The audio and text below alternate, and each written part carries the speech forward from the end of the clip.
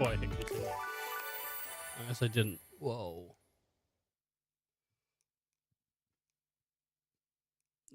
You know, look, I've got a lot on my mind. Mainly, boys. I've been thinking about boys. Hotfix 2 still isn't out, which I thought would be out sort of over the weekend. You win some, you lose some. Last week I said, hey guys, we're gonna be playing something other than Date Everything. And then I woke up and I was like, what do I play? And it just hasn't hit me yet. the next thing. So we're playing more Date Everything because it's a fantastic, really fun game. I really like it. Yeah, I don't know, man. Kind of like in a weird place game-wise, you know? Like nothing's sort of jumping out to me. The thing that I kind of am seeing at the moment the most that I'm like interested in is Death Stranding 2. And I just don't want to buy it. Like, it's not that I don't think it'll be worth it, it's that I'm gonna buy it twice if I buy it for the PS5. Because I'm gonna buy it for the PS5 now. And then I'm gonna buy it for goddamn Steam later. And it's just, I don't want to do that.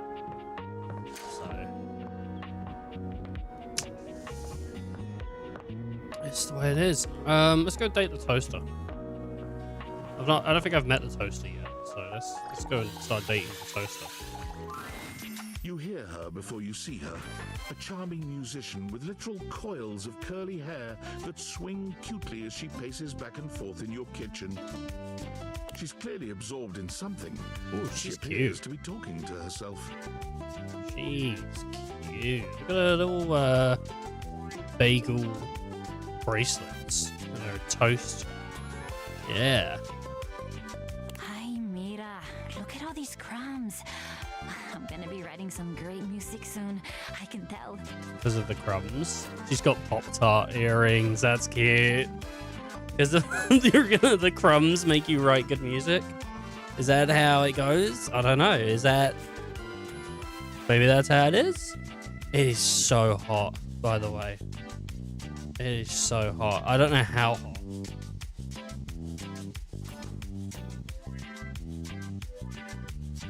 Looks like the UK. UK. That's the UK weather.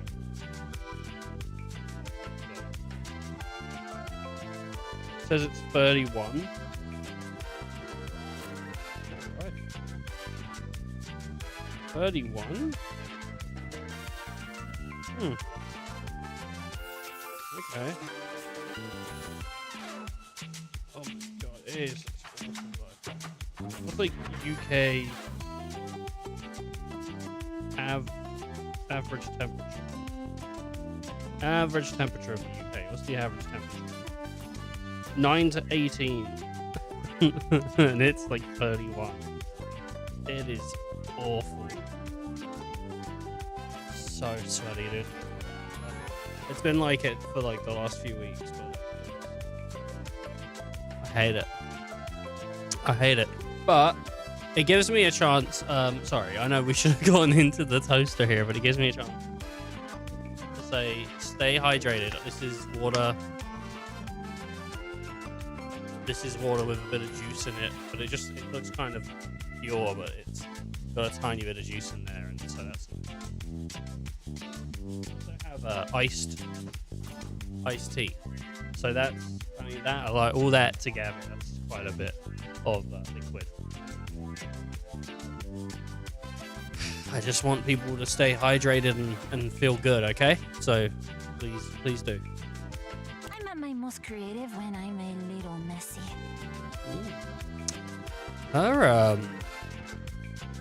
Her shoulders are toast.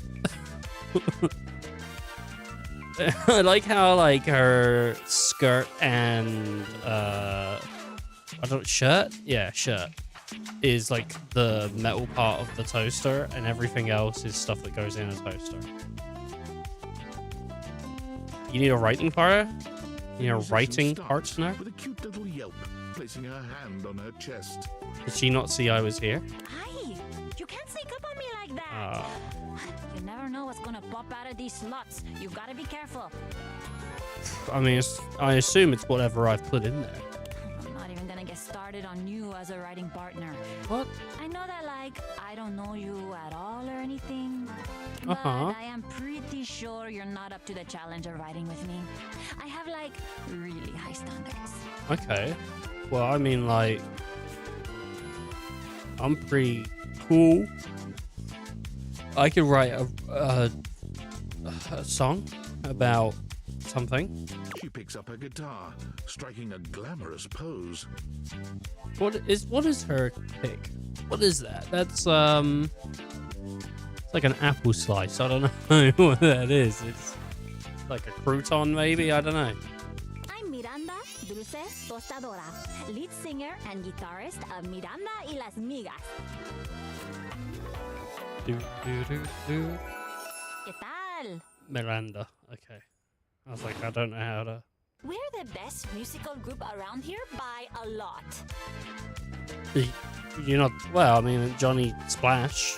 He's pretty cool. Is there much competition? What kind of music do you play? All kinds. Pop, Gregorian chanting, barbershop, whatever we feel like. If that dial is on 7, then siete we go. Gregorian chanting. What? I don't even. Do you think what she was holding wasn't a pick of butter? Like a tiny slice of butter? Gregorian chanting. Yeah, what is that? Okay, I took a lot of hit from the migas too when I suggested this, but that cheese is so relaxing. I don't know what it is. For real, if I can't sleep, too hot and bothered, put on a little chanting, let my eyes just drift around the paint on the ceiling, and vamos. Too hot. I'm pretty sure she means turned on. She's too turned on. I'm unconscious in like 2 minutes. Surely it ain't the shit then if it turns you off. Just had a thought. Maybe I'll sing for you sometime. Okay, she's blushing, so maybe it's so hot that she pops off and gets tired. If I'm lucky, yeah. And you would be lucky too. I'm really good. Just stay on my good side. ¿Me entiendes? Oh, and obviously, if you like neat toast, I'm here. I wanted toast this morning, but the bread was moldy. It's just a real story. Okay, busy, sexy little tostadora with a gig coming up. Time to make the toast. Hasta luego. Okay, well, she's cool. But what about the air fryer? As you walk into the kitchen, you're overwhelmed by a strange feeling. What is It's sort this? of like being watched, but it's more than that. You feel as if you're being evaluated, scrutinized by a presence that isn't all that impressed by what it sees. It doesn't take you long to pinpoint the source of that feeling. A cleric of some kind dressed in black and grey robes, with a coil of sorts atop his otherwise bald head. I mean, it was making me think of, like, Warhammer, Star Wars. So, I don't know. We'll see. He's handsome in a sterile and intimidating sort of way, but you Sterile. can't even imagine this guy dating anyone. He's just so severe. Well, he can't have kids. He's sterile.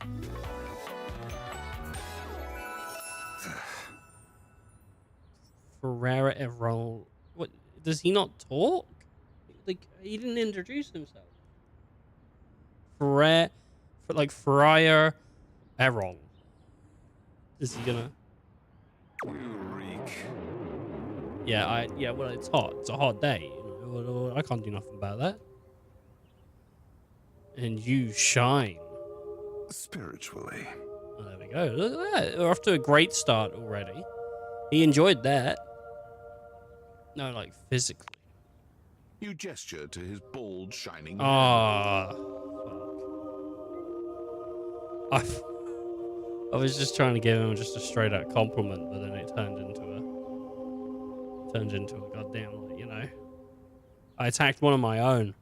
I don't have a clue what you mean, nor do I care. Yeah. Pretend it doesn't hurt, brother. My physical appearance is of little consequence. It is only my soul that will ascend to the heavenly kitchen. Okay, tell me more about this heavenly kitchen. Is it like a buffet? That's a pretty good name for a buffet, I think so. The heavenly kitchen? Sorry, the where? He ignores you. Okay. You reek of sin and grease. Yeah, I've been frying. I feel as if I have been bathed in oil simply looking at you. Alright. Where did it with cereal? You always this aggressive with strangers. What are you? Some kind of health food zealot? We've had today's cereal, dude. This goes far beyond what you've eaten today, sinner. Okay, right, yeah, I had a little chicken last night, deep fried chicken. You know, got it ordered in. But like, come on, dude. I actually, for real life information, last night I had an Indian. I got like a spicy chicken curry. And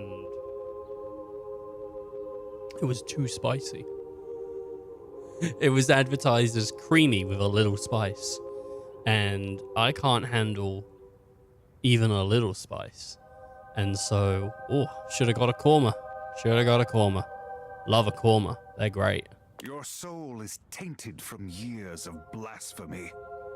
I am Friar Errol, founder of the First Church of Convection. First Church of Convection. That's pretty funny. I am the steward of the road to the heavenly kitchen. I am a holy vessel for culinary purity and efficiency. If you know, air fryers are sick. I do like them a lot. They're pretty sick. And I am your salvation, sinner, if you would but take my hand. Ooh, I could hold his hand. I'm not taking shit of yours, bro. What exactly do I need to achieve salvation? I'm holding his hand. You reach for his hand and take it in yours, looking him directly in the eye.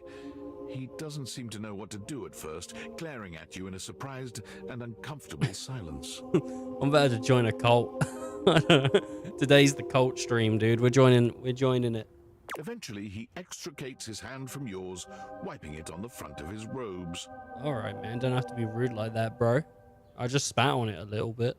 I meant to take my offer of help, wretch. Hey, you took the hand too.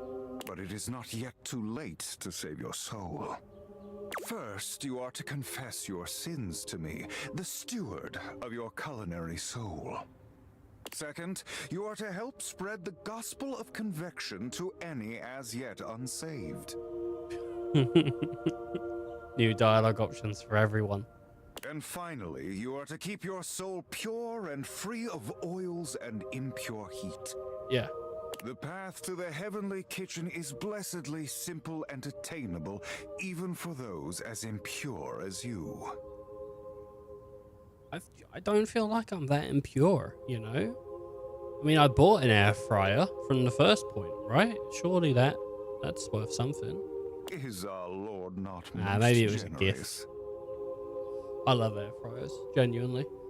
If it was just like if I was building a kitchen from scratch and I could only have 2 things in that kitchen, like items to cook with, okay? And let's say if you buy an oven, you don't get the top. You just get the oven, right? Because an oven's too easy then. It's too easy. It's a slam dunk, right? You already get a tap with water in it. That just comes. Because that's pre-established. But if I could only have 2 things, it'd be the top of the oven stuff. What's it called? The thing that you heat, like a saucepan on. I can't remember what it's called. But it'd be one of them, because you can get them on their own, and an air fryer. I think those 2, the amount of things you could make, because you can do a bunch of different things in an air fryer, and you can make sauces and stuff on in a saucepan. So you know what I mean, like boom, bam, you know. that's pretty much good, because an air fryer is basically an oven replacement. I know that sounds crazy, but it can be, right? You know, you could do chicken parm in there, you could do anything, man. Kind of crazy. So I just feel it's such a strong way to start it. Oh, Lord most generous, praise be his name. Yes, that's it. Praise him. I just did. Tell me, do you wish to repent for your culinary sins here and now? I don't feel like I've made many, but sure. I am ready, willing, and able to grant you absolution. You need only unburden yourself. If I can't eat greasy food though, bless me fair, or I have food sinned. I'm not ready yet, but I'll take you up on it sometime. You're insane. But bless me, I have sinned. Speak, my child. What is it you wish to confess? Oh. I had McDonald's yesterday. The oil soaked right through the bag. I did actually have McDonald's the other day. I got breakfast. I got a muffin. It was pretty it was pretty alright. It was really hot. I was trying to pick it apart and it was all hot. Because I got a double sausage egg. And I don't like the egg. So I don't throw it away though. I just eat it. I just eat the egg separate. So I pick the egg out and I eat it. And then I pick one of the meats out and I eat that, and then I close the muffin.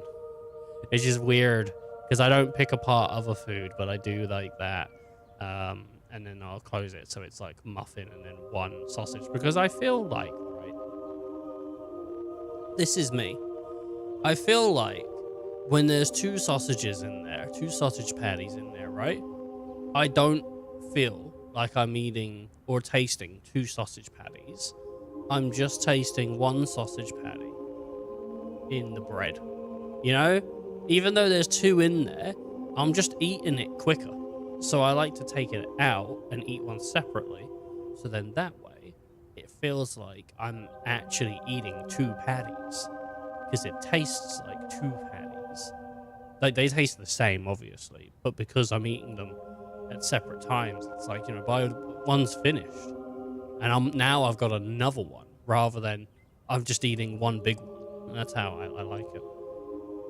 I once stole a pack of gum without realizing it from the grocery store. That is pretty bad.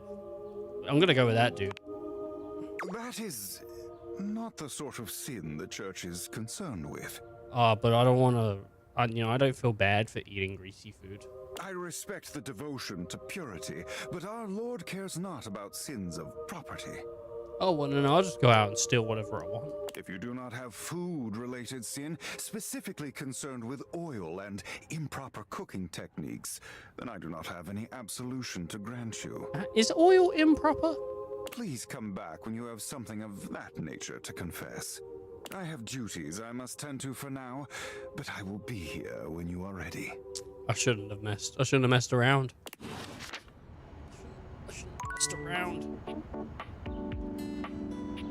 Shouldn't have messed around. Oh, let's talk to Mitchell Lynn. Hi there. I'm just finishing up my latest round of reviews. Care to have a read? Yeah, I mean, sure, why not? Let's hear about Freddy's place.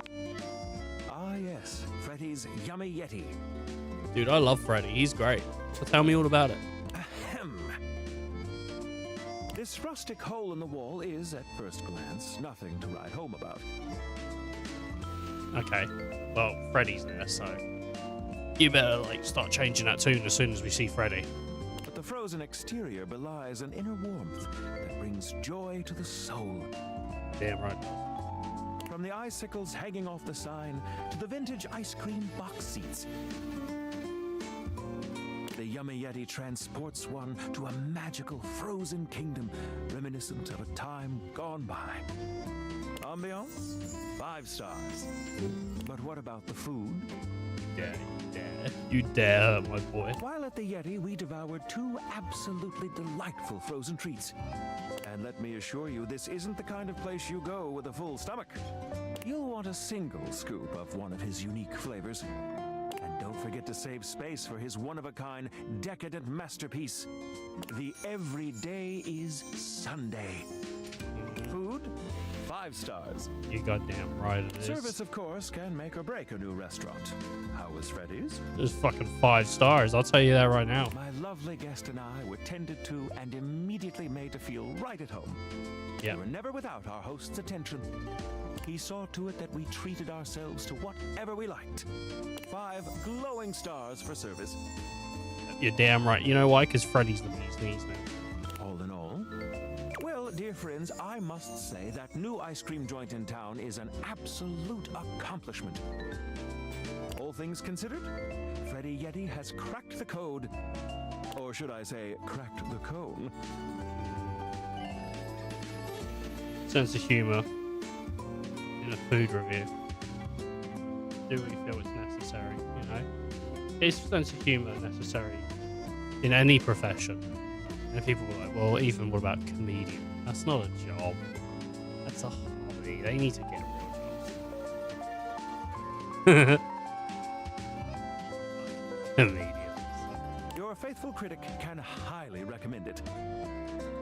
Like a really itchy fan. Which review next? Tell me about Koa's Fusion Barbecue. Koa seems sweet. Koa's 2 currants. Let us see. When we walked into the living room for our lunch rendezvous, there was a lot to take in. Yeah, the living room's a pretty nice place. And ever since, her name's not Priscilla, is it? Prissy? Is that her name, Prissy? Has livened up the house with plants. Living room's looking nice. Hawaiian and Korean themes blended seamlessly in this laid-back barbecue joint. Palm shack decor as if we were transported to Maui, but with traditional Korean furnishings reminiscent of Seoul's best restaurants. Was it? Not to mention the comfiest couch seats you could imagine. Well, we were literally sitting on the restaurant owner. Bravo! But what about the food? Yeah. The food? Simply put, this is comfort food that is big on comfort. And we are here for it. My guest and I love the crisscrossing flavors that seem to add a new punch to old classics. This fusion left us feeling fused to the couch in the best possible way. Koa has won big in the food department. In conclusion, if you want a fusion that leaves you feeling like you just toured the world, all without leaving the comfort of your own couch, Koa's 2 currants is our current pick for the best new restaurant in the living room. Which review next?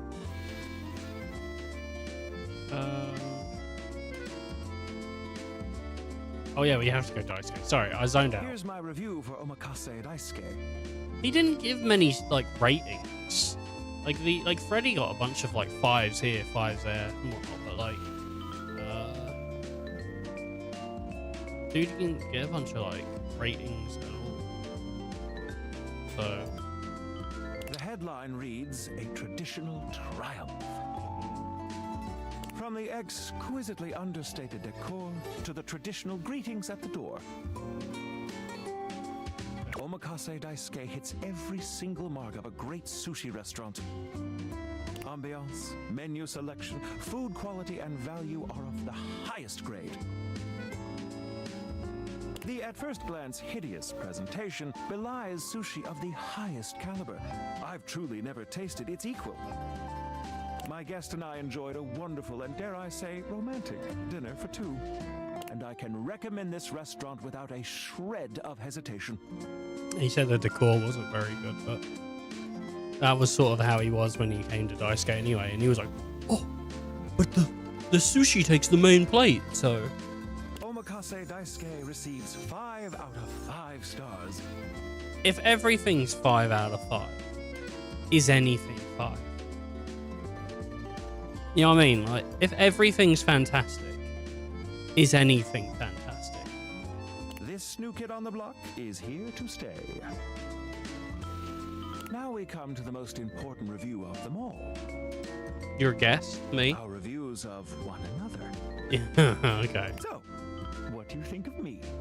I'd like to make a reservation, romantic dinner for 2. I find you quite palatable as a...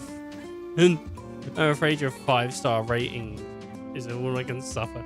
Man, you're quite proud of. Oh, it's a friend, I think. Yeah, he wasn't. It's not. I don't love him. He's alright. I see that our tastes here are in alignment. Well, you were coming on to me, dude. When we was at Freddy's, you wouldn't shut up about trying to get in my pants, and I didn't need it. I'll tell you right now, man. This guy, he couldn't stop himself from trying to give me some goddamn fun time at the end of the night. You know, he was looking for me to try and give him a kiss. I can think of no better way to celebrate our friendship than to have a bite to eat. Getting food with friends is great. What do you say, friend? Shall we indulge? As long as it's not your wiener. Oh, let's go back to Freddy's. Yeah. I think I'll leave my review notes at home for this one. As we licked Freddy's cream off the floor. You're already 5 stars in my book. Good. Right, I am.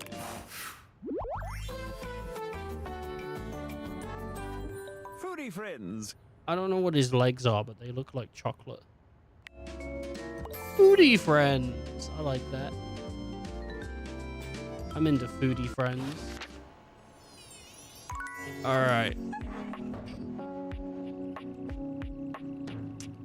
How to cook. The microwave. Whoa. I don't. Wow. What about the living room?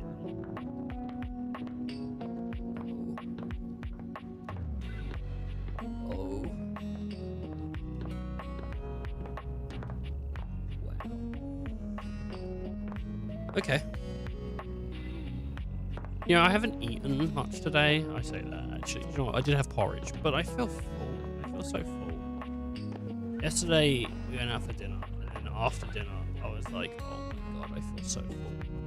It wasn't until I stood up and walked around for a bit that I was like, oh my god, I'm eating too much. But all I did was eat the food that was provided. I didn't, like, order more than I needed.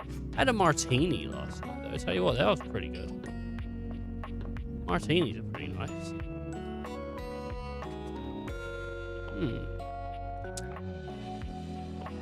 I could chat it up with Kopi.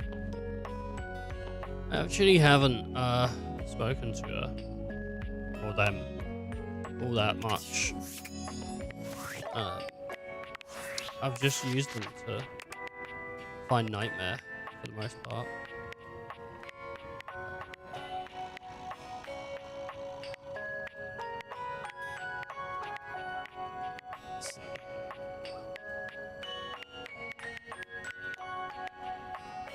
Being weird with me, I don't know what's going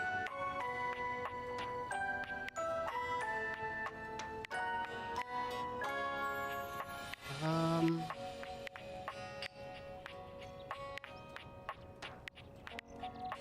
Streamer Chan. Hey, I say doing, buddy. I don't have any like pigtails or anything, man. I need I wish I had like some like anime music just to like pump into, you know, and some like I wish I could do like really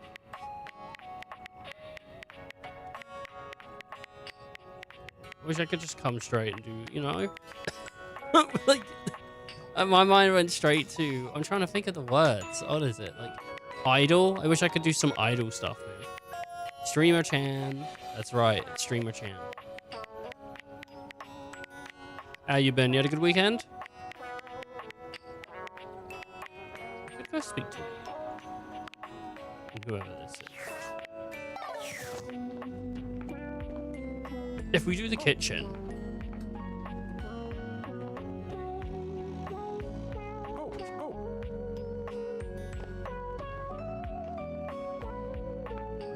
Then we can get Stefan to speak to us, because he won't speak to us. Fairly good. Oh, very nice. Did you go out on the bike, maybe?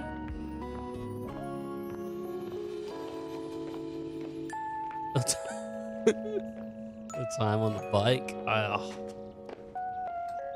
Driving recklessly, crashing, getting back on the bike, driving on the pavement, running over people.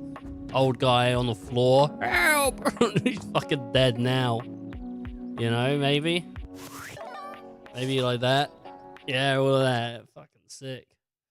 Old people, what are they good for? Getting ran over. I tell you that. That's all they're goddamn good for. Is getting run over, getting hit by trains. Fucking old people.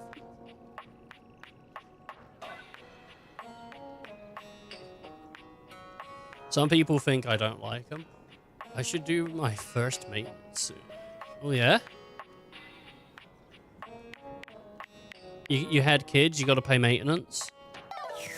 Wives, am I right, dude? Always making you pay maintenance. And it's like, you don't even want to. And the big thing going on for me right now is the transition from shopping to juicing. Oh, really? Well, congratulations. Congratulations, buddy. Big steps, big steps, big life steps. Big life steps and life goals, and don't trap yourself like that. Don't you know, streamer chant. Okay, business. Oh, people, he's done. That's all he wanted to share with us. All right, well, I'm happy for Ice. That's great. That's great news. Big steps. Liking that a lot. Oh. I bumped into the door. I could speak to the... Oh, maybe the pots and pans are a thing. No, I think that's just going to lead to stuff.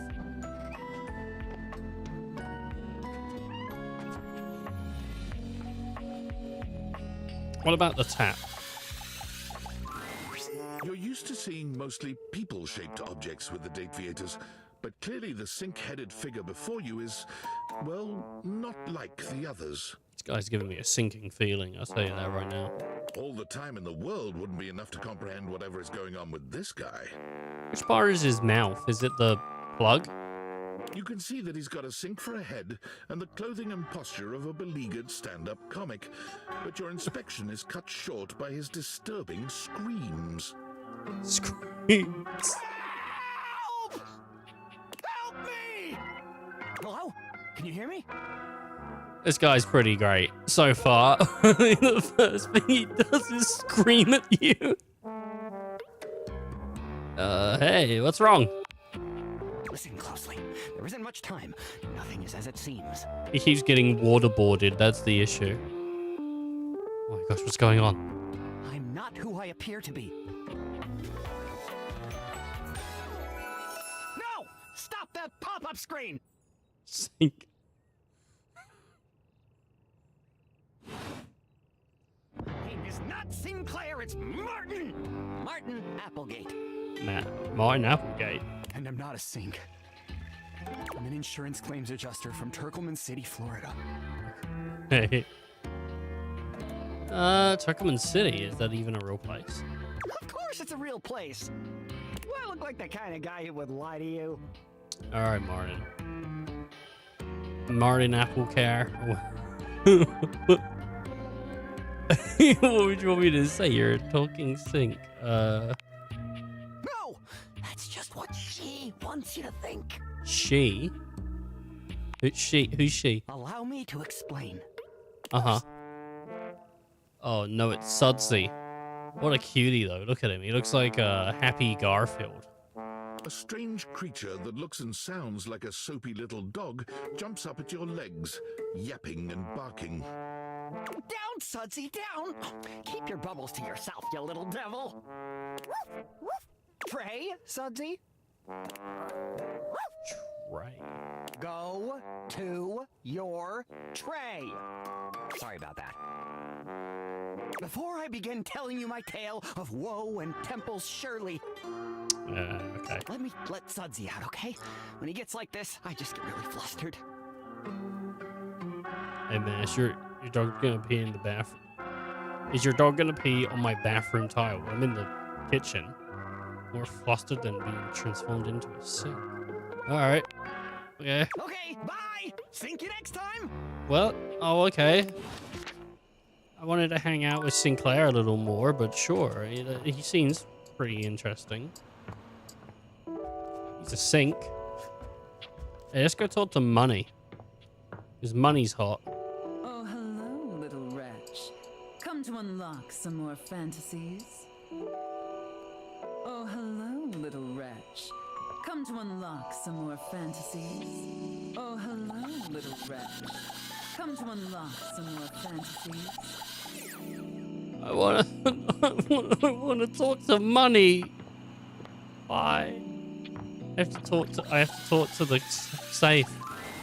Hello, my dear, dear wretch. Hey, dude, can I not get in the? I can't get in the safe. Hey, hello. I've got more costumes that just came in. Let's see how they fit you. I guess I can't talk to They Money are until extremely tight, the day. which means they fit perfectly. You and Sophia spend Hello, little wretch. Come to unlock some more fantasies. Well, I wanted to see the money. Every time I would speak to it, she'd just call me a wretch, and maybe it's because I'm supposed to open her. Like if I do it in this one, Hello, yeah. little wretch. Come to unlock some more fantasies. I think I know where I messed up. If I just do it normally like that, it won't talk to me. Right, you stay open. I'm gonna be back. Why, hello, little wretch. Oh my god. I'd like to talk to the sink, please. You're back! Yeah, I am. Alright, tell me your story, Sinclair. It all happened one rainy night on the north side of Perkleman City. The tough side. Yeah, I mean, you look like you come from the tough side. Hard water. I'd stayed late at the office because I had extra work to do before the holidays. Stayed late at your job as an insurance claim. Stayed late at your job as an insurance claims adjuster. Go on. Well, when I left, I was feeling a bit low, so I went out to a local bar. Alright, and he got himself some drain. It's called the Banana Club. They make a mean Shirley Temple, heavy pour. Yeah? Shirley Temples were... Devastatingly potent? Yes. I was gonna say... A recipe for disaster? I know. I shouldn't have indulged. I should have known better. What are Shirley Temples? What are they? They're like non-alcoholic or something. I don't know. But after I'd had about 7 of them, I went out for a stroll. I don't know where I was going. Just trekking the streets with my dog.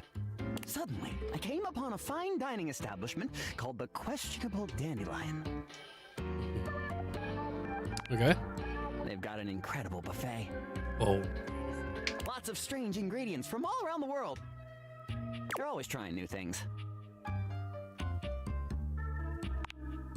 Like Diplodocus berries. Diplodocus berries. Is that a real thing? I've never heard of them. Diplodocus berries. And Jimson weed cupcakes. Okay, well, I've heard of weed. I don't know what a cupcake is, though. Naturally. They also sell Excedrin by the pint, the headache medicine. I don't know what Excedrin. I know there's like. To be fair, I'm not really too familiar with drugs.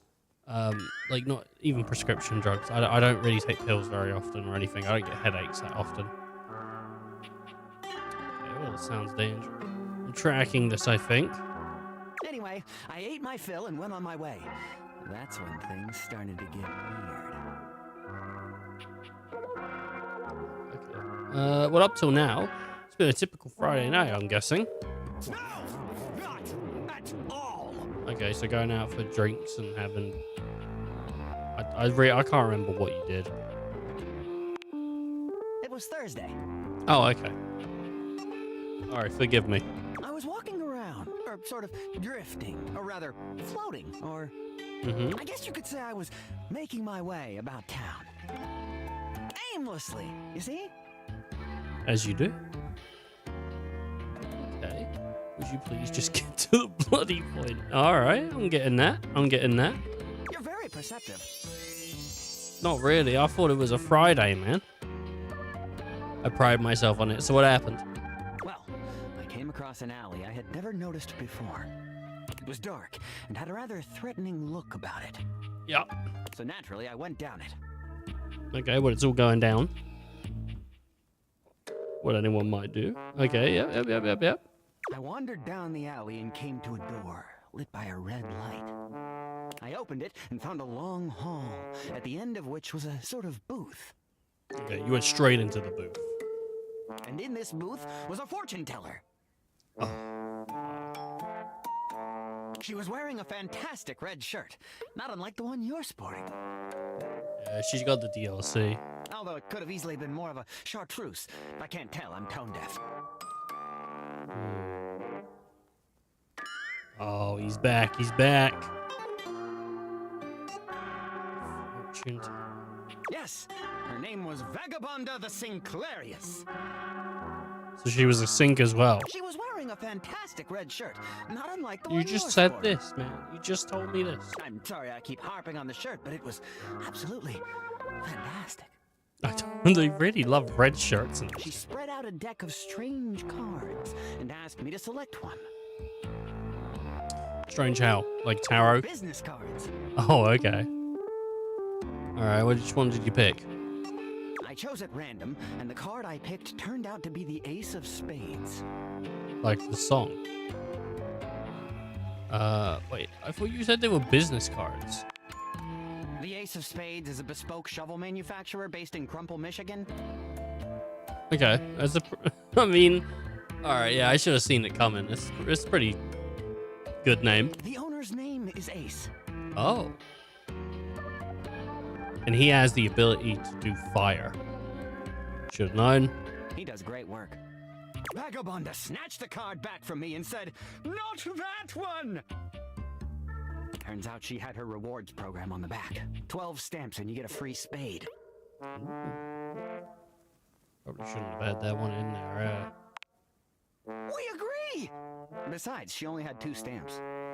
Oh, she still wasn't even that close. So I snatched it back from her again and we had a bit of a row and No, that is my card. Alright, he got turned into a Portgast Ace. Portgas the Ace. Portgas the Ace. What the fuck is Portgas the Ace? I don't know what that is. I'm sorry. God damn, that is a nice shirt. It is a great shirt. Is it not? Yeah, it is a good one. I don't know. Portgas the Ace. Is that his name? I thought his name was just wait, is that like his full name? I'll have to look it up. I keep getting One Piece clips in my goddamn YouTube at the moment. Like it's constant. It's constant. Oh, that's his actual first. I didn't know his name was Portgas. Fake One Piece fan. Kind of. I've only seen up until I've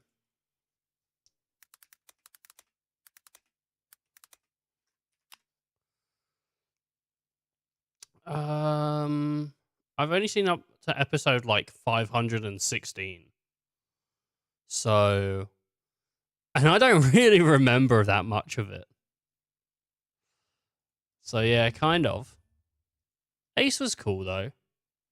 Anyway, It's a shame that I don't remember some of it because, like, One Piece genuinely has a lot of really cool moments in it. Like, I think the issue with One Piece is where it starts is a really bad representation of where it goes.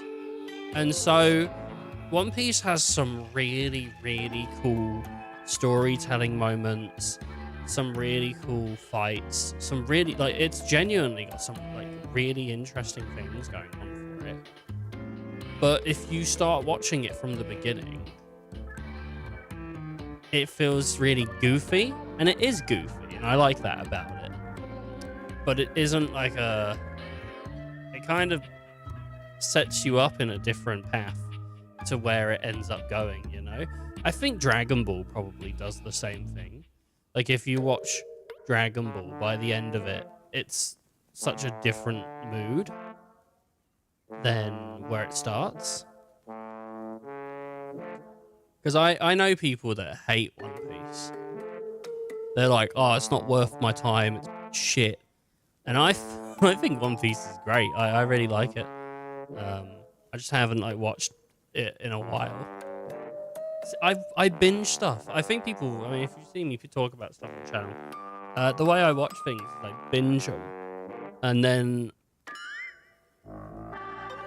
if you don't bring something up within me watching it that week or 2 days before, it's basically gone from my memory. So like with One Piece, I watched it, I don't know, a year. No, I watched it. I've been watching it 4 years, but like not 4, but like 4 FOR for years, and I watch it in these big chunks, and so I think I watched my first chunk. Basically, I think Chopper just joined the crew, and then I stopped. I might be wrong. It might have been when Frankie. I can't remember. But I watched like a big chunk, and then I watched all the way until times. I watched all the way to like 500 and something, and I just stopped. And I haven't gone back since I stopped. But there's some really good story stuff going on in that time. Like, it's crazy. I've definitely got spoilers though, because like YouTube at the moment is showing me One Piece like a lot, and I'm just getting like all these fan edits of like, I think storylines that get created post what I've seen. But yeah, I don't really remember stuff. I mean, we've spoken about it so many times on the channel. My memory is fucking awful.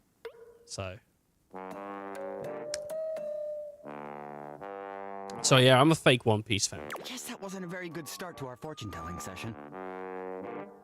No, it really isn't. I think that's why she cursed me. How do you figure? Because right afterward, she said, Martin, that wasn't a very good start to our fortune-telling session. I'm going to curse you because of it. She might have cursed you. Yeah, that sounds like she would have done something like that. And then she cursed me. Oh man, you know, I've been up since like 4 in the morning, and it's 11:52 a.m. and I still don't feel like I've woken up. It's crazy, man. I feel like scatterbrain, but I'll get there. First, you. She waved what looked like a magic wand. Although, to be honest, it could have easily been a bagel of some sort. So that's up to interpretation. What is? What's up to wait? What's up to interpretation? It's a scatterbrain.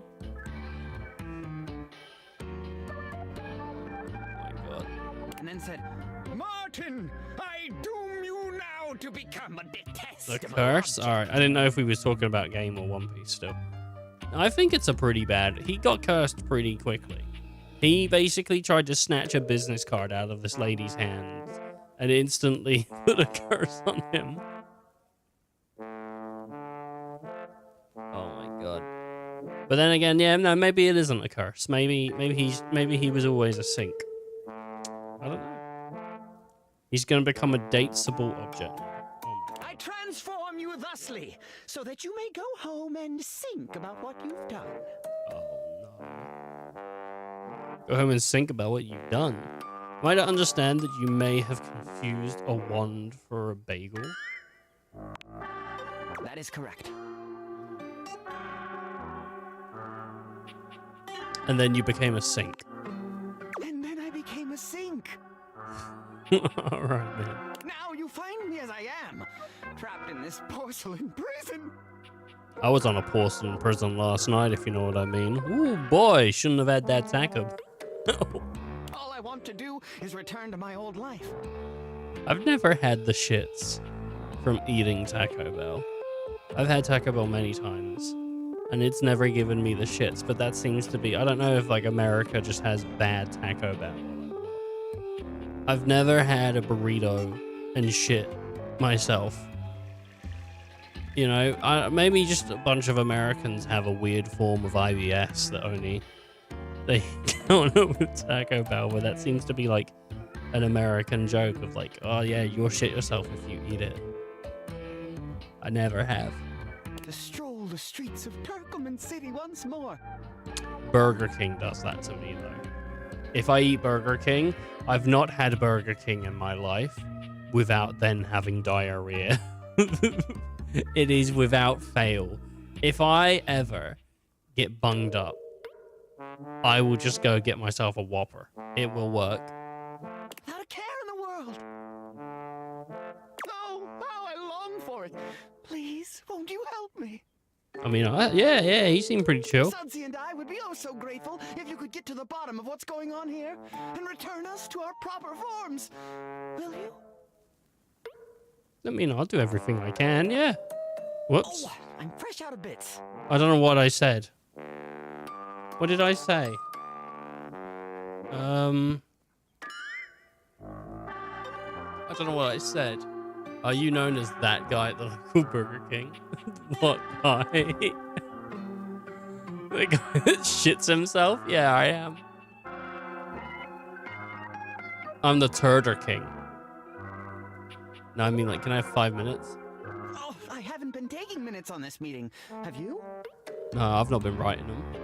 What the? No, I mean, I'll be back in a little while. He stands there, silent and unmoving, until you finally leave. Guy comes, orders a Whopper, and destroys the toilet. Hey, it's just, I'm not hungry for Jacks, you know? That's the issue. You ever done that? You ever been to a restaurant, ordered food, and then just blown up the toilet? I don't think I've ever done that. I don't think I've ever gone to a restaurant and then furiously needed to shit. I'm kind of like not a public shitter, you know?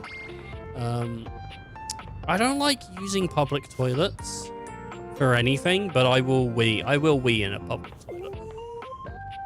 Or on the public if I see someone hot enough. Whoa, piss play. But yeah, I don't like public restrooms. They're gross. People don't have respect for the public toilet. Like, people, I don't know what it is. You ever walk, I don't know about Australia, but in the UK, if you go to a public restroom, most of the time, the floor is wet. And you assume it's piss. You don't want to, but what else could it be? And then you think, well, who's pissing on the floor? Like, who is, like, and sometimes there's so much that it's sort of like a puddle that's on the entire floor. And who is just giving, I think what's happening is at lunchtime, people are just needing to go so bad that they can't wait in line anymore. And they just piss on the floor and leave. I don't know why they're doing this, but there has to be, man. At city train stations, the toilets are made of metal, and there's no way to flush without having the toilet water splash out the toilet onto the toilet. Ew. Hey, it's a self-cleaning system. It's a self-cleaning system, man. Let's talk to the air fryer again. I want to join a cult. After your last encounter, you're not entirely surprised to hear the friar's voice before you enter the kitchen. You are, however, surprised by the volume and tone of his voice, as well as the presence of two others. Two others? Seems there's a lively discussion going on when you enter. There is no reason to raise your voices. We can speak like civilized devices. I see right through you, Father! Friar, those who cannot handle progress and efficiency are doomed to oblivion and obscurity. It is And perfectly Skyrim. natural to react to one's own obsolescence with anger. Well, he's an air fryer, so of course he thinks he's going to take the microwave out. And there's good reason behind it, too. He probably will. Microwaves are awful. They're trash. Now, I like Travis, and Crit Roll's a cool... It's a cool band and all, but... shit. But, microwaves suck. I hate microwaves, dude. Oh, it's so fucking hot. It is so hot. You don't like microwaves either? Oh, they're just the worst. You don't like air fryers? You think they're worse? I love air fryers. What's wrong with an air fryer? I've got such an itchy foot. Oh my god. You do your best to be quiet, but the moment your foot makes contact with the kitchen floor, 3 heads whip around to look at you. You! Me? Yes, you, come here. Alright. Adding another to your ranks will not help your cause. I think the international community have been duped into buying a rebranded tabletop convention oven. I still like air fryers though. I like the way that you can get nuggets in 20 minutes, no preheat. Oh, man. And they taste good. And I like how you can do... That's pretty much the main thing for me, actually. Is the fact that you can throw, like, chicken and chips into an air fryer. and it still tastes good. You know? Like,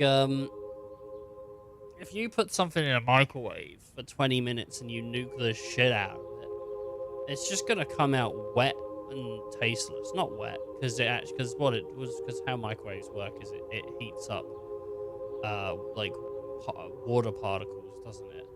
And it vibrates them, like, very high. So I think, I don't know about evaporating. I don't know. It's like you put... I don't know how it works. I think that's how it works. I think it basically gets moisture and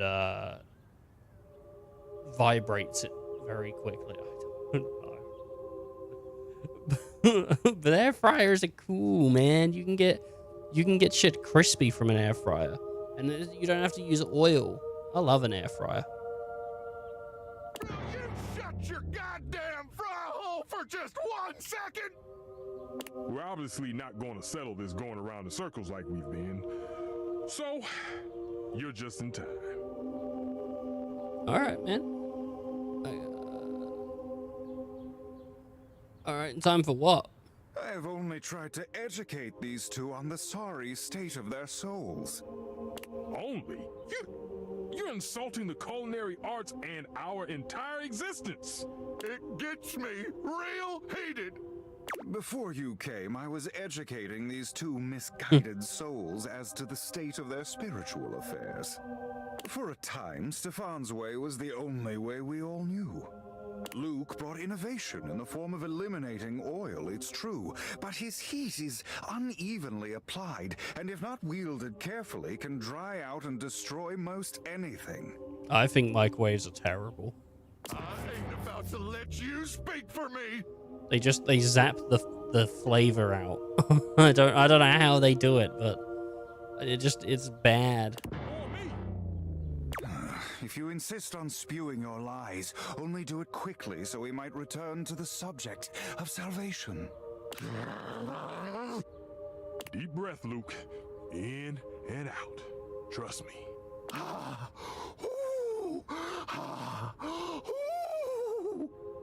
Oh, there you are.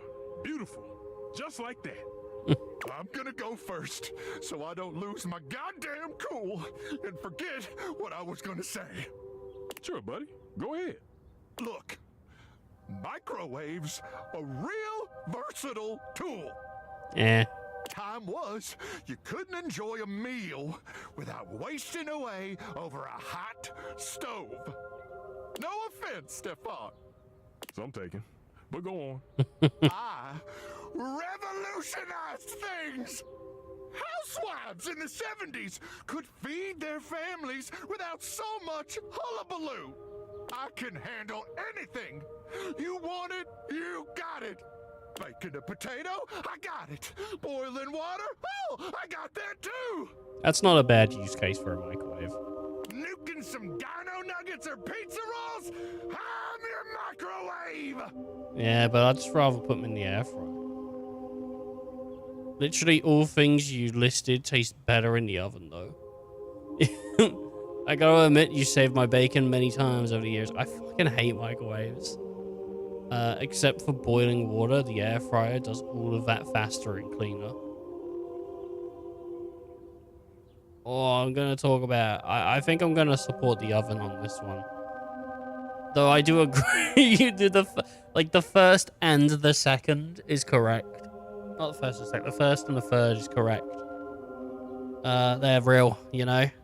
The second one's the only one that's like, I genuinely don't use microwaves. We had a microwave in the house, and I basically tried to petition to get rid of it. And eventually we did. So we don't have a microwave anymore. I fucking hate microwaves. I hate them. Maybe it's just because you don't use it.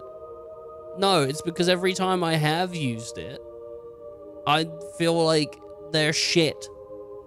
I've never had a meal from a microwave that tasted good. It always tastes super bland. And it's like, I'd rather just spend the time cooking with an oven or using an air fryer, you know? I don't like microwaves. I've felt like this for years. They're okay for reheated rice and chicken. Like, you can reheat rice, like, in a wok. You know? Which I understand isn't as convenient, people. I get that it's not as convenient. But that, to me, is how, if I was gonna reheat rice, I'd do it in a wok. You're awake? Oh my god, Electric, you're awake, dude. You woke up. It's been 15 years, dude. We're living in the goddamn Matrix, man. We tried to unplug you this time, but you just would. Goddamn. Just bring my wok to work to reheat my lunch.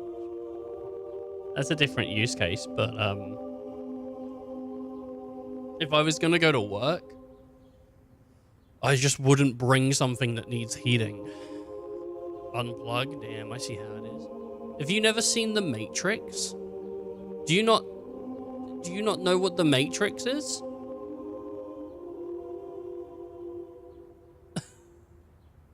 Yeah, I don't, if I'm going to work, I just take a sandwich. Something that doesn't need heating. Matrices. Matrix, the film, The Matrix. What the hell, man? They get plugged in, don't they? Like in the back of the head, they have like a plug socket. Linear algebra? No. What? Luke, take it easy. That what you call thanks after all the food I've hated for you over the years? I know how to find the inverse matrices. Oh, I know. Nerds in chat. Nerds in chat. No. Oh, they're gonna play Sudoku.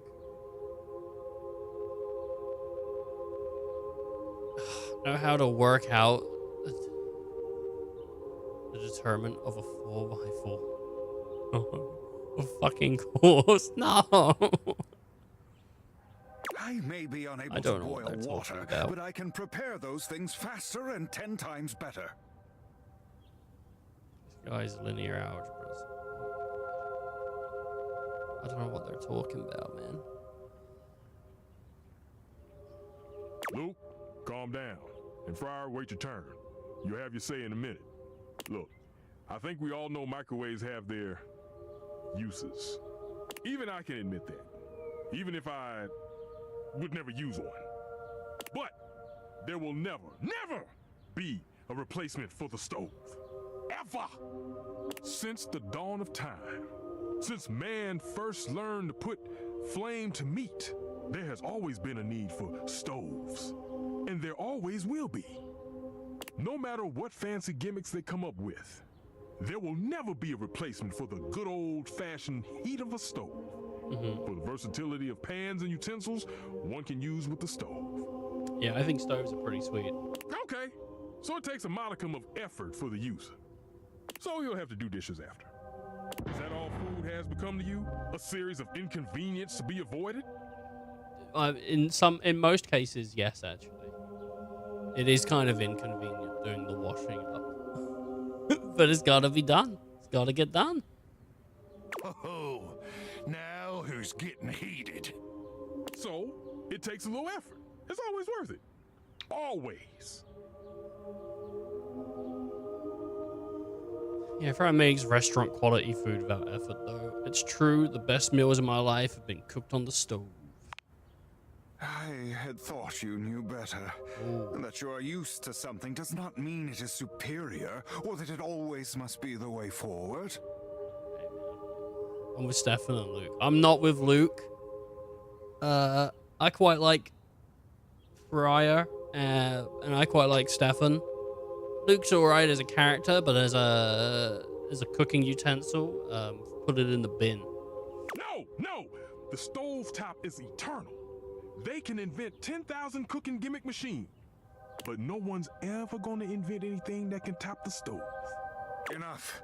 Against my better judgment, I have allowed you both time enough to propagate your lies and blasphemies. Now, it is my time to speak. Here we go. Just give him a minute, Luke. He'll trip himself up. There have been many culinary innovations over the history of mankind. Innovations that allowed man to take great steps forward and truly progress. The refrigerator, the food processor. But the microwave failed to solve the problem of fat needed to make food crispy and evenly heated. The stove might be what mankind has known for years, but it requires both fat and needless effort to transform food. But the power of convection eliminates the need for all these things. And unlike a convection oven, an air fryer distributes air over a much smaller area, cooking food much faster. Those dinosaur nuggets Mr. Nukem professes to make so well, I can make them better. Yeah, dude. And tasty nugs. Pizza rolls, I have perfected them. I don't think I've ever made a pizza roll in an air fryer. They're not really a thing in the UK. You can't really get pizza rolls the same way you can in America. There is nothing those two can do that I cannot. Damn lies! Do you seriously believe this? This bullshit? It is bullshit, because he couldn't make himself a bechamel sauce, could he? Maybe not everything, but he is quite good.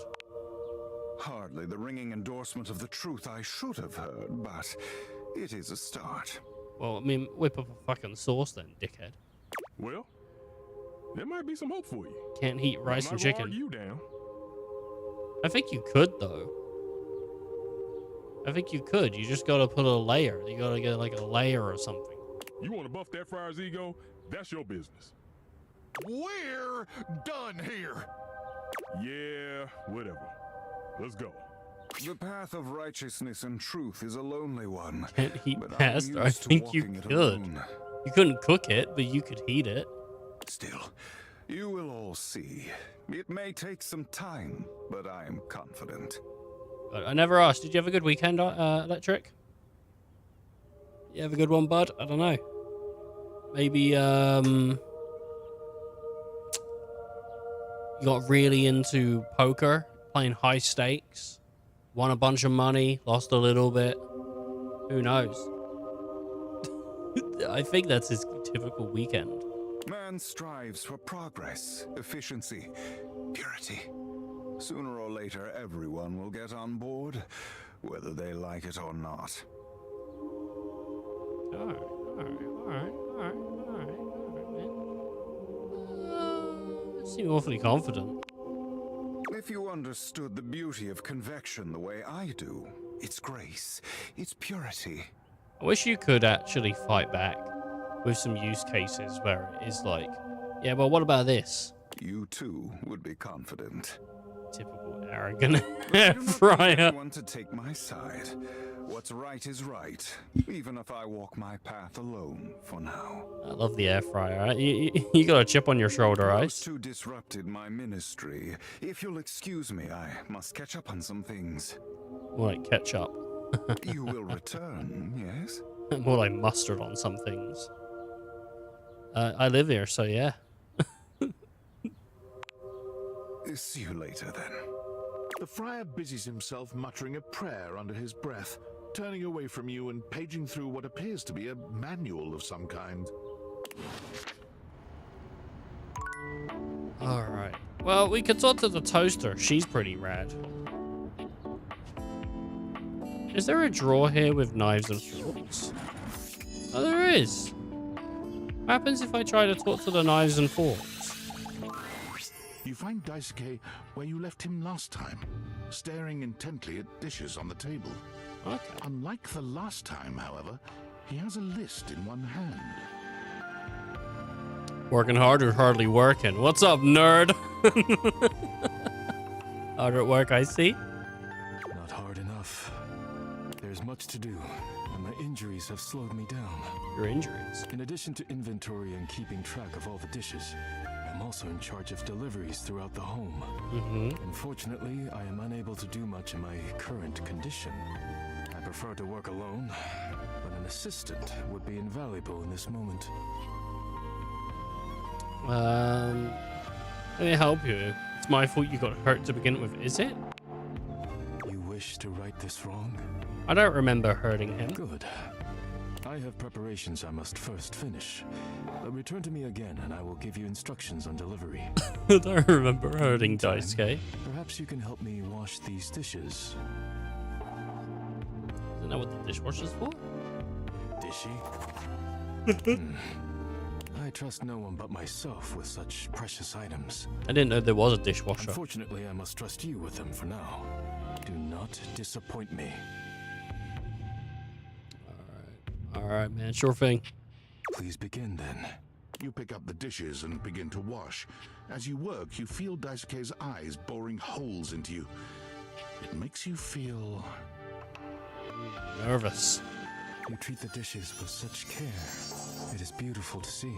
Thank you, thank you. Perhaps trusting you was not the worst decision. I've been told that a few times. You manage to finish washing the dishes without further incident. Well done. This may not be the disaster I assumed. When next we meet, you will assist me with deliveries. Be prepared.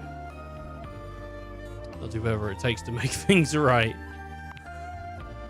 I don't remember what I did to Complete him. these deliveries, and all will be well once more. Leave me now. I must review orders and inventory. Farewell. I must have been doing so much wrong in the world that I don't remember what I did.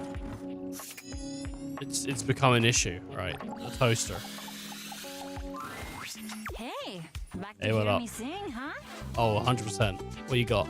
I understand. I sing all the time, even when I'm alone, because damn, I am just so fun to listen to, so I sing to myself. I love it. Or is that why you're here? Maybe not. I could ask, I guess. Sometimes I forget that part. So, ¿qué pasó? I wanted to ask more about your music. Actually, I just wanted to toast something. Well, she is a toaster. Just like talking to you. I could say that.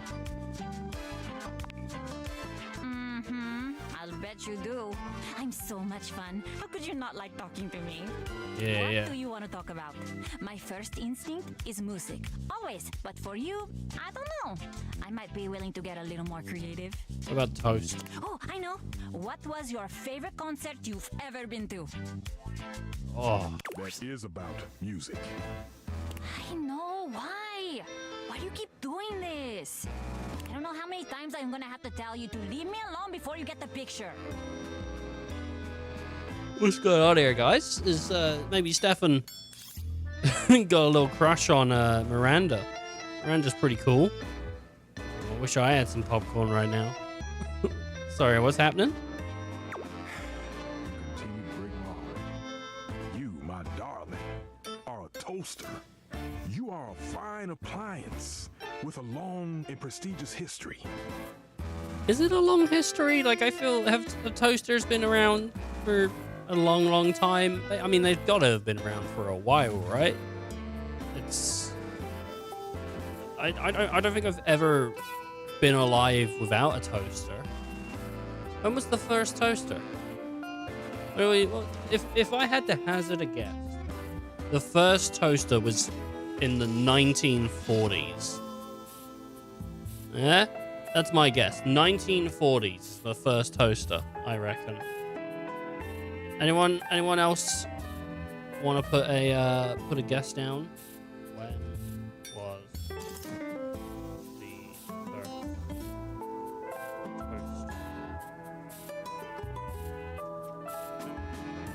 Ooh, 1893, dude. I was off. It wasn't in the 1940s. It was 1893. First standalone electric toaster. Wow. What kind of plug is that? That's crazy, isn't it? Is there a video? That's automatic. History of toasters. Here's images. Just insane. Like, you can see you can see how it works. I mean, for sure, because it's super exposed, but it's got its heating coils, and obviously you put your toast in near it or on the outside of it, and then the coils heat up and the toast is what it's made.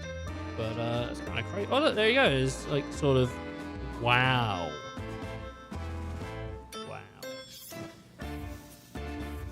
And it's a very primitive design, of course. It also looks like it's asking to hurt the user. Well, that one for sure does. Like, you're gonna get hurt. You're gonna touch a coil. You're gonna touch a piece of bare metal. You're gonna burn yourself.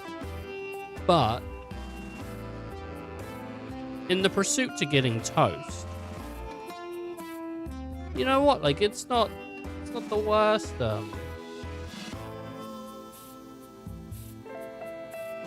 Yeah, it's not the worst. You love a bit of toast. That's a toaster. That's a toaster oven. Which I don't have one of these. I've never had one of these. Wow. Man on the toast.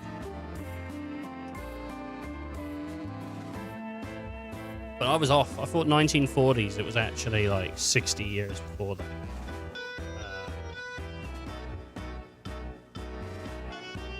Wow.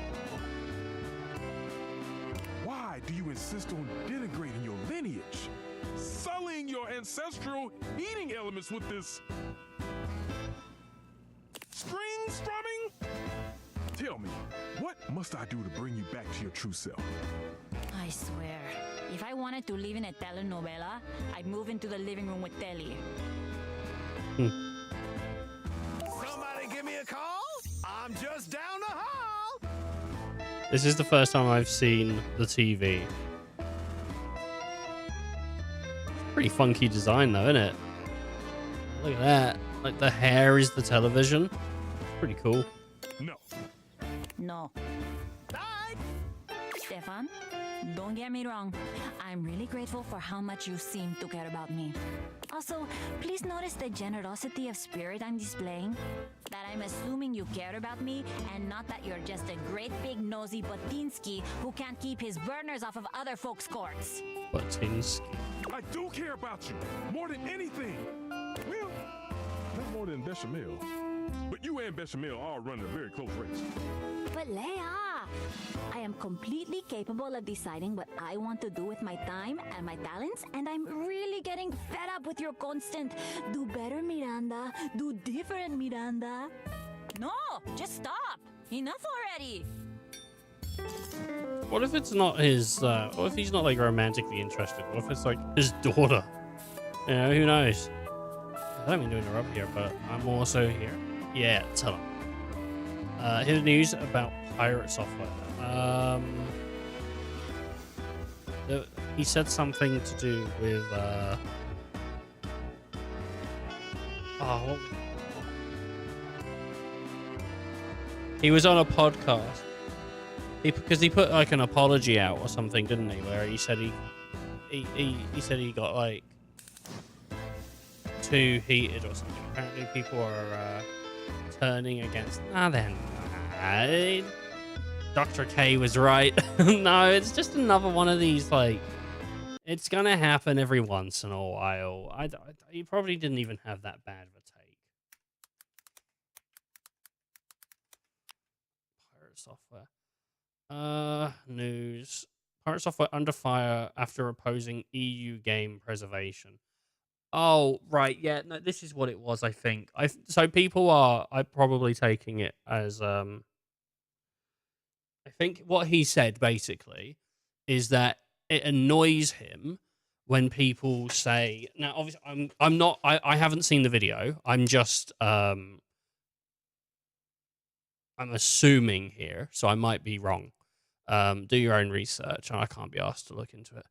But I think what basically happened is they were saying on a podcast, oh, they should just make this game that's going from like an MMO to nothing. They should just make it a single player game.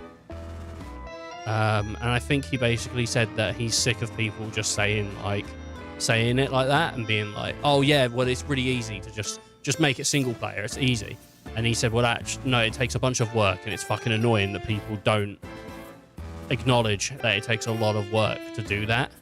I think that's what he basically said, is that people have a misunderstanding, and he's annoyed of it being constantly misunderstood. I don't know. Which, like, if we're talking game preservation, you know, yeah, it'd be awesome to have like all these games that are like multiplayer games that are going to be taken offline and can't be played. It'd be great to turn them into a version that can be played with friends or by yourself without the needs of an online service. That'd be awesome. But it probably does take a lot of work to do because like you got to scale things and all this other stuff. It probably does. So you know, like, I don't know. I think that's what it is. Maybe it's different. I don't know. I don't know what. I didn't look into it. I didn't read it. I like the dude. He seems all right. He seems like a decent guy from all the stuff I've seen. But I don't keep up with. I don't keep up with people. You know. But yeah, I think he was on a podcast and he basically just responded. It got like it's one of these things like modern day shit is like I've never been into drama. I've never been into watching drama, you know, like YouTube drama, Twitch drama, or any of this other bullshit. I've never really been into it. It's not where I'm it's not what I'm interested in. So I like all the best of both of them. Well, he's a narcissist, but that's, you know, other than that. But like, this is the issue as well with this like drama stuff. Is someone says their point of view, and then it gets like a tiny response where some people go, well, that's bad, I don't like that, and it gets blown out of proportion, you know. And now there's YouTube people or fucking news articles or whatever, and they go, everyone's turned on this one guy. Like, no, they haven't. Like two people got upset. You know what I mean? Like, two people got upset and you wrote a fucking shit article, and it just makes it look like there's something going on when really nothing went on. You know? Like, it's crazy. Hopefully they both grow. I don't think it was on the podcast with Dr. K. I think it was. Oh, it might have been. I don't know. I don't know when it. I don't know who he was talking to. I know like Critical made a video because there was a video that because I remember looking at. I was on YouTube over the weekend, and like a 12-minute Critical video came up, and it was like the pirate software situation. And I went, oh, I'm just gonna Google it because I don't want to watch a 12-minute video of like.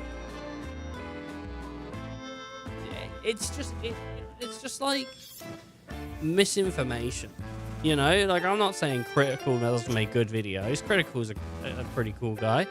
He makes a lot of videos though. He makes a lot of videos. You know, like something happens, he makes a video. So it's just there's a lot of that stuff. And I just don't have time for it. I say I don't have time for it. I don't care. I don't care. That's like, you know what I mean? Like if fucking like if let's say like a Twitch streamer tomorrow hits another streamer with their car. I don't give a fuck. Like, yeah, that's not a great thing that they did, but at the end of the day, it doesn't affect me. So, I don't care. I think it doesn't really interest me. I hope Ninja hits me with a car. That way I can get the clout.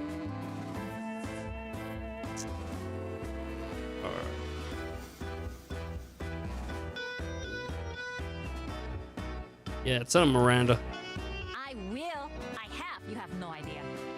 Stefan, I love you and all, but even my new friend here thinks you're being a little overbearing. Que vaya.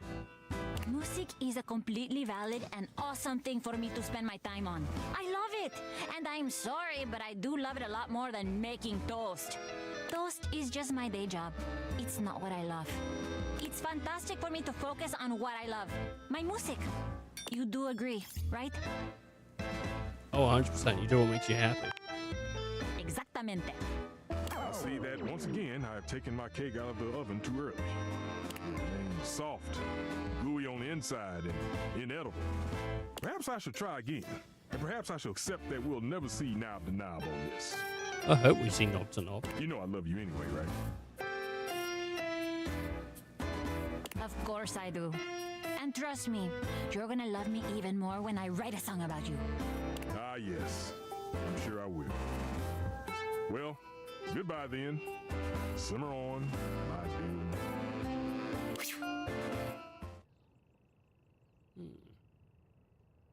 You're lucky to have someone care about you that much. I know. He gets under my panels, but that's family, I guess.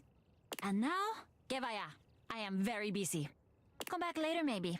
I might have more time when this burst of inspiration is out of my grates. I've never been like a gossip dude. It is what it is. It's the same at work. Like, I fucking hate gossip. It doesn't benefit anyone. You know, it just pits people against each other. Because there's a difference between like gossip and facts, right? You know, like the facts of the situation versus the spectacle.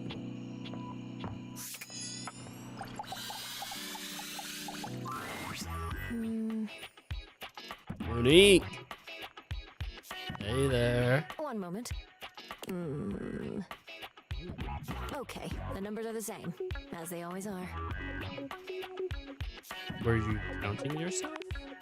Making sure that I am all accounted for is part of my daily routine. It is like counting numbers in your mind. I thought I told you not to speak to me unless there is an emergency. What constitutes an emergency? I'm sorry. What constitutes an emergency? An uninsured vehicular accident, an overdue credit card bill, rental coverage in the event your income falls short. Any event with similar dire qualities qualify. And I have enough savings for these kinds of events? It depends. That is why I check every day to see where we're at. I have to plan for every contingency. If those plans don't work out.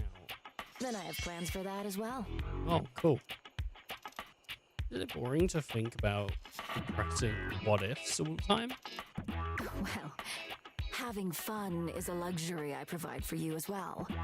I will also be there for you in the scenario that you decide to overindulge. It is always good to be prepared. I appreciate it. Duly noted. I realize I may have come off as cold last time. Yeah, you said don't talk to me. I apologize. It is not often I get visitors. Usually when someone comes to me, it means something bad has happened. But I asked you for savings tips. I quite like that. Oh, hell yeah. Okay, what would you like to know? And as a friendly reminder, my advice is not of a professional grade and should only be taken knowing so. Ooh, how can I save on personal spending? Aside from the obvious restraints, I would advise looking over repeating transactions and see if they are still relevant. For example, is there a cheaper insurance policy you can find? How many streaming platforms are you actually using? Every single one of them. Have you been keeping up with that MMORPG subscription? Nah, I cancelled that shit. Once you cancel some of those payments, you will notice a change in your monthly statements. Oh man, I see. Thanks. Of course. Now, if you will excuse me, I'm going to recount. Just to be sure.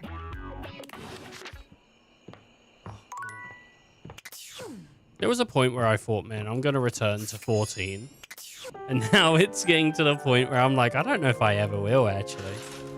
I don't know if I can be asked to. And I think as well, like, Square Enix have reported that numbers of subscriptions are falling for 14.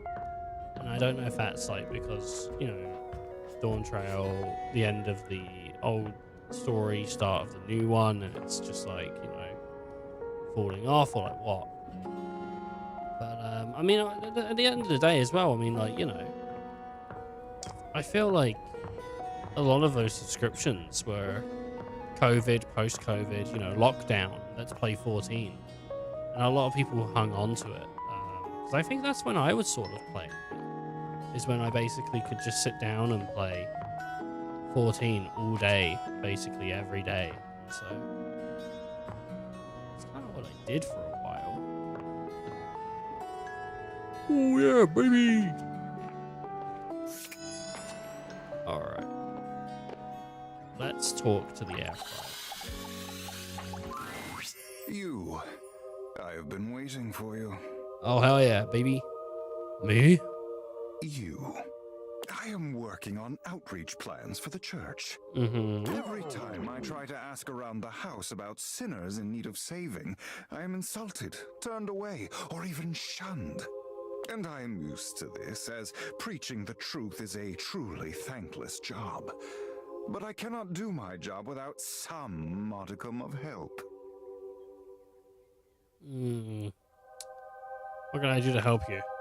It is simple. Where might I do my best work? Who is in most urgent need of my ministry?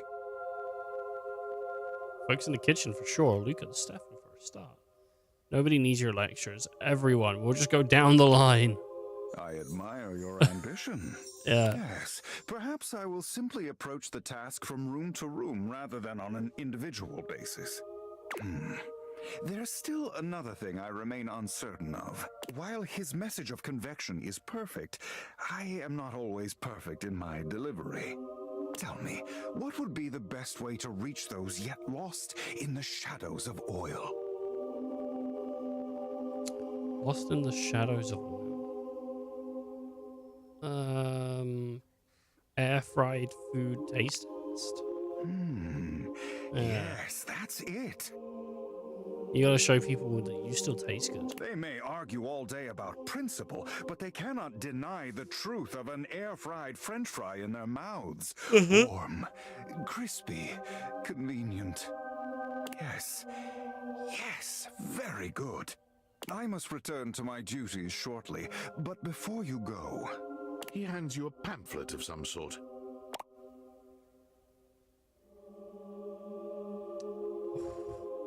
What's this? It is a pamphlet with recipes for use with an air fryer. Scripture. If you do not wish to do the work, it will do it for you. All right. Merely leave these lying around the house in plain view. Curiosity will do the rest. All right, man. All right. Well, that's brilliant. Isn't it? Valdivian distributes these with every air fryer sold. Magnificent, truly. Go now. Take the pamphlet with you. Study it. I shall have more for you later. All right, sounds good. As per usual, Friar Errol seems unconcerned with your response. He's gazing reverently at a pamphlet, just like the one he gave you, lost in a spiritual silence.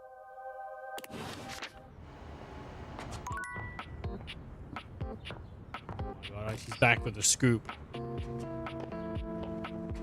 I support the Stop Killing Games guy. Fair play.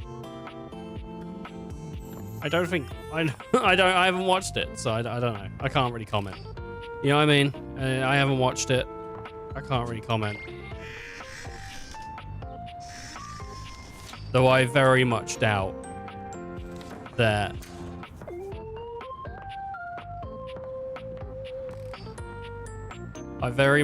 what Pirate is saying is, I think games should die because it's hard to make them work.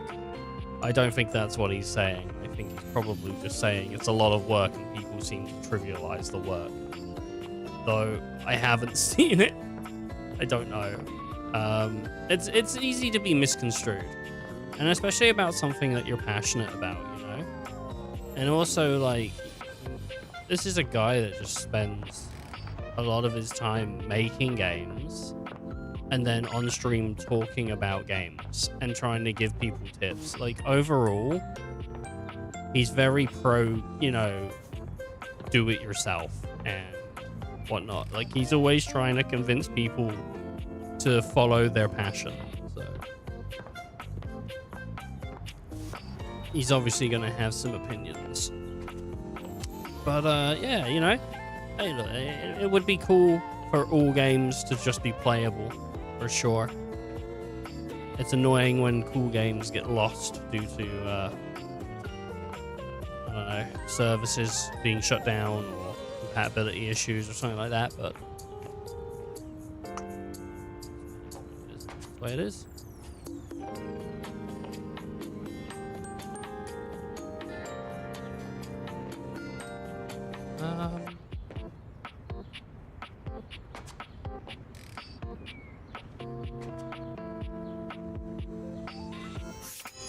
To the toaster again. I can't think of an instance myself. Maybe if I force it. Well, there have been games that have been turned from MMO into stuff, but it's like there are a lot of games. Obviously, World of Warcraft will be one of those games one day, eventually.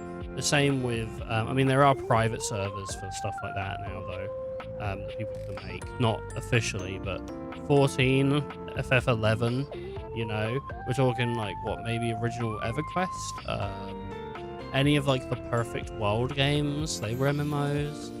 I don't know if Neverwinter Nights ever was. Guild Wars are those kinds of games, but even like Destiny 2. I'm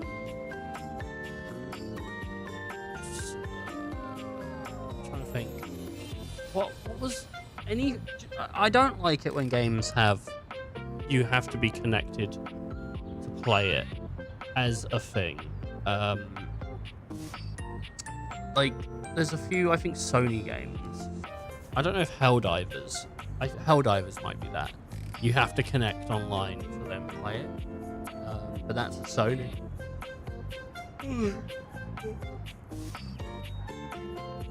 Yeah, it's ridiculous. Played a lot of Dota, League of Legends, and TFT, but those are free to play, which they seem to be considering not the primary issue. I mean, it sucks anytime any game goes offline, but I don't know what a dev cycle is like. I don't know how that works. You know, like, I don't know how hard it is to do that stuff. I mean, like, unfortunately, like with games nowadays, there's a lot of caveats. You know, like Denuvo fucking sucks because of like anti-piracy, but then apparently the PC market is still filled with piracy. It might not feel like it because I think a lot of people don't pirate. We're talking about like, I don't pirate games. I buy them. I can't be asked to do them with pirating shit. I don't even know where you would go to pirate like a new game. I don't even know. I didn't most like pirate websites get like shut down, or I don't know. I feel like they did, but yeah, Steam's convenient enough, and I have a job, which, but I don't have a lot of things. Like I don't pay, like a lot for rent because I still live at home, and I don't have a kid to support. So my situation's pretty convenient for what I want to do, when I want to buy games and stuff. So it's not that bad. But I think still, like, the PC market is one of those things where there's still a lot of piracy, even though it might not look like it. I think there was like see, the thing is, like, I don't know for sure, so I could be pulling numbers out of my ass. But I think it's like 30% of PC games are purchased, and the rest is pirated, which feels like an insane number. But that could have been like a statistic from like 6 years ago that I heard. Or I'm making it up. I don't even know if that's like a thing. Like, I don't know, man. Is there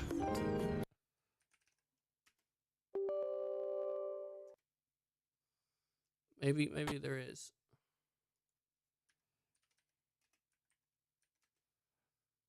ChatGPT. Can you tell me about the percentage of PC games that are pirated versus legitimately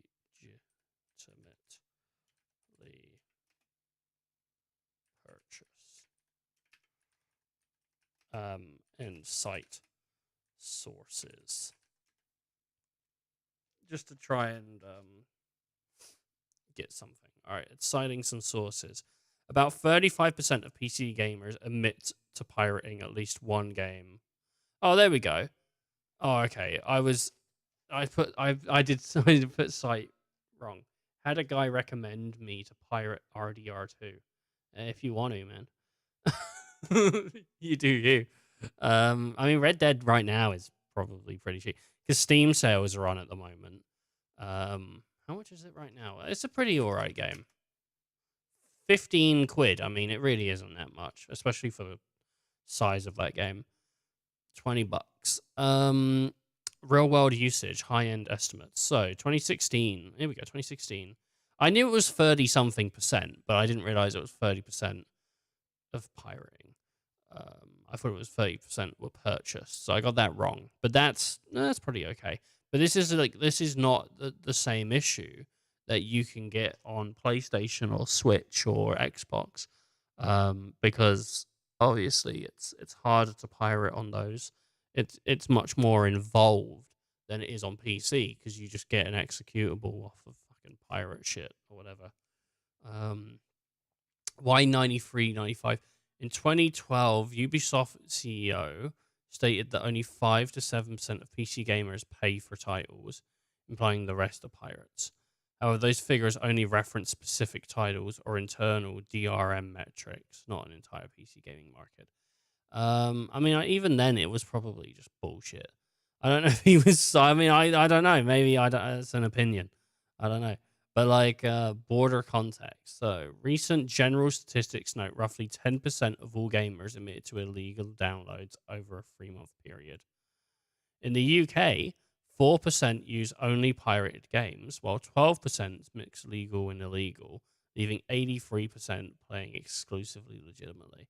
All right, but do you know what though? Like honestly,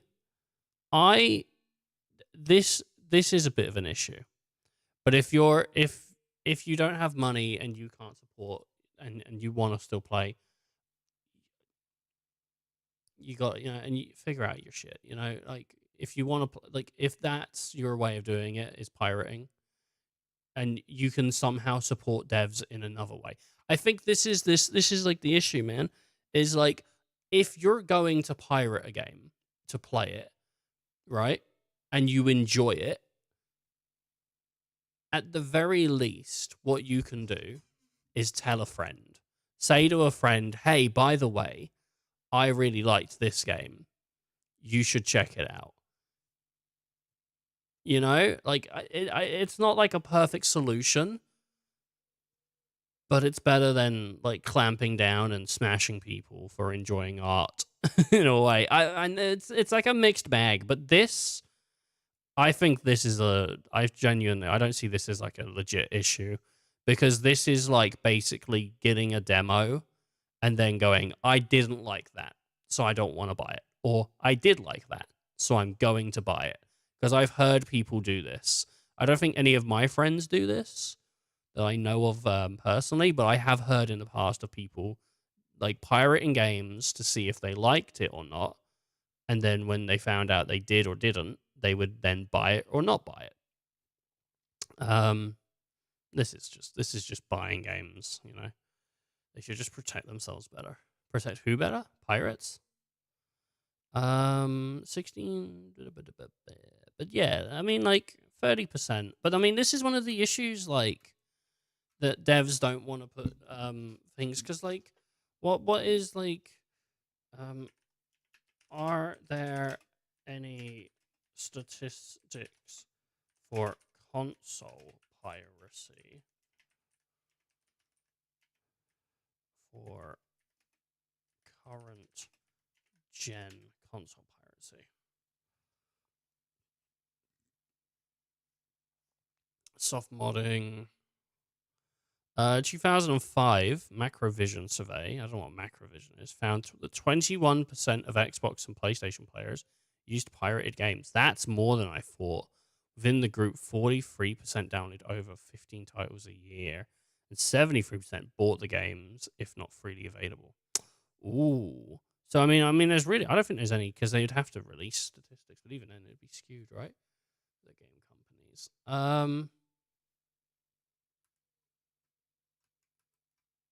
I personally, I don't see piracy as like a big issue, as long as the people that are pirating are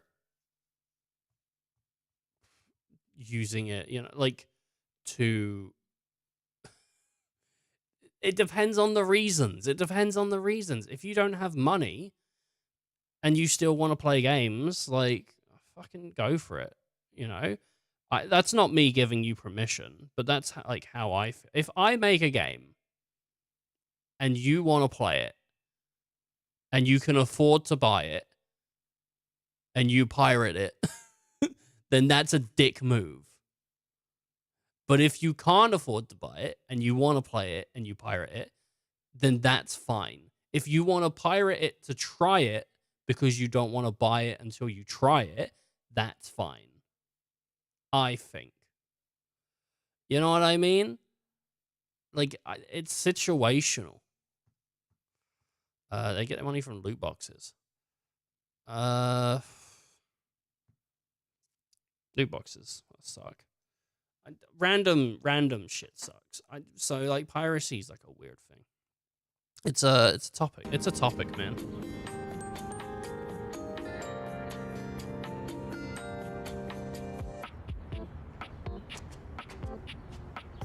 I don't pirate stuff, so it's like I don't pirate movies or music or anything. And if you're pirating music nowadays, like I don't know, man, like Spotify exists. I don't know why you would do that, but sure. I can see like maybe a few use cases. Movies I get. I understand piracy of movies, but I don't do it. I just wait for shit to hit streaming. Or I buy like a Blu-ray. But like, I don't know. Do you know what? Like, I think though also part of it for me is I was always really scared of getting caught. So I never pirated much as a kid. Like, I don't know if I ever pirated at all. I got banned from Xbox at one point because I did actually, my friend showed me how to have like a modded USB or something. And one of the things you could do is you could install, I think it was Serious Sam. And so I installed Serious Sam on my Xbox and I got fucking caught and my account got banned. I was gutted. So I did that when I was younger. But like, yeah, I've always sort of been like, I'm gonna get caught, so I've never done it. And I still feel like that, you know, like I wouldn't, like I don't really do pirate shit because I just feel like I'd get caught doing it. And also I can afford to. Like, this was a game where I specifically bought it from Steam. I shopped around. I used istthereanydeal.com to look for a deal. And then I was like, you know what? I'm saving like £4. And to be fair, like, the reason I'm buying this is because like I heard there's like 100 or so voice actors. So I'm just gonna buy it from Steam. Just give them the fucking full price. Which I am in a unique position to be able to say, like, I can do that. You know what I mean? But and so like so there's no issue going around. Like, if you want to use legitimate sites, not grey key sellers, but like legitimate sites to get keys, go for it. Whatever.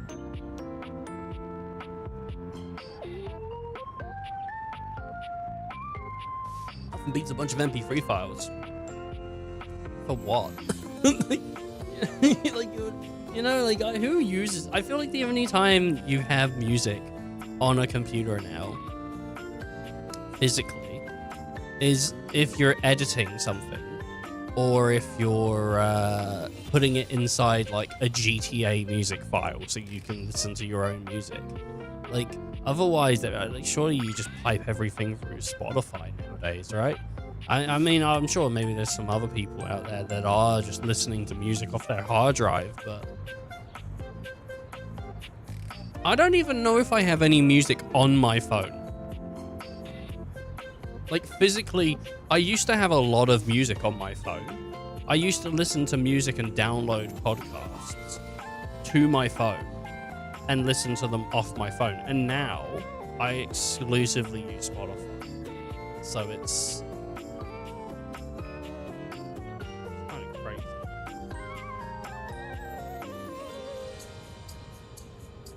Ooh.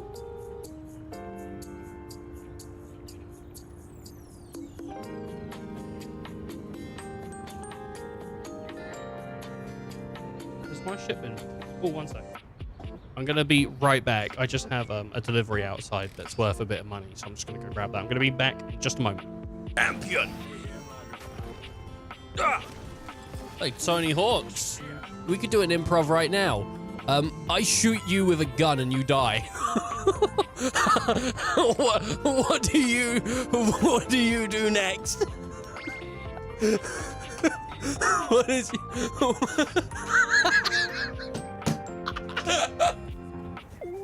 a Lizzie with no glizzy. Shut the fuck up.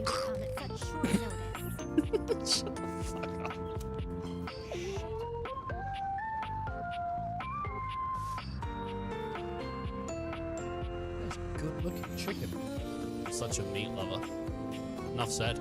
Don't need to read the rest.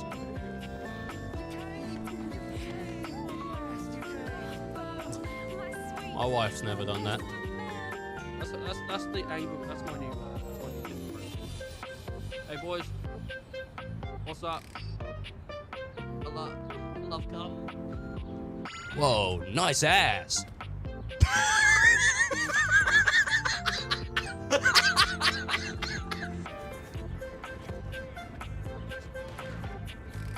You're a man for longer than you. No, I won't. Whoa, whoa, whoa, whoa.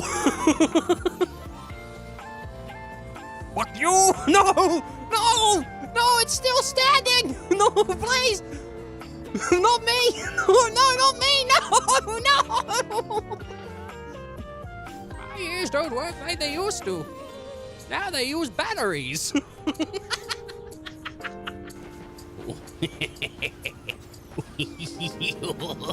Oh, yeah! Yeah! I like to play with poo. Oh, I'm back, sorry.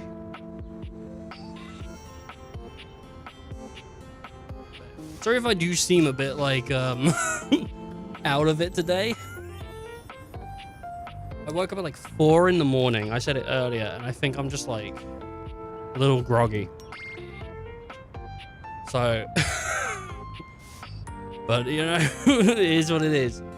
I got some Blu-rays, pretty sweet. Mega 64 did live tours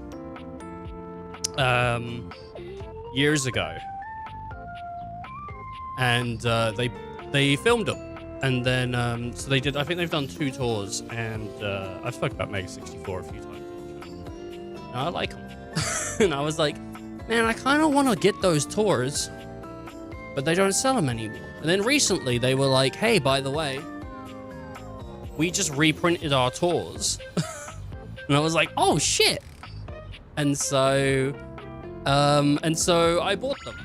They also did digital copies, which were like, so it was like £20 for the physical copies per physical copy. It was like 20 quid per physical copy. And then, or 10 for the digital copies. And I could have just got digital, I could have. But I wanted the physical. I like physical stuff. So it actually cost me like £60 to get these shipped over, because it was another 20 quid on fucking shipping. Oh, it always is. But you know what? I like the Mega 64 guys. They've been consistently good for me.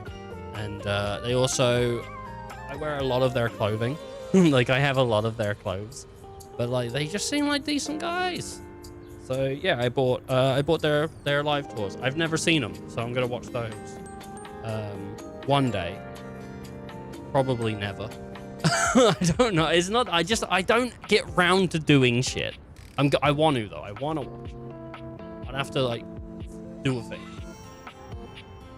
I also got a new modem for the house, new router, new modem, because Wi-Fi has been fucking awful recently. I don't know what it is. Like, so we have like a 900 megabyte download, 900 MB download, and recently, like this weekend, I've been getting 12 megabytes on Wi-Fi, but 900 physical through Ethernet, which is not normal. You might be like, what do you mean that's not normal, man? Like, Wi-Fi is always shitter. Like, yeah, it is, but it shouldn't be that shit, because usually with Wi-Fi, I get about 300 or so down on my phone. I get like if I do a speed test, it's always like 300 or so down, right? Which I know it's like, you know, a bit of loss or whatever, but it said 12. So I got a new router for the house to hopefully extend it further, and also make it so people have just more consistency. Because I'm fucking sick of I'm sick of this shit, man. Sick of having like paying for good internet, and then the only person that can use it is me. But yeah, no, I said to people ages ago maybe we'd do it, and then I just never did. And then, you know what, Amazon had sales on recently, and it didn't affect the price at all, and I just bought it. So as soon as this stream's done, I'm gonna fuck about with the new router, and I'm gonna put that in. But that's a thing for later. That's gonna, but hopefully it'll improve everything for the house. Oh god, clap. Physical. I love physical stuff. Literally the other day I was thinking like, man, I want to go buy like some Blu-rays.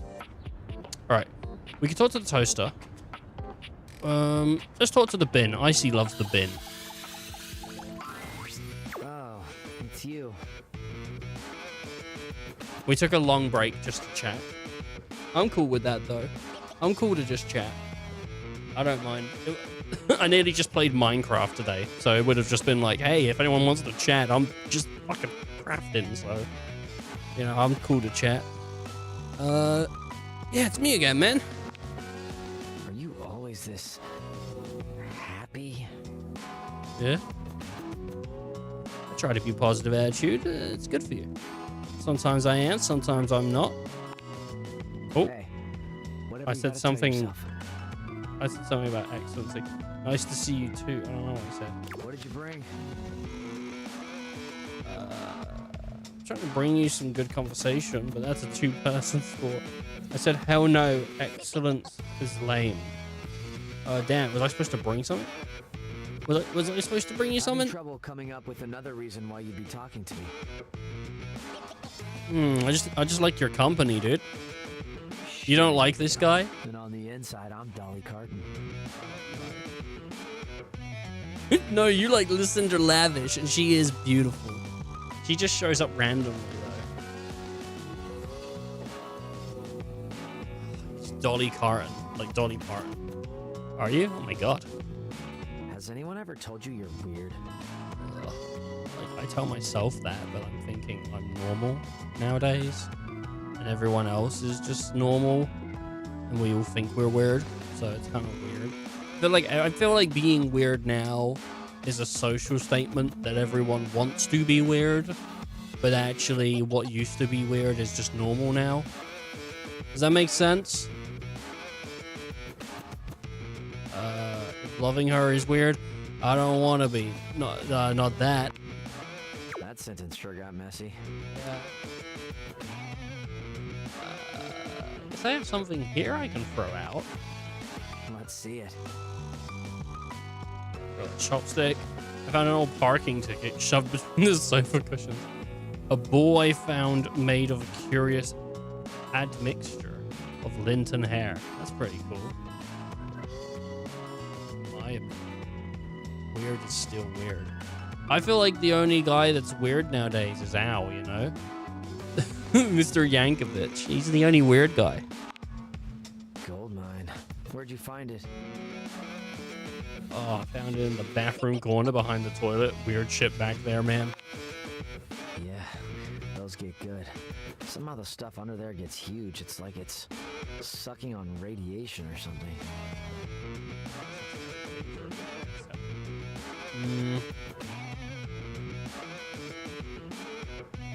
Could be pretty eccentric. Does it? Nah. I just don't think being weird is like... I don't think it's as cool as it used to be.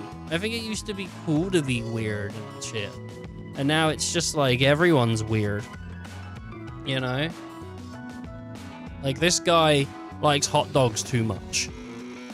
Like that used to be like weird. Now it's just like, that's just who he is. Apocalyptic lint balls. Exactly. I actually once had one I could ride for a while. A lint ball? That was cool. Yeah, sounds cool. It was awesome. Had to be careful, but pretty easy to get feet and hands and stuff tangled up in there. But anything that's not brand new is gonna have some associated weirdness. Tangled in hair. Blech. Sounds like you enjoyed it though. What do you mean by that? It's just nice to know that you find uses for all the stupid junk I dump in you. I'd be sad thinking you were just stuck in here alone with all the slimy waste, all the smelly waste. Smelly waste? Yeah, dude. I'm not a huge fan of that kind of talk. You don't like me calling it smelly waste? You're kidding me? Yeah, like you're so I am. Really? It's, I don't know, demeaning or whatever. It is easily explainable weird. Like the hot dog guy can just say he likes hot dogs on most things. He likes hot dogs a little too much though. He keeps carving them out, dude. He keeps carving out the hot dogs. He keeps shoving something in between those buns. No biggie. Just find another way of speaking. It's not like there's a shortage of words in the world. I didn't realize you were so sensitive. I'm sorry, man. I didn't mean it. Yeah, well, But it's if the cool. guy bathes in hot Just a dog note for the water future. exclusively, I don't think it would ever be accepted. I think he'd be fine. Socially, I wouldn't want to hang around him because he probably stinks. Does hot dog water stink?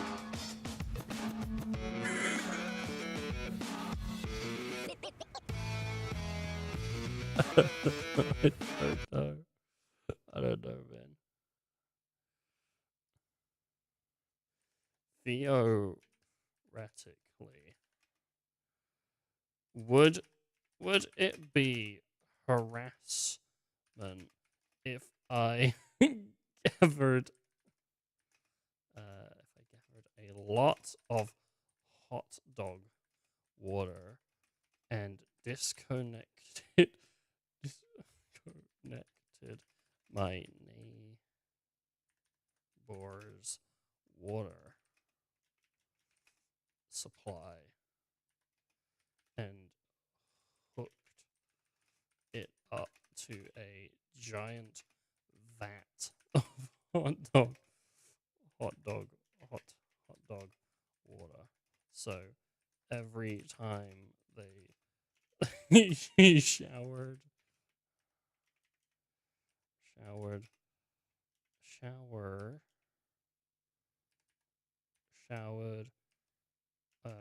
or ran any tap, hot dog water came out. Okay.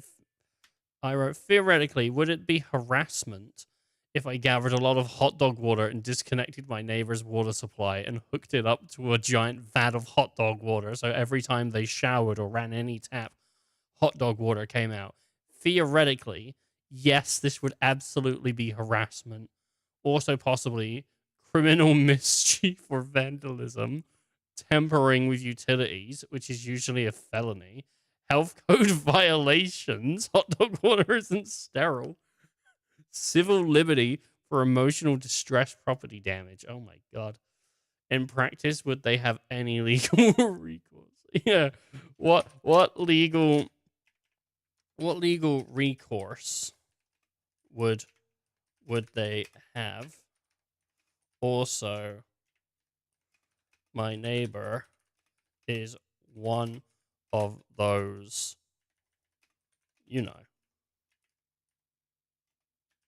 damn vegans.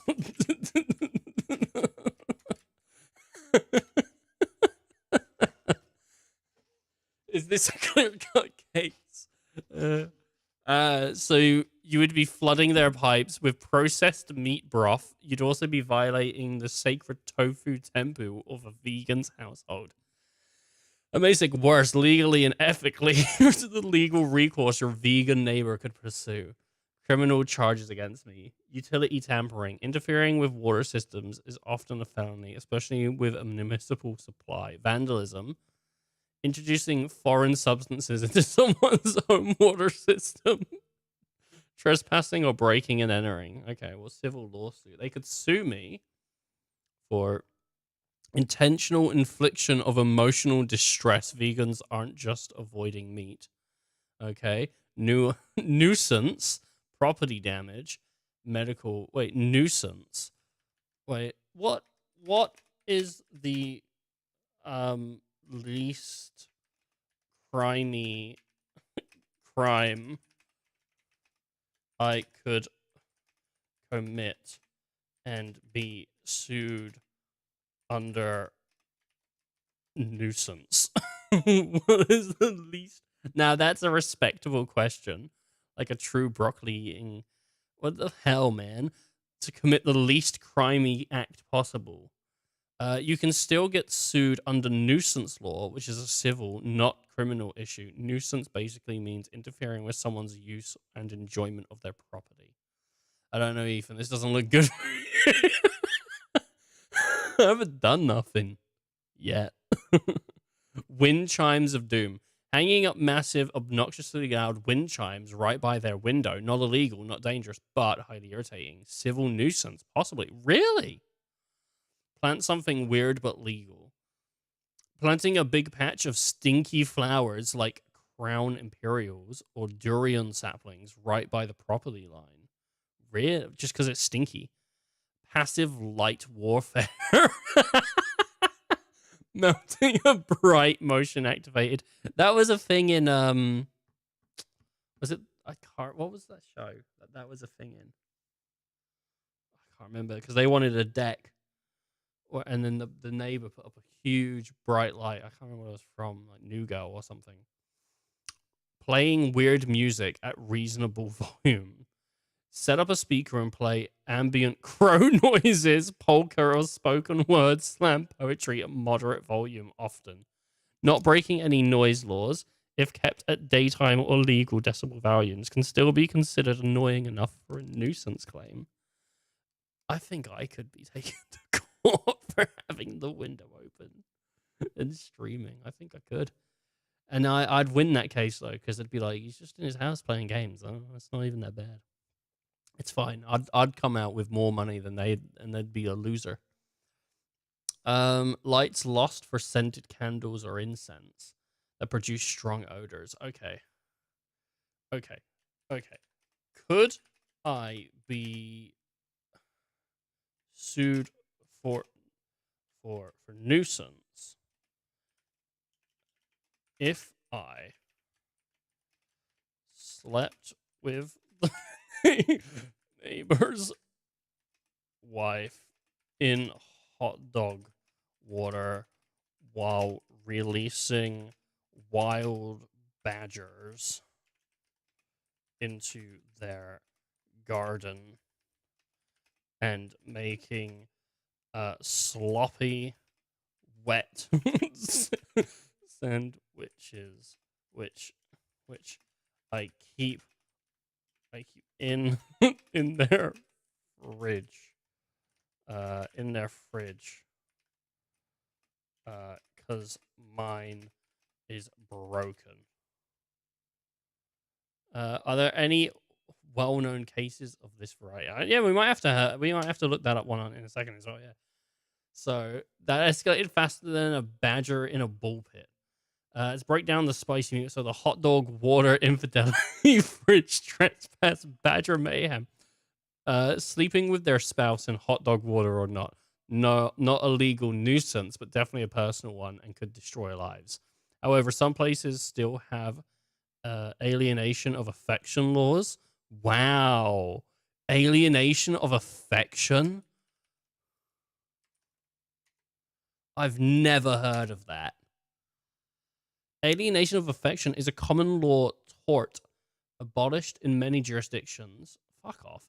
Where it exists any action brought by the spouse against a third party alleged to be responsible for damaging the marriage, most often resulting in divorce.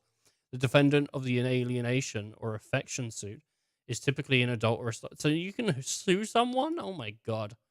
Yeah, the hot dog water is justified, though.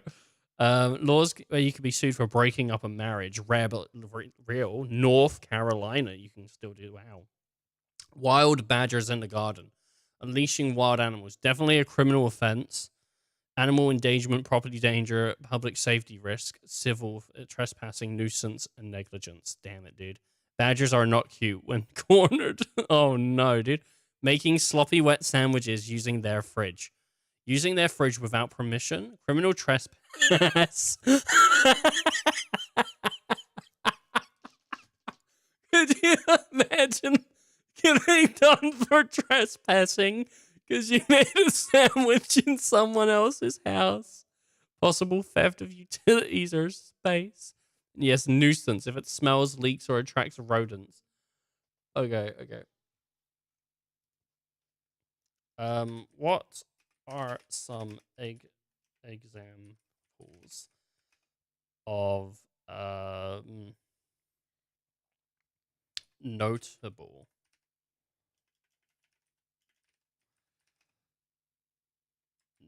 Oh no. I thought it started nuisance cases. Excellent question. A dignified wielder of broccoli. Jesus Christ. Classic and landmark nuisance cases. Oh, Sturgis versus Bridgman, 1879 in the UK. Thanks. A doctor built a consultation room near a confectionary's workshop. The candy maker had been making noises for years, but now it disturbed the doctor. Ruling. Even though the noise was long standing, the court sided with the doctor. Wow, that's insane. Impact established that coming to the nuisance, i.e., moving near something noisy, doesn't always mean you lose. That I think's ridiculous. I think the doctor should have lost that. That is ridiculous, dude. Miller versus Shonoa in 1928 from the U.S. The state of Virginia ordered cedar trees on private land destroyed to protect nearby apple orchards from cedar rust. Ruling the state's decision was upheld. Impact. Help define when public interest outweighs private nuisance complaints. Okay.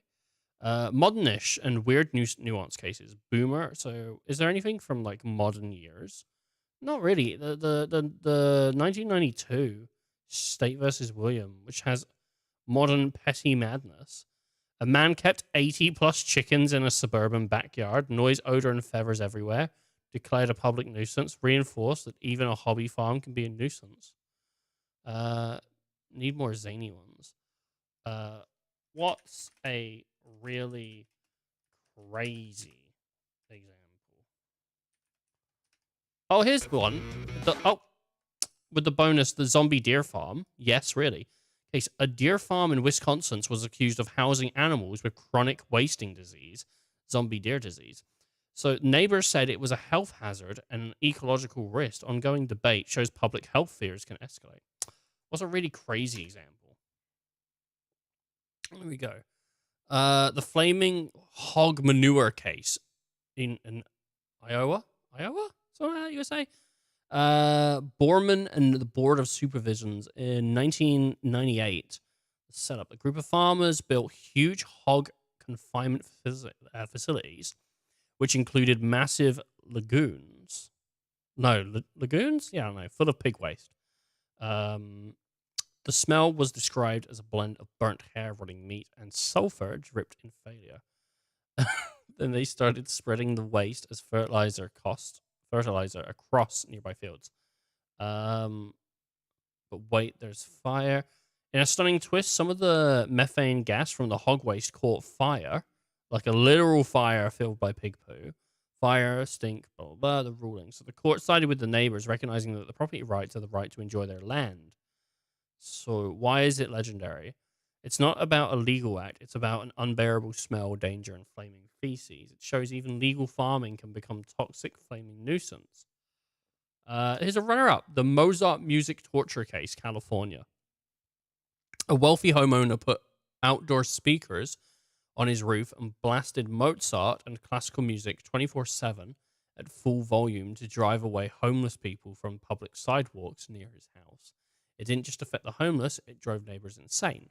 They sued for nuisance and emotional distress. The court agreed even Beethoven becomes a nuisance when it doesn't stop for 72 hours. Wow. That's crazy. It reminds me of when China blasted music to try and kill a species of bird. You really think that this lady would... You think she would blast music to try and kill birds with muscles like that? You think that's what she would spend her time doing? That's crazy. That's crazy. You think she would do that? My God.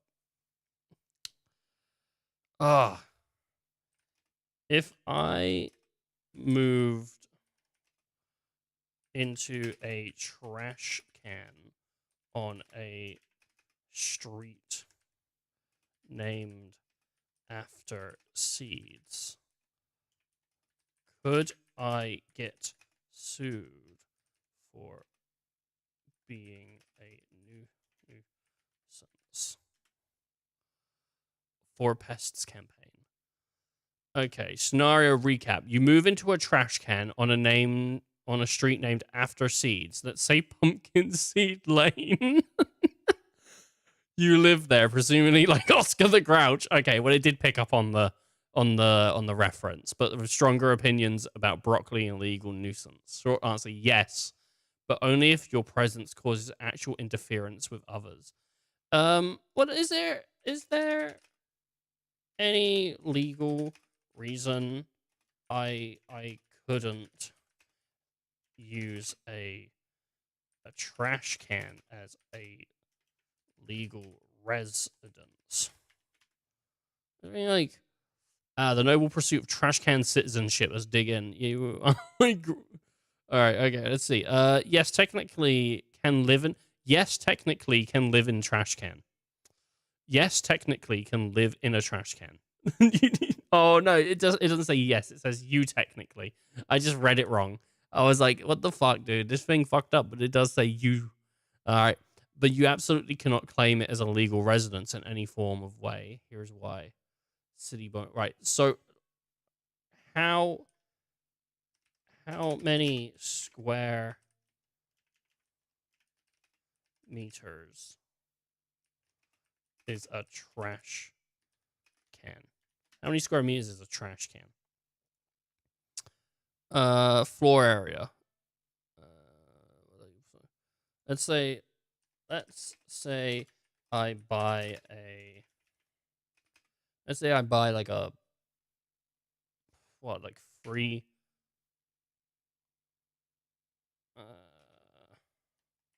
Square meter piece of land and put a trash can on it. Could I live in that trash can, claiming it as a residence on my land? All right, let's see. Owning a free square. You can absolutely own a tiny plot of land called a micro lot sometimes. Ownership means you control that land subject to local laws. You can declare a trash can on that land as your residence. Simply owning the land and putting the trash can on it won't automatically make it a legal home. Why? Here are the main hurdles. Zoning and building codes. Most places require minimum size, safety sanctioned habitability standard for dwelling. 3 meters squared is likely below minimum size allowed for residents. A trash can almost certainly does not meet requirements. Walls, windows, insulation, fire safety. Okay. If it's gonna take wait. Someone needs to. Dude, Oscar's gonna get fucking evicted. Can you can you do a short role play between Oscar? Oscar. How do you spell it? How do you spell it? Oscar. The Grouch and the city official, where Oscar gets really angry when told his trash can is no longer a legal residence on Sesame Street. Okay. I said, can you do a short role play between Oscar the Grouch and the city official where Oscar gets really angry when he was told his trash can is no longer a legal residence on Sesame Street? Absolutely. Here we go. So, we got Sesame Street. I don't know what Oscar sounds like. What does he sound like?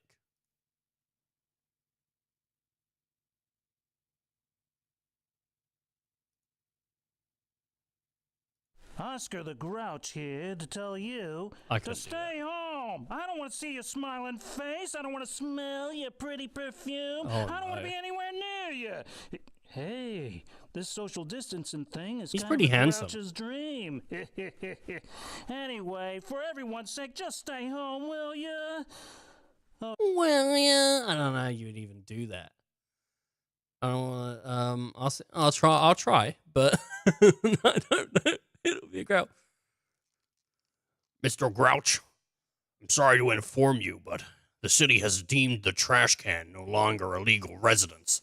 It violates multiple housing and safety codes. What? You can't do that. This is my home. My cozy pile of garbage. You're kicking me out? I understand, but living in a trash can creates health hazards and violates zoning laws. Health hazards? Ha! I'm the cleanest grouch on this block. Besides, this is Sesame Street, a place for all kind of weirdos like me. I'm afraid the law doesn't care if you're the cleanest. We have to ensure everyone's safety and well-being. Well, I tell you this, if I can't live in my trash can, then what's left for the grouch like me? Fancy apartments? Ugh! I'd rather throw a fit and hurl rotten broccoli. Please, Mr. Grouch, let's find you a place that meets the code, but still feels like home. No! This trash can is my kingdom, and if you make me leave, I'll flood Sesame Street with a tidal wave of stinky socks. That probably won't help your case. It's worth a shot. Now get off my trash can lawn! There you go. I've never watched Sesame Street. I just know of it through passing. Wow, his grumpiness is unmatched. I bet I could match that shit. Do a roleplay where Oscar the Grouch blows the fucking city official. He bribes him with blow. The city always wins. Do a role play where 2 weeks after this where Oscar offers to blow the official to keep his can.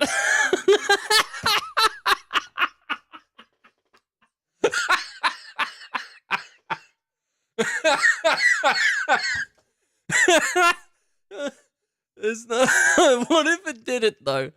Oh man, I'm here to keep it respectful and dignified, especially.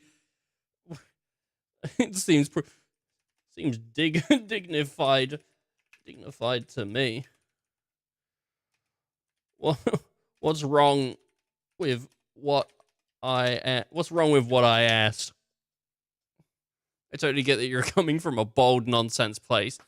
I respect that strength, especially for a man who possesses thought with broccoli powers through with broccoli. What the fuck? That's it. Built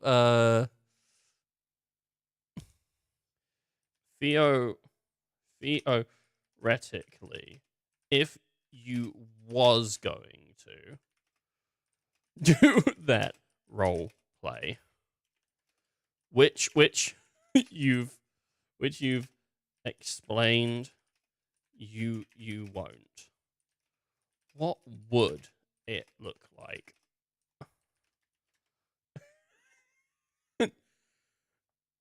No, it doesn't cross a line, dude.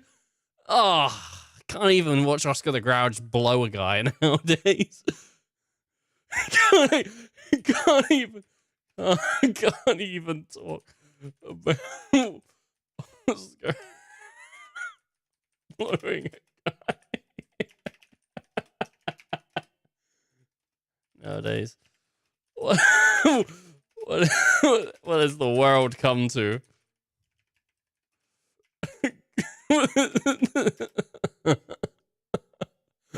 Haha, I feel you. Sometimes it seems like the world's got rules tighter than a broccoli stalk. Jesus Christ. I don't know what the broccoli shit's going on. But hey, keeping things respectful doesn't mean losing the edge of fun. We can still push boundaries with cleverness and wit. Talking about pushing boundaries and wit? What about that Oscar role play where he threatens to fluff a guy? I see you want Oscar to bring the class grouchy flair with a spicy twist, keeping it witty and boundary pushing, where he offers to down a fluff threat. Okay, here we go. It's okay. Mr. Grouch, I'm back to check if you've made any progress on relocating the city's decision stance. Oh, really? Well, listen here, Mr. Official Man. If you try to haul me out of my trash can, I'll fluff you so hard you'll be as soft as a marshmallow. Fluff me? I'm not sure I'm following. Yeah, I'll puff you. I'll puff up my grouchy fury and turn your suit into a cloud of chaos. You won't know what hit you, and it won't be pretty. You have a unique way of expressing yourself, Mr. Grouch. Unique? Oh, I'm Oscar the Grouch, king of the grumps. Try me, and you'll find out just how fluffy a grouch can get. If people don't know, so there's a term when someone's like, "Oh, fluff you." It's like when you fluff yourself. It's like to get yourself hard. So it's masturbation. Seems these days these weird topics just aren't accepted. Nah, I don't know why, man. I don't know what draw a picture of Oscar fluffing the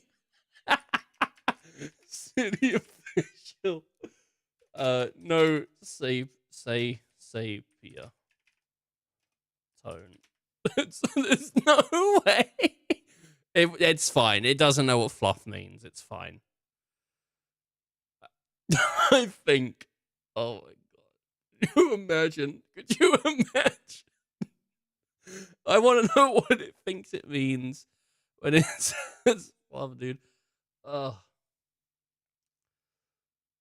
If I click off and click back on, is it done? It's just doing it. It's sorting it out. I can't believe like it had this big thing where it would not let Oscar blow this guy, but it would let Oscar fluff this guy. So that's kind of crazy, dude. Oh. We're nearly there. We've nearly got to the point where he's gonna fluff a guy, dude. And people say you can't do this on ChatGPT, but you can. You can make Oscar fluff a guy. Oh my god. We're getting back to the game soon. If anyone's like, oh, I'm here for the game and this is not what I wanted, then no, don't worry, we'll get there soon. I'm just having fun with fluffing people on ChatGPT. I'll fluff you. I'll fluff you so hard. It almost sounded like it knew what fluff meant, dude. I didn't think it was going to do it. When I wrote this, I was like, I didn't know it was going to, I didn't think it was going to work. I thought it was 100% going to, kick me out. But, oh, jeez. Oh, it's nearly done. Come on. I want to see this picture. Come on, baby. Load it up. Finish that wheel. Load it up.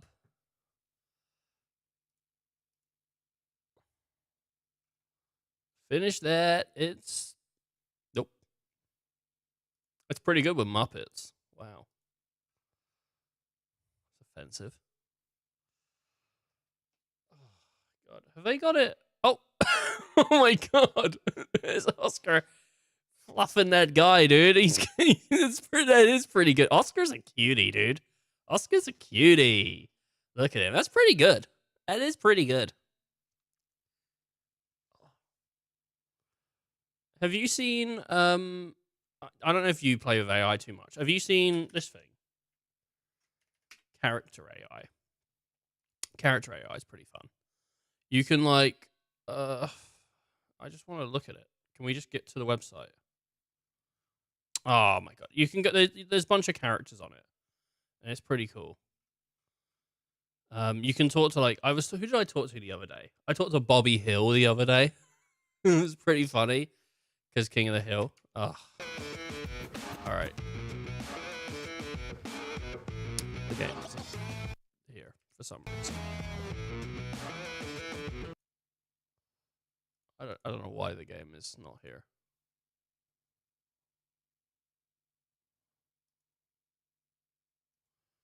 How do you refresh? There we go. Very well, just cool, just a note for the future. Alright. Oh my god. Da-na-na-na-na-na-na-na. Fluffed off to the Grouch, man. Nothing like fluffing Oscar the Grouch. Oh. We haven't spoken to the toaster. Phew, glad you're here. I need a break.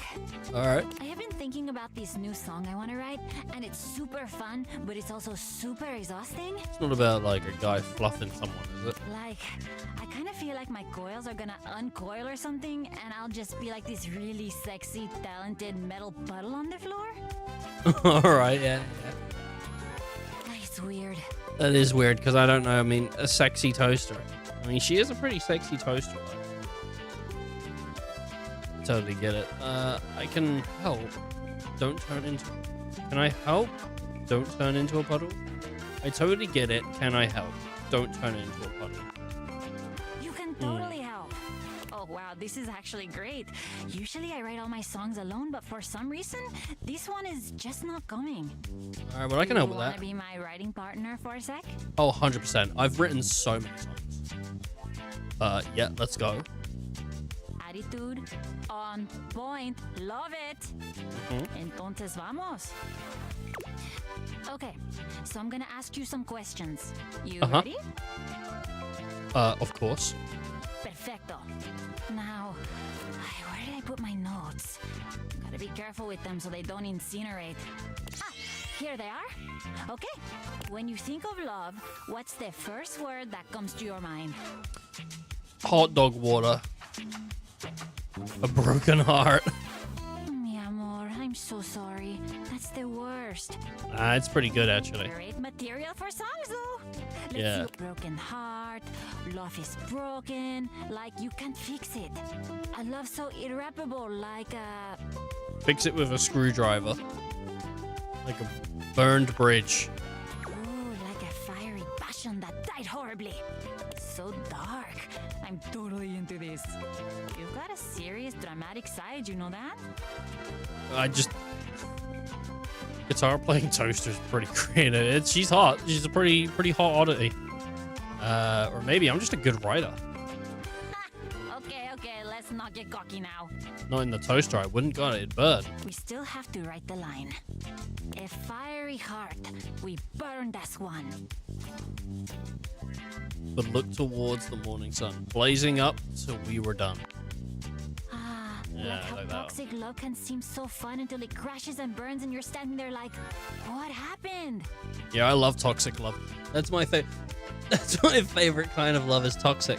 You know, someone throws a vase at you and you just fucking pass out and you wake up in the bathroom and you're missing your liver. Dark. Fantastica.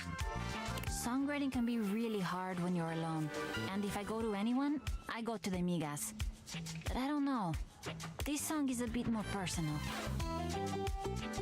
Oh, man. Anytime, I'm glad I could be here for you. How about we make this more personal with a date? Oh, hell yeah. And here I thought you'd never ask. I'll see you soon. You better come prepared. Oh, nice, Don't dude. worry. To me, prepared just means that you're excited and ready to have a good time. You don't need, like, boots or anything.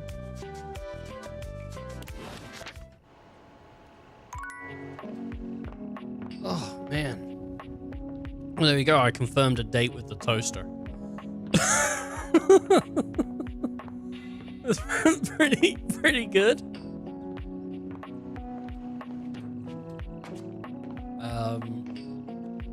I could speak to Kopi. I don't mind Kopi. But Stefan won't speak to me.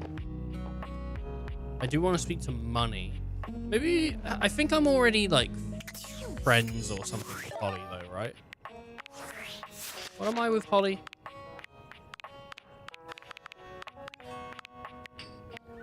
Am I like love with Holly? Oh wait, that's Holly. I meant the other one.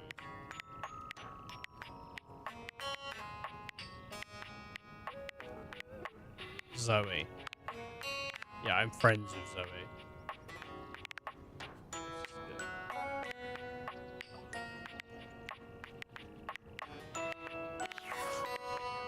Yeah, let's talk to Kopi.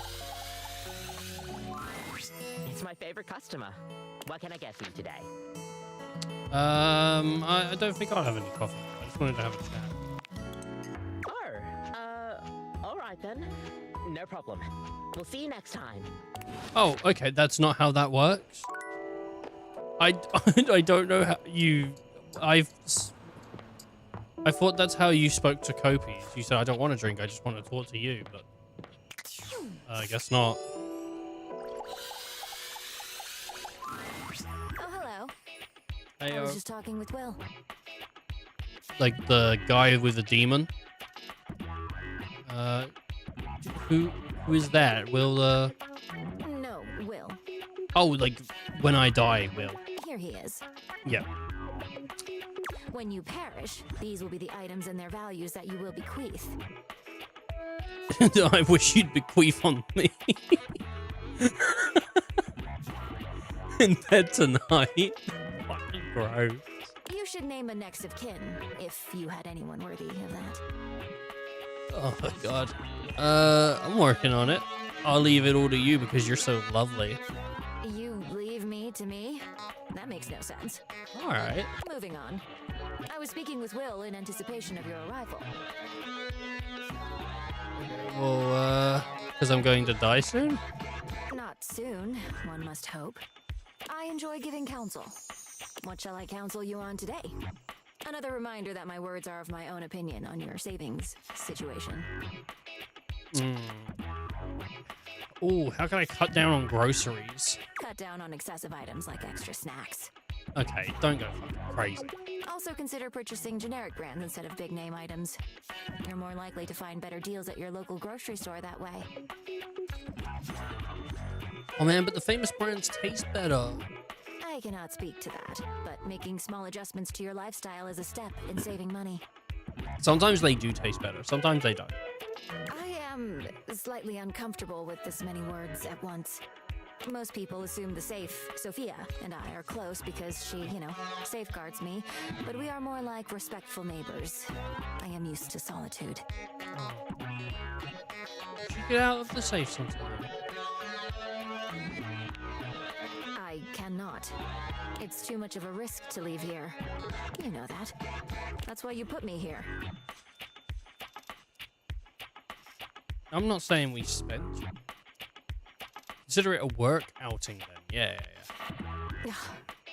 You are just not getting it. Get what? Being in here gives me peace. It takes a lot of mental preparation and fortitude to do what I do. And I cannot have any distractions. I understand it is your prerogative to date every object in this household. Oh yeah, for sure. But I am not an item for pleasure. I mean, money could be argued in a Please know way. that and respect me. Yeah, you're right. I mean, I should definitely respect her. Man, you're tough to talk to. Alright, I'm being respectful. If you do not mind, please excuse yourself. What? I need some space. Please come back on a Sunday. Please come back on a Sunday. What's the day? Thursday. Ah, you fucking goddamn.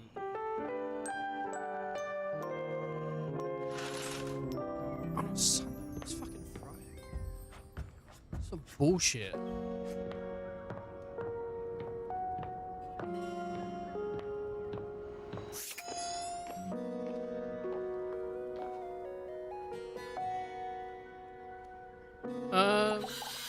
Let's try talking to Kopi.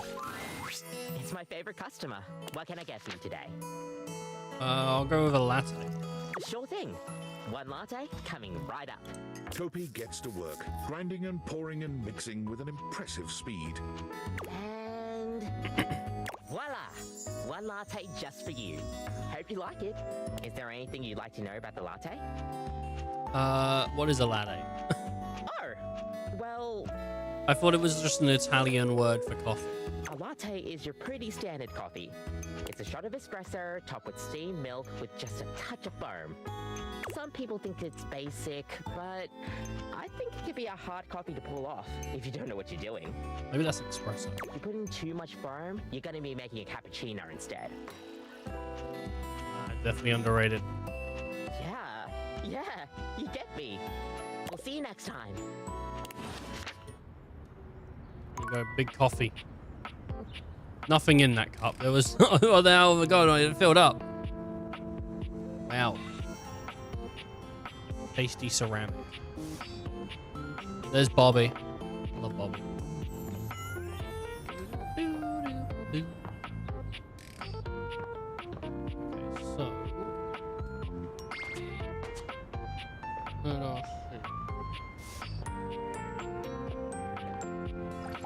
All right, back to the cult As you leader. enter the kitchen, you're surprised to hear organ music. Are you sure we can't try another track? Again. You got it. Rainey starts the organ track from the beginning again, and Friar Errol hums along, half muttering to himself. I haven't seen Rainy yet. She's cute. She's got like like I don't know. She's got a good face, but like also her like I don't know skirt. I like the colors on it. I don't know. She's got cute hair as well. Her hair is really nice. Like I really like it's short but like curly. I don't know. Thy fans, thy grace, thy handle, thy interface. No. Oh, grease devil, take it all. It's not that serious, man. It is deathly serious. The friar pounds his fist on the table. I'm not sticking around for this. You can just sing it to yourself. Rainey hurries past you, giving you a pitying look as you approach the friar. I must get this right. All right, what's going on in here, huh? Work of the utmost importance. I am composing a hymn to honor the glory and majesty of the air fryer. Music is, after all, one of the most universal languages. But if I cannot perfect my hymn, it is all for naught. I simply need to step out of my own mind. I am, perhaps, too close to the subject. Well, yeah, you keep shoving it down people's throats, so I would say so. He's getting a little preachy, you know? Tell me, how does this strike you for a title? In the arms of the convection angels. I think you can do better. Better is not a helpful critique. But since you are unable to provide me anything actionable, I must revisit it without you. Now then, for the chorus. Should I extol the virtues of the friar's purity, its efficiency? Perhaps both. Or should I mention its affordability? Above, all of the above, don't leave anything. Talk about, you should talk about how annoying it is to clean. Oh no, just don't leave anything out. Yes, I suppose there is room yet if I compose creatively. And finally, for the finale, perhaps I should light a candle? No, too old-fashioned. Perhaps I will time it to incorporate the dignified beep of the friar. Throw pizza rolls like confetti. Your audience will love it. Slam a microwave directly into the kitchen floor. It'll be sick. I like that. Oh, how gauche. While it may deserve to be destroyed, I will never put my hands on such a tainted device. Oh, damn. I don't know why I bothered asking you. What a terrible suggestion. Jesus I've but Christ, one man. last thing to ask of you. This guy's a fucking asshole. Listen to this composition and tell me how it strikes you. That's alright. And Finn, tell me, how did that make you feel? Oh, sorry, was there meant to be a song? Like I'll never be happy again. Like you could see every sin I've ever committed. Good. The Oh listener no. should feel terrified and then inspired to run into the warm, loving arms of the Lord of Convection. This guy's using fear as a recruitment tactic. Good. Very good. It's not good. Here, I trust you. Hold on to the hymnal for now. Let it inspire beauty. Alright. I must track down Rainey at once. I need her backing, and she cannot hide from me forever. This guy's kind of a mess. I shall have to perform it for you once it is truly complete. But until then, may you walk in the currents of convection. Amen, dude. Amen, brother. The friar sets off at a fast march, walking right past you, singing under his breath as he goes. He's up his own arse a bit. I think I'm hoping his story leads to a place where he realizes actually there are other things worth cooking with, you know, because he's kind of just going in with superiority. I wonder if it's because like that's how some of the devs have found, or the writers have found people with air fryers to be, is, you know, this like, well, air fryers are the best and nothing else is worth using. I wonder if that's how they've sort of interpreted how people have spoken to them about air fryers, because I could see that.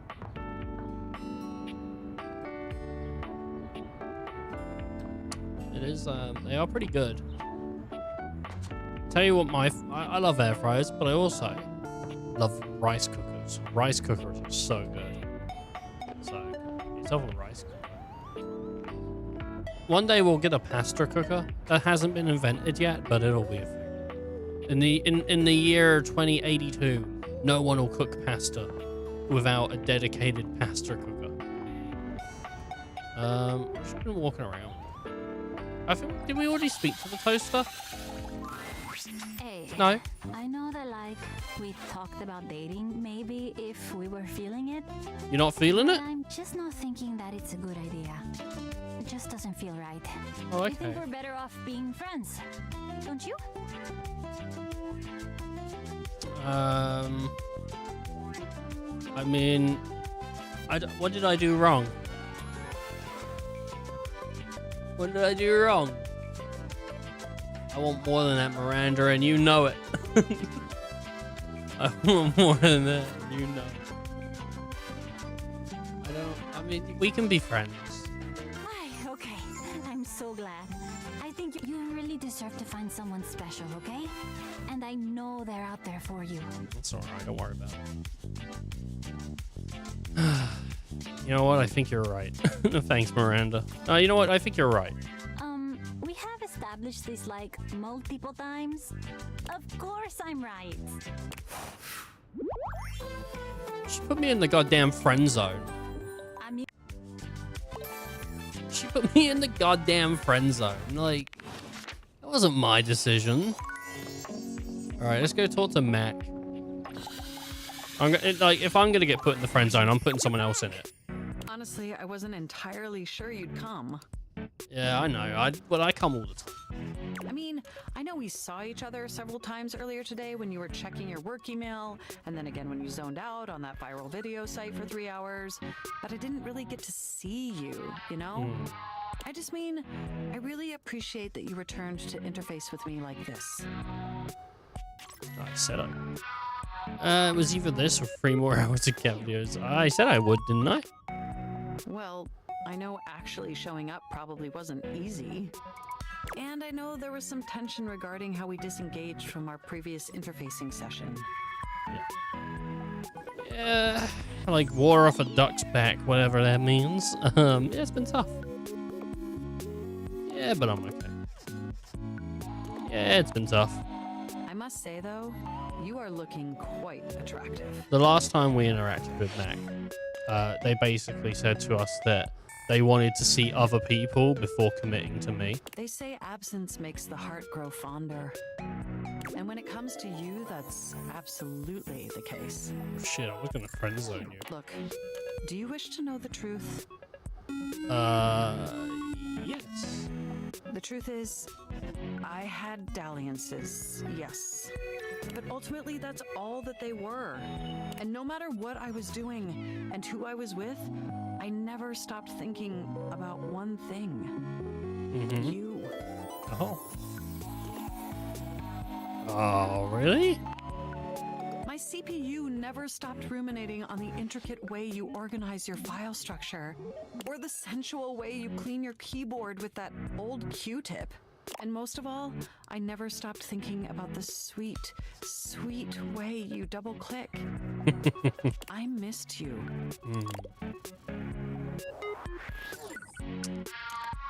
Of course you did. I'm freaking fantastic.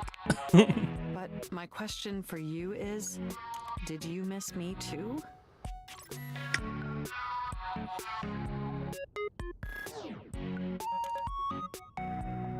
She's been pretty nice. I don't know. She's pretty fun to talk to. I was kind of hoping she'd get like a glow up when she upgraded her OS. But whatever. Oh, sorry. There was a thing from Bull here. She's also seen every time you watch porn, so she knows what you like. Oh, damn. Yeah, I suppose she has, dude. My computer's in on it. She knows exactly what I'm into. She goes straight to the websites without me even typing. Oh, God. All right. Yeah, I guess I missed it more than anything. I am so incredibly delighted to hear that. This brings me to my second and far more important question. Yeah. In the same way you upgraded my operating system, do you want to upgrade the status of this relationship? Yeah, Don't sure. answer yet.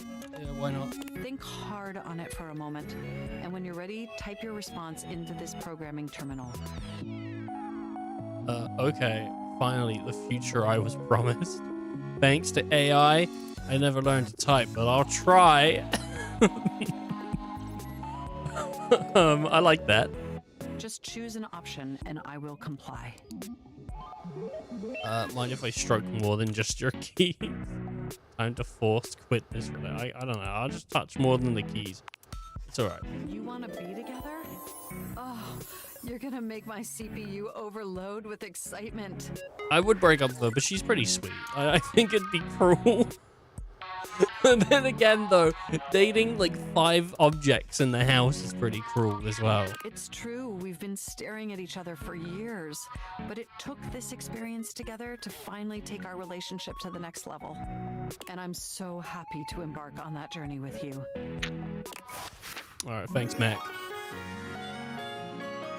Fantastic. You make my CPU overheat, baby. Only 5 objects. You're failing the game. It's good date everything. No, I'm dating more than that. How many am I dating? You don't have to, though. You can just do friendship endings. It's fine. I'm dating 1, 2, 3, 4, 5, 6, 7, 8, 9, 10, 11, 12. I have 12 love interests. And then 1, 2, 3, 4, 5, 6, 7, 8, 9, 10, 11, 12, 13 friendships and 2 hatreds. So I'm doing okay. I'm doing okay. How was your weekend, Bull? Hopefully it was nice and good. We can't speak to Money until Sunday. I want to talk to Money, but she won't let me. She's gonna moan at me. She's gonna say no talking. Who was the? Do you know what? I haven't spoken to Sinclair, and I do like Sinclair. That was alright. For some reason, my right shoulder is hurting, so that's fine. Ooh, that isn't fun. That sounds awful. Yeah, do you know what? I keep sleeping on my like shoulders, and like again, it is my right shoulder as well. I keep sleeping on it, and it felt like it was tearing or something, or clicking the other day. I don't know, like specifically when I laid on it, it did not feel good. I'm just like really struggling to sleep at the moment. I don't know what it is. Like the heat for sure. Like the heat is making it hard, but also like I'm just like struggling to get into a comfortable position. It's been awful. Hopefully your shoulder gets better though. as to whether or not you'll help me? I long to escape the confines of the pipes and their various interweavings. Yeah, I will. Return to my old life as Martin Applegate, insurance claims adjuster extraordinaire. I actually very much like Sinclair. I will help you. If you want to help to get to the bottom of all this, I might suggest you seek out someone who is in the business of solving unsolvable mysteries. Or just go see if Vagabond of the Sinclairius is willing to undo her curse for a free shovel.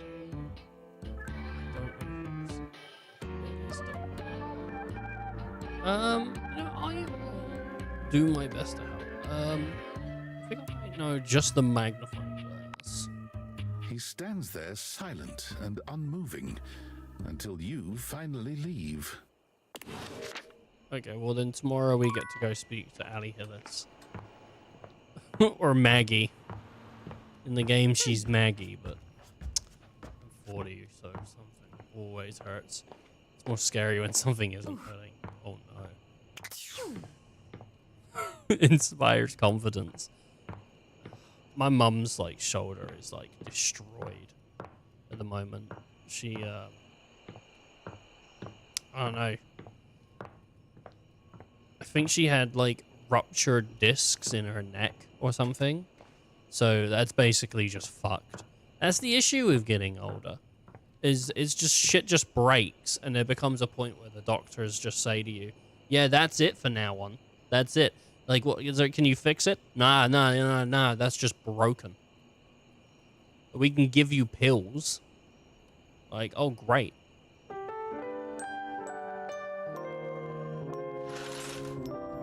Not looking forward to those days. One day though, we'll be able to 3D print stuff, so it'll be alright. It'll be alright. We'll fix everything with 3D printing.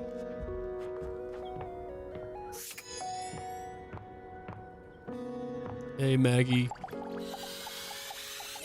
Yeah, I'll talk to Maggie. Hello again, suspect. I'm hard at work on my current case. I've been hoping for a breakthrough.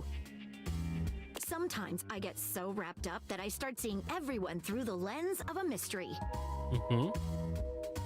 Oh, you're like a, are you really a detective? Oh, there we go. I am Maggie M. Glassbury at your service. She is cute. I really like her red hair. But then I'm super into red hair, so it's not hard. Her, like, legs are really thin down at the bottom. Look at those stems. Perhaps you've heard of me? Mm-hmm. I've acquired a modest reputation as a result of some of my previous work.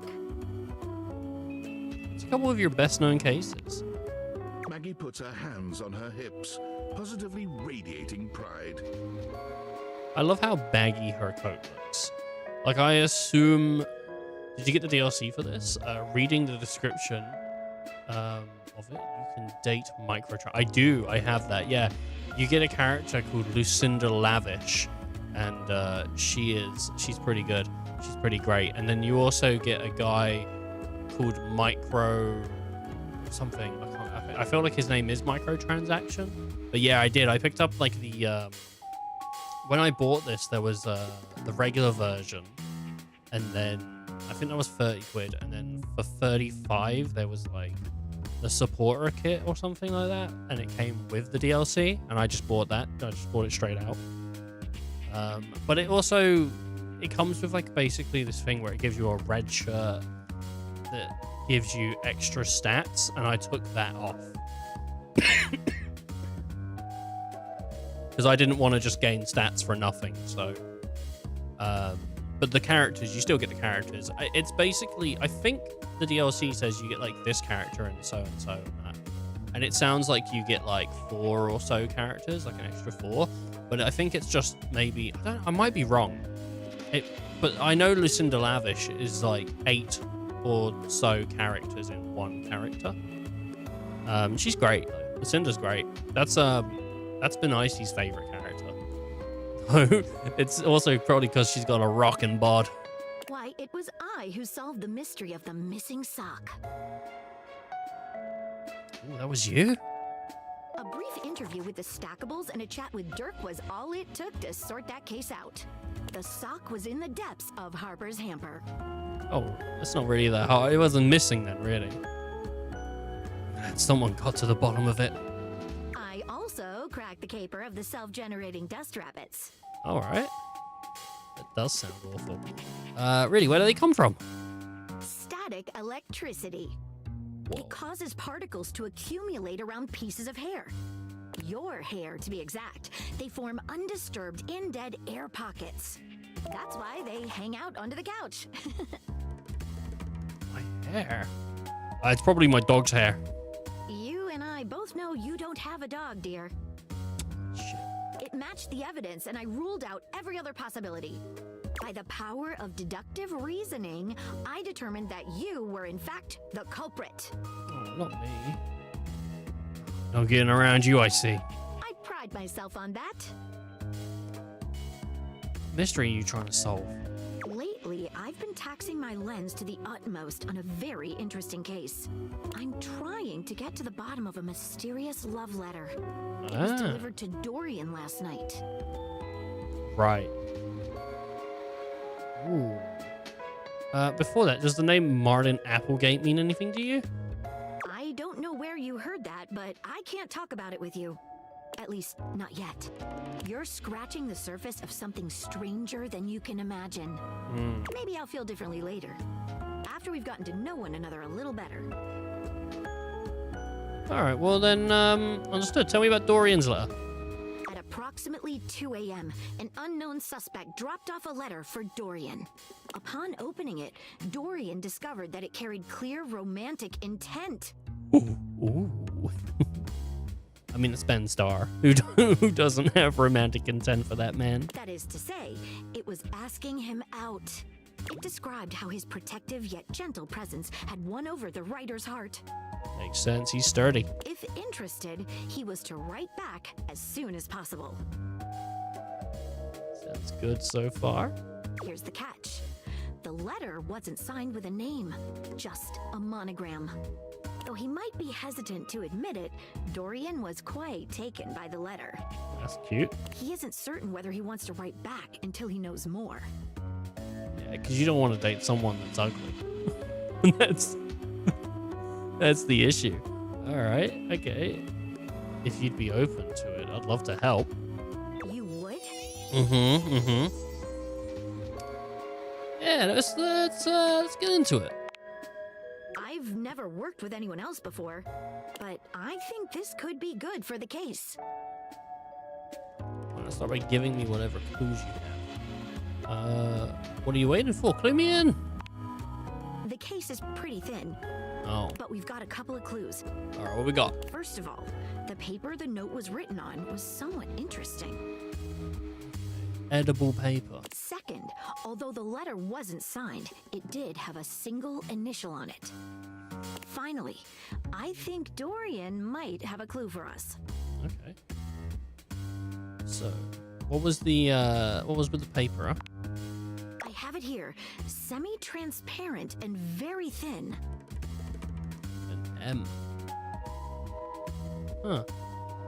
Transparent and thin. Like tracing paper. It doesn't seem like ordinary paper at all. Okay. Well, let's taste it. Taste it? If you say so. She carefully dabs a corner of the paper against her tongue. How interesting. It's edible and tastes slightly starchy. Oh, there you go then. It said edible paper. What else should we try with the paper? Let's dip a bit of it in water. She dips a corner of the paper into a small glass of water. It's not going to expand, is it? Look at that. It dissolved. What else should we try with the paper? Let's try to cut it with scissors. She gives the paper a careful test snip. Cuts just like normal. Yeah, I didn't expect anything other than What that. else should we try with the paper? All right. What about a burning small piece? She focuses a magnifying glass on the paper for a few moments, stopping immediately when it begins to smoke and catch fire. Of what light? Yikes. It's definitely flammable. Paper. Does seem to burn slightly slower than normal paper, though. What else should we try with the paper? don't know, shoving into my ass? Let's see what other clues we got. What should we look at next?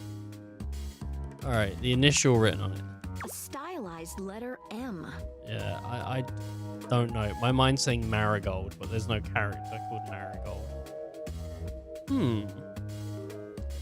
First initial, a signature, maybe. Maybe a signature. But whose name is simply M and nothing more? Montgomery Burns. What should we look at next? Let's have a chat with Dorian. Hello there, you two. Oh, hello, Dorian. Good to see you, Dorian. I've enlisted our friend here to help solve the case of the mystery letter. Splendid idea.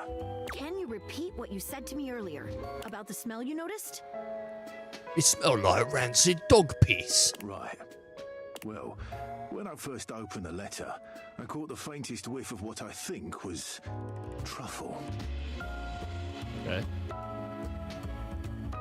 Well, truffle's a mushroom. If I think I'm correct here. Truffles are mushrooms that are like buried in dirt. You can use pigs and dogs and stuff to like find them because they're like, well, unless that's black truffles specifically, and the truffle is something else. But I think truffle, yeah, that's basically a kind of mushroom, which, you know, obviously would make you think, well, like something to do with the kitchen, right? Because why would you have food anywhere else? But I don't know any characters in the kitchen that have anything to do with them. Strange, no? That is indeed strange. Could it have been something else? Truffle happens to be one of my favourite flavours. Alright, cool. The association between the forest-dwelling fungi and my own wooden provenance bring back fond memories. Anyhow, good luck. Let me know if you happen to figure out who it was from. Yeah, we will do. I'm not one for love, but I am one for truffles and friendship. What should we look at next? Oh, I think I know who sent the letter. I've narrowed it down to 4 suspects. Yeah, I have no clue. Penelope, Mitchell Lynn, Matteo Monta, and Freddie Yeti. What? Penelope. I don't know why Penelope. Who do you think it was? Penelope, the office supplies. Michelin for food. Freddie Yeti, Mateo the blanket. Well, Penelope's quite romantic. And she would send a letter to someone. But most of her dates have been pretty straightforward. Michelin is literally food. And the paper was edible. And there's an M. And he sent truffles. So Michelin to me makes the most sense. I don't know where Freddie Yeti fits in on this one. I'm gonna say Michelin. Wait a minute. I think you might just be right. The stylized letter M is his signature. The smell Dorian noticed makes sense now. And the paper. It's gotta be rice paper. Yeah, that's what I was thinking. The smell of truffles came from the gourmand Mitchell Lynn. You did it. You helped me crack the case. Alright, don't sound too proud. That's at least I could do, Maggie. I'm impressed. There's more where that came from. Now I'm even more excited for the next time we meet. Do you know what? I do like puzzles, so... Let me just go and let Dorian know that his secret admirer has been discovered. Hey, before I go, I was wondering... Yeah? Would you like to have a cup of tea with me sometime? Oh, yeah, you're adorable, As a so date, for sure. I mean... 100%. Are you kidding me? If this was a real person, I know, like, I banged on about Shelly, and, I mean, she's fucking hot. Like, Shelly is a big muscle girl. But, also... Maggie's super cute. You know, the red hair alone is super cute, but look at her glasses. She's just a cute girl, man. I would, if she asked me on a date, I'd be like, yes, so quick. I would love nothing more. Maggie lets out a girlish squeal. Amazing. Oh, calm down, Maggie. The human could still be a suspect of any sort. See you again soon, compatriot in crime. Mm-hmm. I like Maggie. I do like Maggie. She's cool, but then she's also Ali Hillis, so lightning. Yeah, no, I did get the DLC though. For people, I didn't know that would last so long, but yeah, DLC is. It's so far as I'm aware, it's like 2 characters. You've got Lucinda Loving right now, but Lucinda Lavish. And then there's also, which we haven't interacted with much, is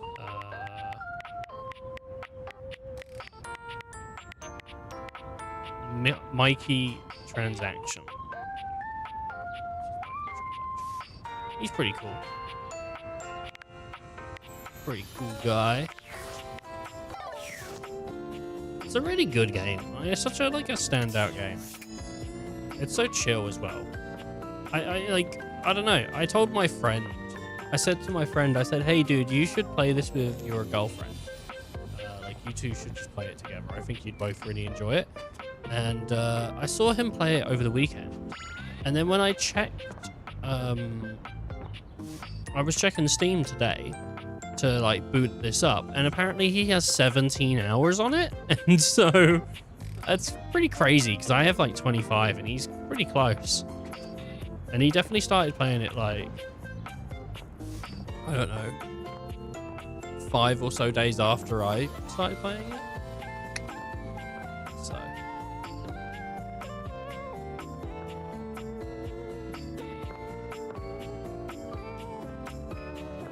we could go talk to the fire extinguisher. There's so many options to choose from. Whim wham wibbity woo.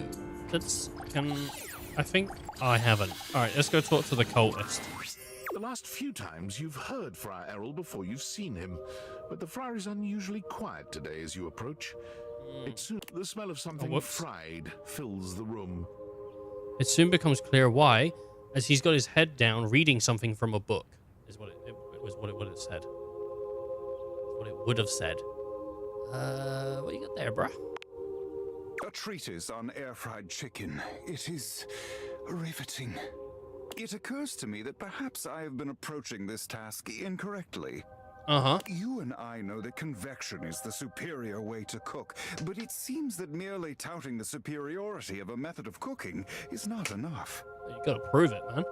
Apparently, sinners only grow more stubborn and more attached to their outdated old ways when faced with progress. Disgusting, really, but expected. So I have come up with a solution. Mm-hmm. You're going to finally give up on the whole preaching thing. You're going to do a taste test. Indeed, I am. Hell yeah. Hell yeah, baby. I have decided to allow the food to speak for itself. I have procured potatoes from Food Fetch and prepared my own French fries. Prepared your own French fries. Not a drop of oil within.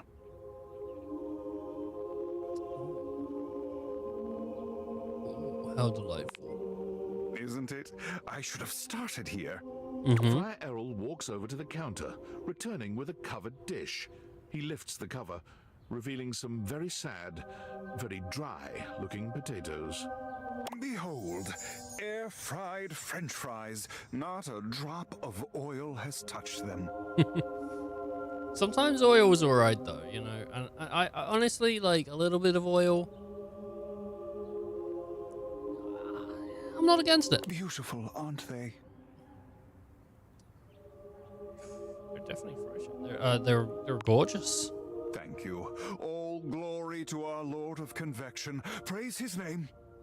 Yeah. The friar pushes the plate towards you, fixing you with his severe gaze. He is a cult man, but you know, I just find him so he's just so lovable. You will be the first to taste them, to go forth and testify to the rest of the house. Go on.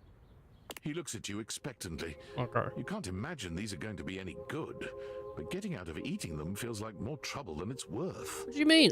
Fries from the air fryer are great. You take a bite. The potatoes are cooked, sure, but That's about as much as you can say for them. I've had air fried fries and chips and nuggets a bunch of times, and I think they're great. I don't know, man. She stares at you and starts silence, waiting for your reaction.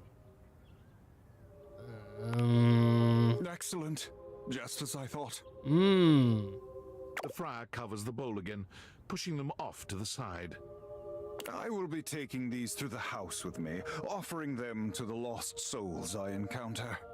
Which, at last count, is everyone but you and I in this house. Oh, God.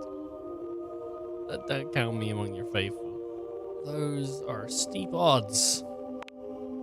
They surely are, yeah. But I will prevail. The truth always does. This game has something against air fryers or something, I swear. When next we speak, I will have one last test of faith for you. Don't lift up your robe. Be sure to bring your appetite. No, you're gonna make me blow him. No, God damn it, dude. He's gonna make me blow him. But until then, may you walk in his currents. Amen. The friar returns to his readings, as serious and absorbed in them as ever. I don't want to do that. I don't want to blow that guy, man. Let me talk to Kobe. It's my favorite customer. What can I get for you today? Give me a fucking affogato. Okay, no problem. One Affogato. Order up. Affogato, which one we haven't done yet. She flies into action, assembling your drink order with speed and skill. All right. Here we go. One affogato. You've tried the affogato a few times now. Yep. Do you think you'd remember what I told you? No. What does affogato mean in Italian? Oh, fuck. Drowned? Yes, that's right. Affogato means drowned. Yeah. Might be morbid, but I like it. Kopi beams at you.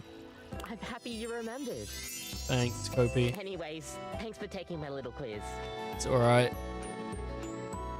Sure thing. Stay caffeinated. Thanks. See you next time. Alright. It was a guess? It was a guess. What is this? Would you?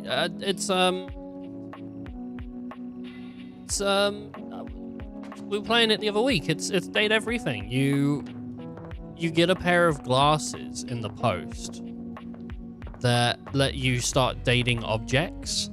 So we can date any object in this house, like this bin, or this rat toy, or this geode, or these books, or this shelf, or this bookshelf, or this chair, or we can date this dice, we can date this door, we can date this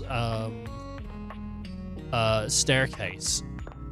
You know, like, that's the premise. We can date this fire alarm. We could date this washing machine, and then this dryer, this curtain. We can date this the coat hanger, this Titus pods with the Dipogenies, this cat clock. I've never spoken to the piano, but we could date the piano. Yeah, dude, we could date anything in this house. It's kind of crazy.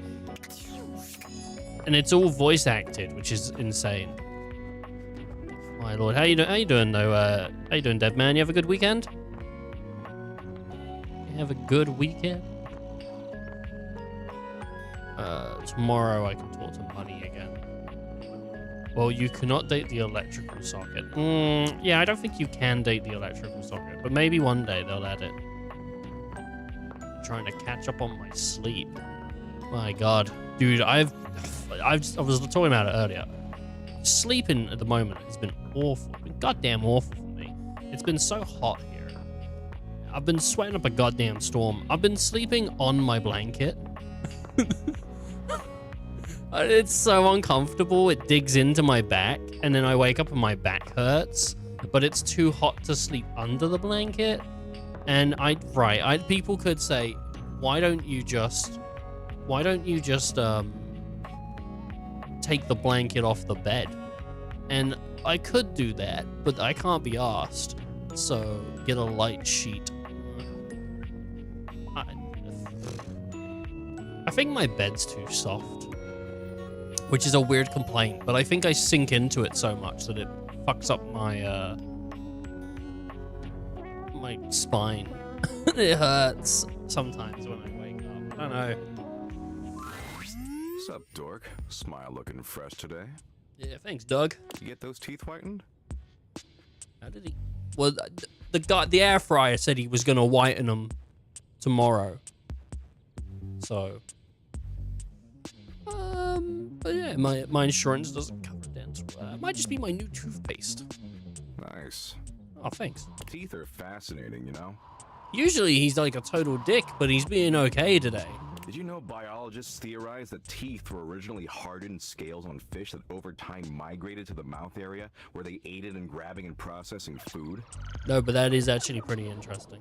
In fact, if you look at modern shark scales or dermal denticles through a microscope, they still look like teeth. Oh. So your teeth were most likely fish scales originally. That's pretty cool. Isn't that super upsetting? No, that's pretty cool. I thought it was alright, man. It's not that upsetting. Sure, maybe not now. But just wait until you get stuck ruminating about it at 2 a.m. I don't know. I think it's pretty rad. It's evolution. That's when the real fun starts. Anyway, you're just in time. I think I finally found an activity we can share that we'll both enjoy. It's not just going to be you staring over my shoulder while I scroll through apps again, is it? So I know you ultimately weren't into Share Bucket or Play Bucket, which personally I think is kind of a garbage opinion, but I still want to bang, so I'm gonna let it go for now. Okay, cool. The good news is there's a brand new app that just rolled out, and it's the dopest one I've seen yet. You want to hear about it? For sure. It's called VidBucket. The irony is, given how evolution does some weird shit, I wouldn't doubt that's something that happened. Well, it's probably I think it's probably a real thing that they put in the game. You know, like it probably is like an actual fact. But that is crazy. Yeah, no. Evolution is some crazy stuff, dude. It's like evolution. You know, you sleep with someone you don't know, and you get a regular kid. You sleep with your siblings, and very quickly it gets bad. You get a bad kid. So evolution's fast. There was like, I think there was like a documentary where it was like a family of inbreds, where I think it was like, I don't think it was like the first time. I think it was like a brother and a sister or whatever, or a mum and whatever, inbreds, you know. I think the first kid they had was kind of fine. And then I think very quickly, like the second generation or the third or the fourth generation, the Hasbergs, is that it? I think it was like very quickly though, it just got super bad. I think there was one of them that was like a mute, but I don't know if it was via choice or if it was literally he couldn't talk. I think they said he couldn't talk. Yeah. And that is evolution, because it's telling you don't do that. It's bad. The Hashbergs. My. It's a video app that exclusively features car crashes, really gnarly ones. All right. I don't know if I would use that, but maybe I'd check it out And once. sorry, I was so excited. I kind of got started watching without you. Totally my bad. Shit. But the good news is, there's still over What 253,000 crash videos we can watch together. What is Doug? If you just stare at this wall, Doug just appears. I don't know what he is, but if you stare at this wall, he just appears. I don't but he's not the wall, because the wall is another character upstairs, where if you talk to him, he just says wall. So I don't know what Doug is. It just appears. Man, it's gonna be so tight. 253 hours of that. Sounds more fun than cheese rolling. Wow. Oh, absolutely, dork. Thanks. Nothing more fun than an endless stream of relentless graphic death that makes you confront your own pathetically fragile mortality. Okay. And it's not limited to just our country. See, every country in the world has car wrecks. Why? Why are you blushing? And the less government oversight, the sicker the carnage. Yeah. Total splatterfest. It's legit. You never see anything really cool coming out of Korea when it comes to car crashes. The government, they keep them pretty locked up. Oh, I looked it up, and he is the personification of existential dread. Yeah, but they got I think his name is Sung Woo. Oh God, if not, then it's just. But it's pretty. They pretty much nailed the VA for it. You ready? Yeah, 100%. Okay, let's get ready for senseless graphic destruction. Oh, can you press the play button for me? My ripped fucking fingers are kind of tired. They were pretty busy last night, if you know what I'm saying. Clicking the bean. No, I don't, but I have comprehension issues. I was texting Abby all night. She forgot to block me on WhatsApp. Oh. Gotta block me on literally everything, or else I always find a way through. I'm real persistent. Forgot about Abby. Anyway, assume that was pretty clear. Yeah. Man, you really need to take some fish oil subs or something. That's what I call supplements. It's trademarked. Subs. Get some fish lube in that mouth along with those dermal denticles. I hate that. Fish lube. I don't like Right now, you're on a one-way ticket to Dementia Town. Get some fish lube in your... Ew. It's very sweet that you care. Please, Alright, what if instead of watching VidBucket, we tried talking? Jeez, what is it with you and talking? We are talking right now, blah, blah, blah, blah. Our mouths are flapping and pointless information is being exchanged. See? Oh, pointless. And isn't it better than watching 253,000 car wrecks? You're joking, right? Look, talking's just not what I do. That's not my deal. Alright. I watch sick-ass vids of car wrecks and play poker and argue with white-knighting dweebs online. And if you want to hang with this smoldering smoke show, you're gonna have to love doing that shit too. I mean, earlier you said you wanted to bang. Like, we could just bang. Forever.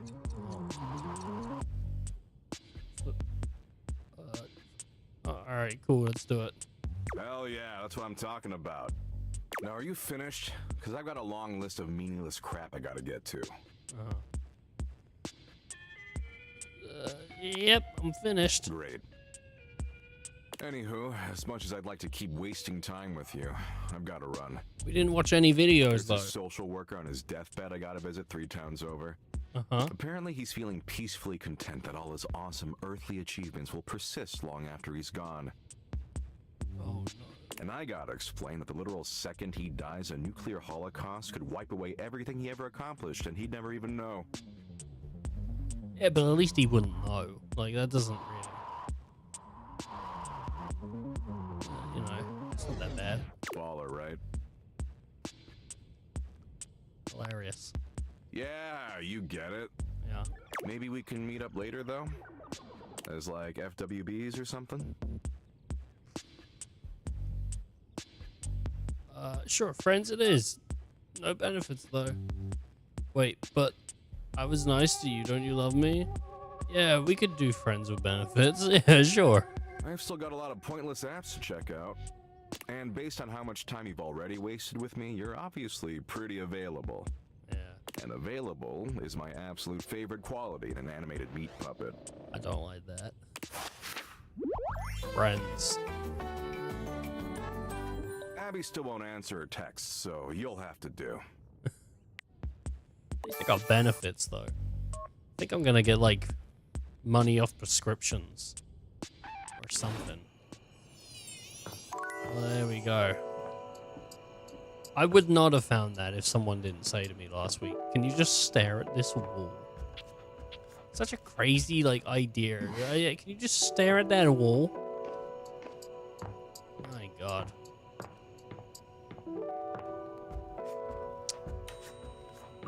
I went upstairs to come back down. I'm just like, I'm looking around the house and I'm like, I know there's a bunch more things to... Did I finish Johnny's, the friendship for Johnny? I think I did, right? Johnny... What is going on? Oh. The menus on this game are like, just kind of broken sometimes. Johnny Splash. Yeah, we're friends. Okay, cool. Kidding me? Jesus Christ. Hotfix 2 is gonna be sick when it drops. Where's the TV? There's also Luna. I do like Luna. I could do Luna. Money's upstairs. There's also Brennan upstairs. Parker. Board games. Luna won't remember.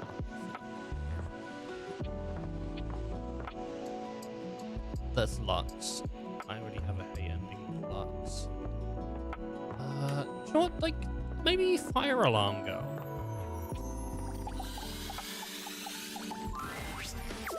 Fire! Fire! Oh, I heard something from down the hall. We need to go get help. I just left something in the microwave for a second too long. You did? Yes, that explains why there was just a tiny amount of smoke. And it went out a half an hour ago. Okay, now can you... Yes, I'll just...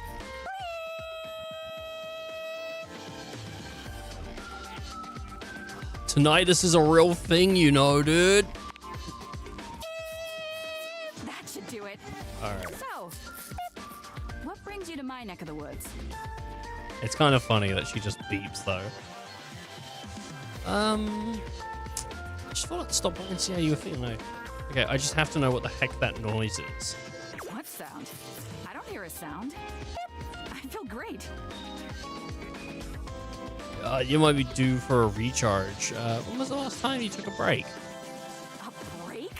I don't take breaks. Oh, I shit. can't take breaks. I forgot about this. You'll get offended if you fire alarm. If I take a break, everyone will die. That's a lot of stress. What's all this about? Where's this actually coming from, huh? Where's all what coming from? I don't know what you're talking about. You've been slipping at work. You can see that, right? I don't know. This is serious. You really need to know your behavior is endangering others. It is? No. No, it's not. That can't be true. I need to go. God. I had... I was really... You know, that was not how I expected any of that conversation to go. I don't know what it means by... Like, there was no... It's endangering. Well, because she's beeping constantly? I don't... I don't know. Okay, I could speak to the diary, because that's pretty fun. Oh, let's do microtransaction. You're surprised to see Mikey busy with a phone call. He's turned away from you, talking into a cell phone. You can hear the warmth in his voice as he speaks. Yeah? Oh. Oh, Michaela, that's great. I'm so happy to hear that. Uh-huh. Oh, now, Mickey, that doesn't mean I love her more. Yeah, Daddy's working. I'll be back soon for you. Daddy? Love you too. Bye-bye. Mikey spends a small moment looking at the phone, then notices your presence. His demeanor changes to his usual self. Oh, sorry. What would you like to do? Do you know, I've never pulled, and that is something I could do. The Brundle, it was on the phone. Mikey fidgets with his sack of loot, not quite meeting your gaze. Oh, those were my kids. crazy that you have kids. I apologize for having them on the call while on duty. That is unprofessional. Yeah, for sure.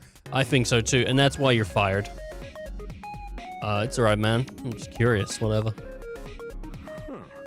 Well, I guess I could file this under unspecified break time. Your kids calls you. Who gets angry about their kids calling them at work? You know, like someone's kids calling them. But if it happens like all the time, then that could be annoying. But every once in a while, you're just checking in and everything. I mean, come on. What do you want to know? How can things have children? Well, there's some science stuff and thing theory I'm not up to date on. Yeah. But, just like how each of us represents one thing in existence, kids in the object world become new things that haven't been invented or discovered yet. Have you... So they become like spaceships and stuff. You must be fairly young yourself then as a microtransaction. Fairly young and robust, I might say. I was born from my parents, Roland the Roulette Wheel and Addy Addiction. Addy Addiction. My mom has a ton of offspring. What, Mrs. Addiction? Yeah. I bet so. Can we talk about her? Anything I just put, can we imagine? I can imagine. Whoops. Who's your wife? Oh. Is it DLC? She's great. Well, Lucinda Lavish is DLC in this, but who?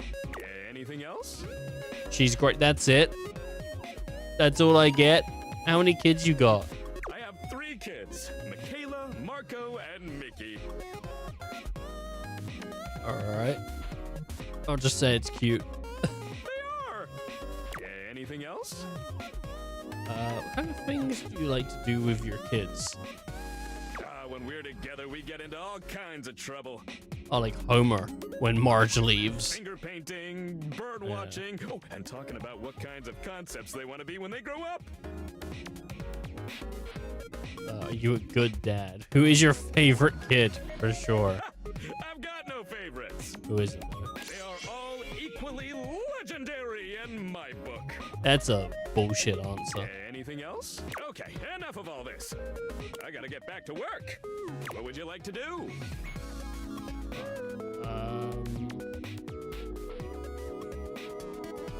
Let's pull for armor. I'll take those brundles. Ooh, you don't have enough brundles. Would you like to exchange money for brundles? Sure. Let's get you over to the Brundle Exchange. Mikey turns around for a moment, and though nothing appears to have changed with him, when he speaks to you, it's with an entirely new voice. Oi, hello. Hello. I'm the Brundle Merchant. Would you like to exchange cash for bundles? Yes. How much money do I have? All right. What would you like to do? No, go to the Brundle Merchant. Oi, hello. I'm the Brundle. Yeah. Would you like to exchange cash for bundles? How much money do I have? My mother always told me never to say a customer's bank account out loud. Okay, that's pretty good. That's pretty good advice because of privacy laws. So I'll simply say, you have this many money. Wow. So that's how they get around telling you with a voice line. That's pretty smart. 69.6. Now I feel like I don't have that much. I feel like it always says you have that much. Would you like to exchange cash for bundles? Yeah, I would. Yeah. Yes. How much? It's 10 money for 6 bundles. I would like 100 brundles. I'd like 60 brundles. Bloody hell! I'll have to go to the back of me shop for that amount. What's going on with the desk? So there was a character in this game that was removed from the game because they weren't finished when the game released. And that's the desk. But obviously they were finished. But that's the concept of the desk character, is that they're a bug in the game. And so the desk glitches out because it's not supposed to be a character. It's pretty fun, actually. It's pretty cool. Mikey walks out of sight, talking rather loudly to himself. Clump, clump, clump. Is he coming back with my Where's brundles? me brundles? Where's my brundles, huh? How many of them do you want then? 60. This is just an average day in London. Dairy me, dairy me. We'll be out soon, I fear. It's been a tough winter. Well, what are we to do? Yeah, there's actually also, during the quest with the bug guy, the desk that's glitching out, there is actually a point where I think there is a Digimon movie reference. But I'm not entirely sure, but I think there is. There's a moment in there where I'm like, I think it's a Digimon movie reference, which is such a weird thing to find in the game, but it's either just a coincidence or a reference. Can they not give us a day? Some time at least? Some time will get us through this winter's discontent! My love, if I have to steal for them, I shall. Your thieving ways! Don't do it, Reginald! Reginald? I must! Reginald! Whoosh! Boom! Clump, clump, clump. No! It's the Bumble Thief back again! Hide your brambles! Hide them all! I just need 60, that's all! Stop! By order of the Sheriff Tabitha, you are to...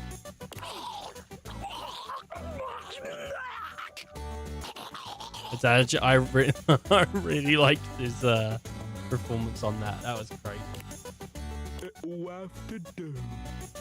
He's taken precisely 60 brumbles from the knight's purse! Let that be a lesson to Tabitha and Orion Rule. I know he's inciting us to riot based on our repressive ruling class. I love rioting. Yeah! Oh, yeah! Now to make my escape. Clomp, clomp, clomp. He returns, handing you a sack of brundles with a completely casual expression, like nothing just happened at all. There you are, 60 bundles. Oi, hello, I'm the Brundle Merchant. Would you like to exchange cash for bundles? Yeah, I would. How much? It's 10 money for 6 bundles. I'm going to go for another 60 and hope that it's different dialogue. Good grief! Here's your 60 bundles then, you big spender. Would you like to exchange cash for bundles? How much? It's 10 money for 6. Good grief! Here's your 60. Would you like to exchange cash for bundles? What if I go for the cheaper one? What if I go 10 for 6? Mikey hands you your brundles. They shine appealingly in your hands. There you are, 6 golden bundles. Would you like to exchange cash for bundles? Yes. How much? I would It's like 10 money 20 for 6 bundles. 12 for 20. Mikey hands you your brundles. They shine appealingly in your hands. Blimey, there you are then. 12 golden bundles. Would you like to exchange cash for bundles? How much? It's 10 money Right, for 6 30 for bundles. 50. Mikey hands you your brundles. They shine appealingly. Cool. 30 golden bundles for you. Take care not to sneeze or they'll go flying. Would you like to exchange cash for bundles? Alright, yeah. Get me... How much? Well, It's 10 money I want 100. Good grief. Would you like to exchange cash for bundles? Yeah, I want 100. It's 10 money. Good grief. Would you like to exchange cash for bundle? How much? It's 10 money for 6. Good grief. Would you like to exchange cash? I've got... How many brundles do I have? My mother always told me never to say a customer's bank account out loud. So I'll simply say, you have this many bundles. 408 Would you like to exchange cash for bundles? Well, how much money do I have? My mother always soil you have. Would you like 16 to exchange money, cash for yeah. brundle? How much? It's 10 money for 6 brundles. What if I ask for 100? Oh, terribly sorry. You seem it's dangerous to spend all your coin on pulling. Trust me. Alright, bro. I'll tell you what. Can how do I get more money? Just wait it out. You earn 5 money each day. Well, I've got a bunch of brundles now. Yeah, so this desk is a glitch. I can speak to it. You can see it's just a big glitch. Final friendship. A cute thought. What do you need? I'm just saying hi, dude.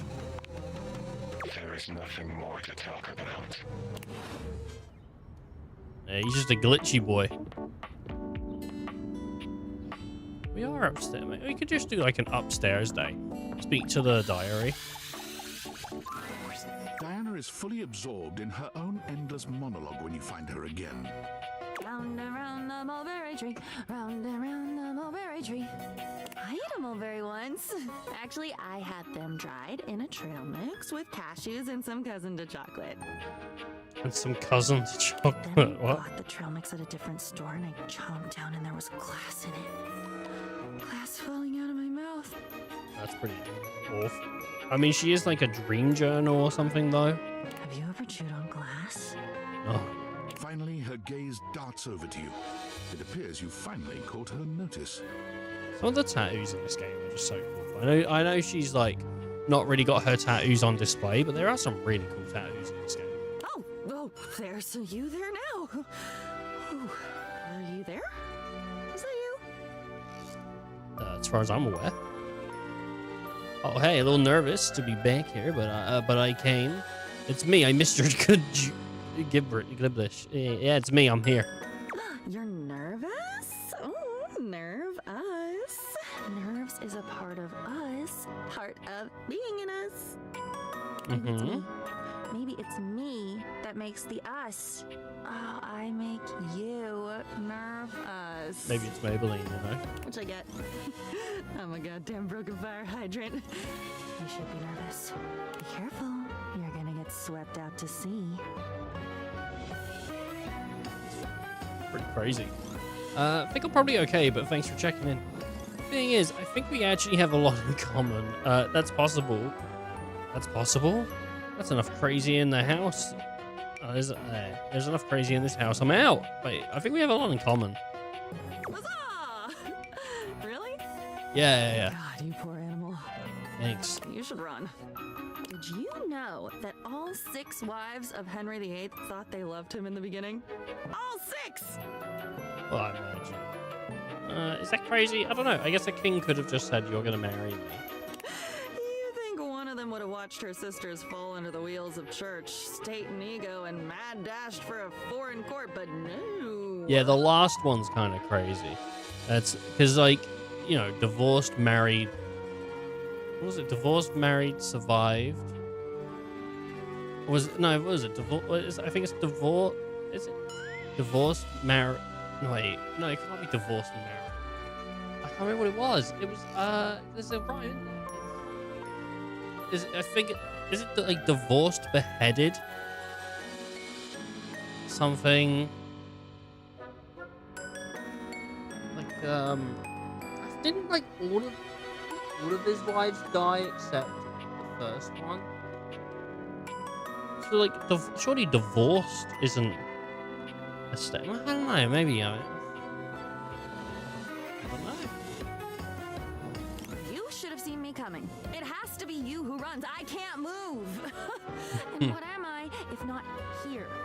What am I if not blank, waiting, overflowing, but never fucking full enough? It's crazy, dude. She swore. I think I see what you're saying, but you're wrong. Can we just slow down for it? Yeah. Wow. I'm getting tired. Do you ever have that? Where you get so tired you think, maybe soon you'll stop caring enough to keep your heart beating? No. But one day, just a few moments from now, you'll watch as it slows and slows and stops. And you won't mind. I'll be dead. Never mind. Don't worry. For some reason, I always say things like that after I've said something true. I really hated that teacher. He bumped into me. He spilled my food all over me and then yelled at me in front of everyone. I've never felt as quiet as I did in that moment. In that linoleum lunchroom, embedded with the scent of turkey tetrazzini. Tetris. That's my story. That happened to me in high school. For the first time since you met her, Diana's manic energy quiets. Just a moment. You wrote about it.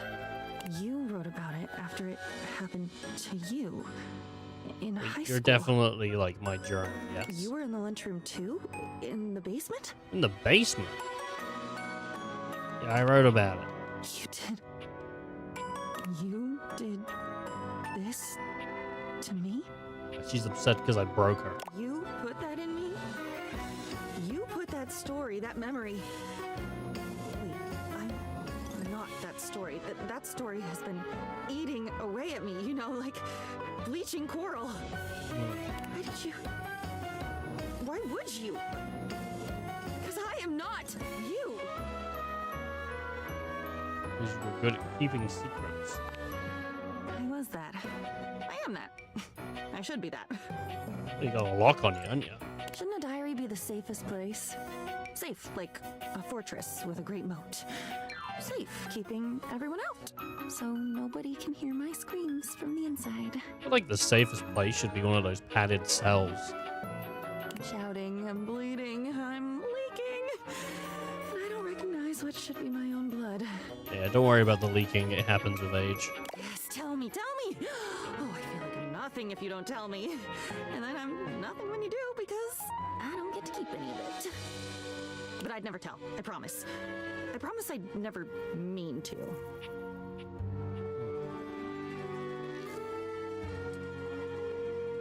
But you might anyway. Are you saying you talk about broken? Of course I would! Oh my god. You just said you would never tell, and now you're saying you would tell. I would try to dam up my mouth, but my apologies for talking would come right out with the rest of it. She's crazy. But I'd be so sorry. I am so sorry. Doesn't that count? I don't know. If you're knowingly putting secrets out and then saying you're sorry seems a bit counterproductive. Oh, really? If I can't trust you, that's a problem. Sure it does. I can tell you're trying. I'm not trying. If I was really trying, I wouldn't be this way. If I had willpower, if I really cared, wouldn't I be better? It must be me being screwed up. There's nobody else here. It is weird that sometimes, with a game that has so much emphasis on the voices, it is weird that sometimes it definitely feels like the music or whatever is going on drowns out the voices. I've had it with a few characters. Maybe it is just me and the way that I hear things. I think my hearing is a bit screwed. Like, I don't have good hearing, but sometimes it's like, yeah, they'll say a line and it falls under the music. And it's like, oh, I didn't really hear that well. There's nobody. It's just me. It has to be me. I should be better. You should go, or I should go. One of us should, and hurry. Once you're at the bottom of the rabbit hole, the lights just get dimmer, and then they die. That's okay, I've been down before too. I'm not scared. Of course you've been down. Where do you think I learned how to do it? You should be scared. I'm scared. Let's be scared. Quickly, quickly! The wind is picking up now. I'm gonna have an upstairs day. Let's go speak to Money before we can't speak to Money, just in case Lucinda shows up. Oh, hello. What up, Monique? Please sit. Ooh, okay. I have given some thought to our previous conversation, and I'd like to be transparent about something you asked. Uh-huh. You are correct. I am scared. Hey, you know what though? But you've been living in a safe for like, I assume years. You know, pretty safe environment. Unpreparedness gives me a tremendous amount of stress and anxiety. Just imagining myself wandering into the unknown makes me want to quit everything for the day and lie down. I hope you understand. I like how her earrings is like a roll of pennies. Yeah, I do. Duly noted. But in order for me to take risks and venture, I need to know if I can trust you. And trust your decisions. Yeah. I will be conducting an interview now. Fantastic. An interview. Let us begin. The stakes of this interview is our relationship status, nothing more. Okay. Those are high stakes. We begin. A game you really want releases, but you have already used up your personal spending budget. What do you do? Ah, shit. I put it on the credit card. Borrow from my savings, cut out some other spendings to fit it in. Wait until the next month's budget. I mean, I think that's the best answer, is wait until the next month's budget. Duly noted. Next question. I want to get a love ending with her because she has green hair and that's hot. You have some furniture that you no longer need. How do you get rid of it? Sell it. Sell it to a friend at a discount price. Put a listing for it online. Duly noted. On to the next question. You happen to win the lottery. How do you manage your new earnings? Pay off my debts and keep it in my savings. Pay off my debts and invest the rest. Pay off my debts, buy a huge boat. Pay off my debts and keep it in my savings, I think. I don't know anything about investing, so I would keep it in my savings. I see. Let us continue. Suddenly, you are laid off from your job. What do you do? Buy a shotgun. I suck on it. Adjust my budget. Go on vacation. Allocate savings until my next job. Date everything. Allocate savings. I see. Yeah. Next question. How much do you tip? 15. I don't tip. In the UK, we don't have to. It's a thing because like in the US, I know tipping culture is like expected, right? And if you don't tip people, they basically can't pay their bills. And I'm sure around the world other stuff as well. But in the UK, that's never really been like a thing. Like you can tip 100%, but it's not like required. So tipping is literally like purely based on want to do it rather than need to do it. So it's not a standardized thing over here because minimum wage is, it's not great, but it's enough so that you don't have to like rely on tips to pay your bills. So I don't know, 15%, 20%, 15%. I see. Almost done. How often do you think about money? All the time. All the time. Duly noted. Final question. Why do you keep visiting me? Because you got green hair. Because I care about you. Because I like you. Because I love you. Hit it with the love, dude. Duly noted. Oh, she didn't like that. Before we complete this interview, I would like to confirm.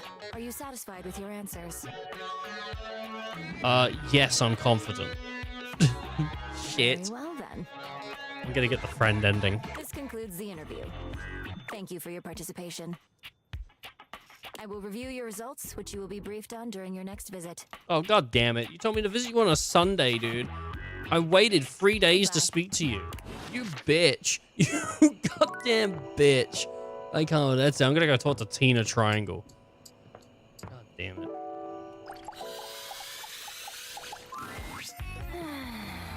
What up, Tina? Oh, look at you living in the real world this time. What are you up to, Tina? Nothing. Absolutely nothing. Oh. That's the problem. That is a problem. Well, since you're here now, I can put something in between that triangle if you want. you entertain me. Yeah. Ooh, that's a first. Do an awkward shuffling dance. uncertain what else to do, you dance for Tina. It's clumsy and terrible, and it's impossible to tell if Tina even likes it. I think she hates it. You do everything someone else tells you to do? God, you're the worst. Well, you asked me to do it. It's kind of adorable. Oh, thanks. All right, all right. That's enough out of you. Look, since you're here taking up my time, maybe you could do me a favor. I'm trying to get back on the market. Yeah. You looking for groceries? You looking for a date? Yeah, it's a goddamn crime for a gem like me to be lonely every night. I Mm. need a partner, someone who understands just the kind of triangle I am. Keep ringing. I need someone who appreciates all my angles. All three of them. Acute, obtuse, right? Head, shoulders, knees, and toes. Yep. Did someone tell you you're funny? Thanks. If they did, they lied to you. Oh. Real bad. Bitch. You bitch. Help me in my quest for love, then get on out of here. What the hell, Tina man? doesn't even wait for you to leave. She just turns around and pretends you're no longer there. Fucked up with the triangle. She want to spend time with me, damn it. All right, let's go speak to microtransaction. What would you like to do? I'd like to spend a pool for armor. I'll take those brundles. Pull me, baby! 1, 2, 3. You got the common boots of true presence. Oh. With this, all of your spec stats have increased by 0.01. It may not have been what you hoped, but no set of legendary armor would be complete without boots. It's a great start. Yeah. Thanks, Mikey. I think it's great. Hey! With that attitude, you'll get it on your next pull. I can feel it. Plus, once you get 100 of them, you can fuse them into epic gauntlets of stardom. Pull it, baby! What would you like to do? Pull. I'll take those brundles. Pull me, baby! 1, 2, 3. You got the common boots. God damn it. With this, all of your spec stats. If you No. collect 100 No, I don't want. boots of true presence, you can fuse them into a pair of epic gauntlets of storm. All right, I'm on the quest. Good luck pulling, pal. Thanks, man. What would you like to do? Pull for armor. I'll take those brundles. Pull me, baby. 1, 2, 3. You got the common. With this, God damn it. all of your spec. Fucking damn it, dude. Common boots of true presence. All right, I'm on the Good quest. luck pulling. What would you like to do? Pull for armor, please. I'll take those brundles. 1, 2, 3. You got the epic gauntlets Oh. of stardom. Fucking get in there. Oh, pretty good. Damn straight it is. Now these are of a much rarer quality than the stupid boots. Yeah. Your specs points have all increased by 1. 1. Wow. This is straight up cheating.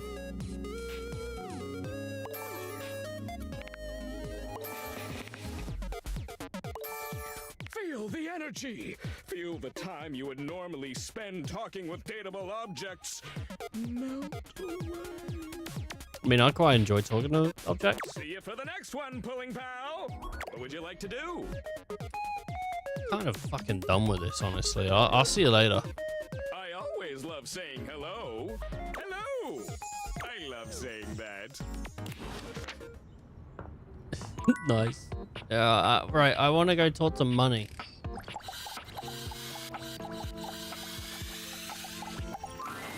Welcome back. You love me? I reviewed your answers and taken them into careful consideration. I believe you to be well-meaning. Oh. You're smart. You really took my questions into thought. Thank you. But you also stayed true to yourself in how you live your life. Yep. Some of your answers were a bit erratic for me. Oh, fuck. But I respect your choices. I would really like to join you and walk around the house. Just not anytime soon. I hope you understand. Need a cooling off period. But please, visit me again. I will be more than happy to go over any financial troubles with you, or even hear stories about life from outside the safe. Thanks for spending time with me. No! No! Money can't buy friends, but friends can be money. Oh, god damn it, dude. I ended goddamn friendship with her. I can't believe it. Ugh. Rejected in the goddamn game, man.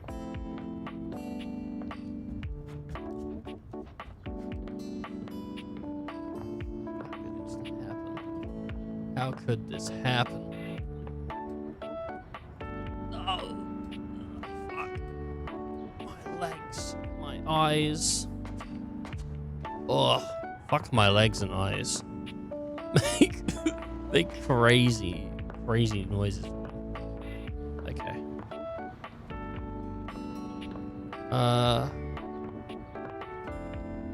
What? We can talk to Kopi. Let's talk to Kopi.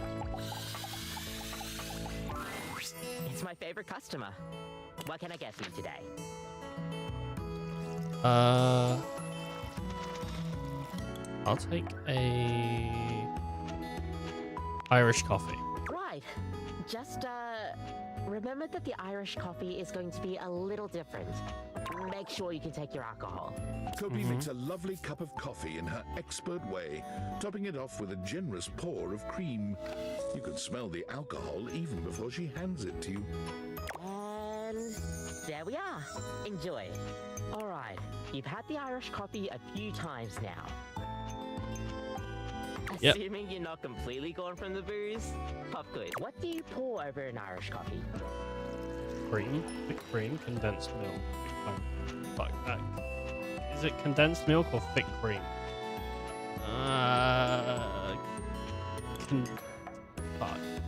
Condensed milk? Kopi frowns, disappointment evident in her expression. No, that's not it. Thick cream. You really haven't been paying attention to what I've been saying, have you? No, you said it last week, dude. Like, it's not easy for me. I suppose I'll see you next time then. Oh.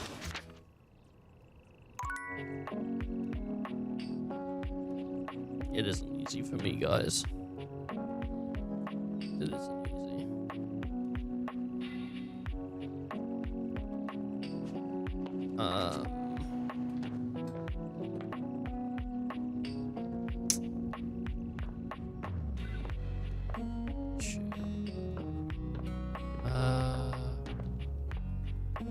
I'm gonna speak to Luna.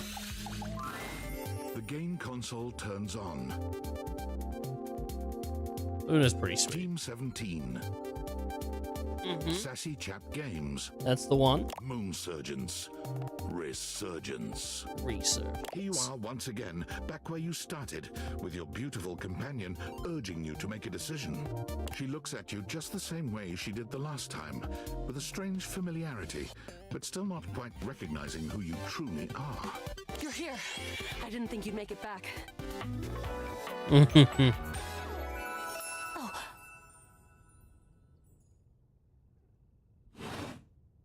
Which way do you want to go? Lincolnberries. Lincolnberries. Oh my dears. We've got a timeline crisis here. Yeah. Yeah, you told me to say that last time. Preparation came in handy. Come here. Let's find a place to hide from these scraps while you tell me what to do. Luna grabs at you, and you both wiggle through an open fence near some scattered power grid structures. Just tell me where to go. I don't know yet, but we'll eventually go to the upholder facility. That was where I planned on... Luna is shocked to see something nearby flash.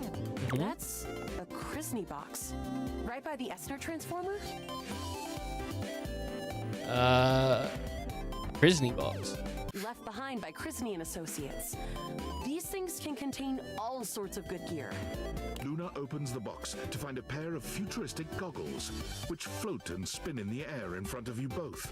These are Mark II Xeno goggles. An incredible upgrade. I'm keeping these. Okay. Happy accidents, huh? Oh man, these look cool. I'm the only one who can wear them. You're already wearing some sort of Xeno tech on your slots. All right, well then you don't have to rub it in, do you? Looks kind of lovely, if I'm being Oh, honest. Wabash. Do a little Sims. Ooh. Ooh, then kiss me. Oh, we don't have time for flirting, all right? Oh, damn it. Glad to have shifted the timeline at least a little. Now, let's get to the facility. After a short walk, you find yourself Already- standing in front of a bullet-ridden metal door. Already banned this babe twice. She doesn't even have time for a little kiss. This is the entrance I've No. never seen anyone use. That might be one of the most awful things I've said. Just regular walk. Oh my god. With my chalk picking skills, we'll have this open in no time. Tell me more about yourself. Me? I'm your average member of the Resistance. Maybe above average. I'd say so. We fight against the upholders who are determined to do everything in their power to druck Who everything am I up to here you? on my home. You. I always cute. Luna picks the lock. Here we go. There will be surveillance class 2, which can sound the alarm. There's an assassin around the corner, by the way. Just knowing that isn't enough to help. They've got old. Can't believe that's our fate. Why don't you put on your Xeno goggles? And leave myself open to getting killed? That tech is impressive, but not combat ready. How do you suggest we do this? As quietly as possible. Yeah, makes sense. It's the only option we haven't done yet. Using all your available grace and patience, you and Luna slowly make your way down the corridors. Yeah. Close behind me, Yael. You drift past both grunt and surveillance upholders with ease. Good choice on the stealth. I usually prefer the part where we... There... Oh no! Assassin! From your stealthy vantage point, you can get a vague sense of what's happening. A vast laser juts out from some sort of holographic human from down the end of the corridor. The light engulfs Luna and renders her immobile. Well, I've never watched Helplessly, so I'm going to grab her and run. Bravely, you take Luna's frozen body and crash through the remainder of the hallway. Once she is removed from the power of the strange weapon, she hangs limply in your arms for a moment, enjoying the ride. Obviously, give her a wink and a smile, like every time. Guess I don't have to whisper anymore. Mhm. An assassin-level upholder. They've got digitech to keep themselves invisible. The only hard counter? Xeno goggles.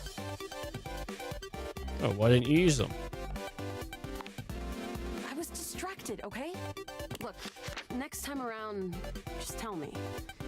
Don't listen to the syrup-addled junkie who said no to wearing the goggles. Got it. We'll have to remember that for next time. Well, you will. As long as I can remember how to spell syrup. Yeah, anything for the mission. Freak. Can't believe we're here. Seems like a dead end. Nah, it's not going to be a wash. It's going to be fine. Hey, you might disappear after this, but I keep going. And I'm not planning on going anywhere. Resources or not. Speaking of, you want to see if there's a workbench? There is a workbench. There is down the second corridor. All right. We're getting close. You want to press on, or should we take a crafting break? Let's go straight to the boss. Let's go. I've never gone straight to the boss. I think You and Luna make your way through I the think she final loses. threshold and stop right before the entrance. Oh no. There it is. The horror of it all. The way opens up into a large regolith cavern. Mining constructs mingle with moon rocks as the terminus of the station is reached. But perched high on the crane next to a large glowing blue crack in the regolith Blue was a crack. well-outfitted spacer who looked just like Luna. You came just in time for the festivities to begin. Celine!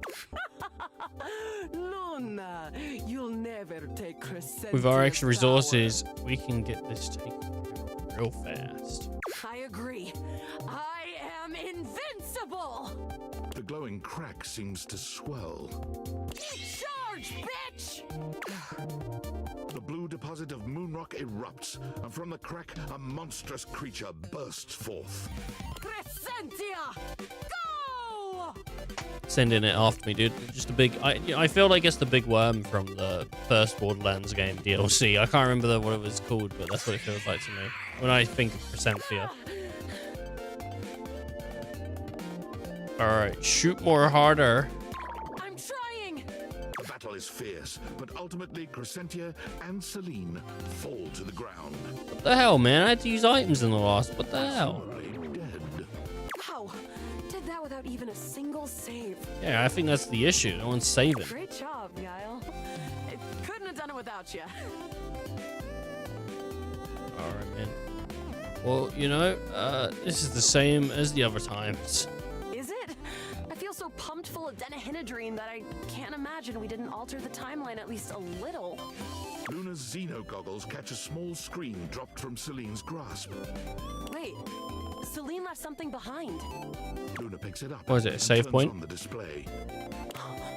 It's the recipe for a harmonic stratospire. The Resistance has been working on this tech for a generation. It's a way to take fractured timelines and concentrate the differences in power into a deadly beam. Oh. That beam can erase a crack in the continuum for good. And I think something about your timeline tripping abilities and Celine's rise to power have something to do with each other. That's pretty cool. Let's make it. And let's stop the Celine. She's already died in this timeline. She has died in this one, but in the next one, you know, you can just get it. You'll have to come back with the knowledge of the recipe. What is the recipe? It's 4 globules, 1 wood, and 2 scruff skins. Remember it. I'll try. I'll try remembering it by taking a picture of it. There you go, picture taken. Remember me. I always do. Luna is already beginning to fade away. I'll do it for you, my love. Thank you. Oh, look at that. Love ending. Again. Amazing. Thank It never you. sticks. Truly. Oh. Never sticks. What is that? Oh no, it's just a town. Alright, let's talk to the cultist. The kitchen smells like something fried again, but the smell is much stronger today, and familiar in a strange way. A strange It smells like something deep fried, but surely that can't be right. When you encounter Friar Errol, he looks almost manic. Something is off with him. The lights are off, save for one stark light from the candelabra. It has a monastic, intimidating effect. Just look at it. You can practically taste the oil. The friar is concentrating on a single mozzarella stick on the table in front of him. It looks quite fresh. Oh hey, mozzarella sticks. Oh, hey, mozzarella sticks. Oh, to be so blind, to be so unaware. The grease devil has speared you with his oiled pitchfork, and you are so oblivious you cannot even squirm. Is it an oily mozzarella stick? But what am I saying? I know my own strength. I know that I can handle temptation. But you have been coming to me and hearing my teachings all this time. I have spoken to you at length of the virtues of convection. Show me here and now that you have taken my teachings on board, that you have pulled back from the brink of oily oblivion. All right. Friar Errol suddenly lifts Just don't the eat it. mozzarella stick and brings it to your lips, a wild look in his eye. Now you will face true temptation. Resist. Friar Errol holds the mozzarella stick to your lips in a way that can only be described as threateningly erotic. He takes your chin in the other hand, his nostrils flaring and his breath coming faster now. Resist. Just lick the stick. Because Just give it a, give it a just quick. do what he's telling you to do. The tension in this moment is nigh unbearable. It might be interesting to see what happens if you do something to break that tension. Smash the mozzarella stick into his face and run, dude. What if I did that? Do you think he'll get mad? I'm gonna do it. I'm gonna see what happens. If I get a hate ending, I get a hate ending. I was gonna go for friends with this guy anyway. I wasn't interested in romance. He's a little bit up his own arse. I kind of want to see if I can get him into oil. You smash the mozzarella stick into his face, somewhere along his mouth and nose, and flee for your life. No! You can hear the sound of something crashing to the ground behind you, but you don't bother looking back. You cannot leave now! Stop! Do not turn your back on me! This is officially too much for you. You ignore his increasingly furious cries as you disappear from the kitchen. It seems quite clear that whatever sort of relationship you and the friar had is likely over now. Oh no. It would have been nice to not go hate. Excuse me, Father, for I have grinned. No. Wait, is there a way to load? Is there a way to load it? What's the time? What's the... Oh no. No. I fucked it. I fucked it with him. Oh, god damn it.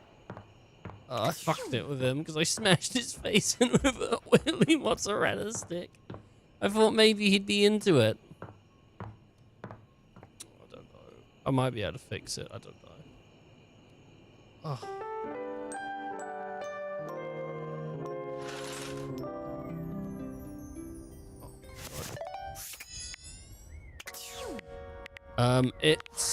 It is early, but I am going to call it there for today because I am feeling myself nearly fall asleep. Not because I'm bored, but because I'm like so tired because I woke up at stupid o'clock in the morning and didn't go back to bed because I couldn't. So I'm going to call it there because I don't want to like just be boring and tired. I don't know what tomorrow is. Thursday I have plans. So I imagine I'll be live again tomorrow with something.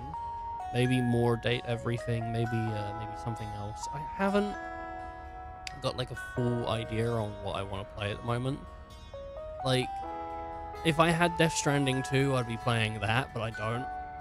So I don't know, man. Like, it's kind of up in the air. There's you know, it's kind of up in the air. But yeah, I just feel myself like falling asleep at the moment. I'm gonna like basically go to bed and try and get a nap in or something, and hopefully fix my sleep schedule. But thank you all for watching, and I hope people have enjoyed. Do take care of yourselves and stay safe. Make sure to stay hydrated because it's getting really hot out there and it's awful. Tomorrow is Wednesday. Yeah, tomorrow's Wednesday. Thursday, I have plans with some friends and stuff. But yeah, tomorrow I'll be back. I'll be doing some stuff. God. But yeah, everyone stay hydrated and everything. I would maybe take a nap and stream again, but then people's streaks and shit, innit, you know? Because I'd be like, maybe I'll play some Mario Kart later. I don't know. But yeah, take care everyone and stay safe. Look after yourselves. Till next time.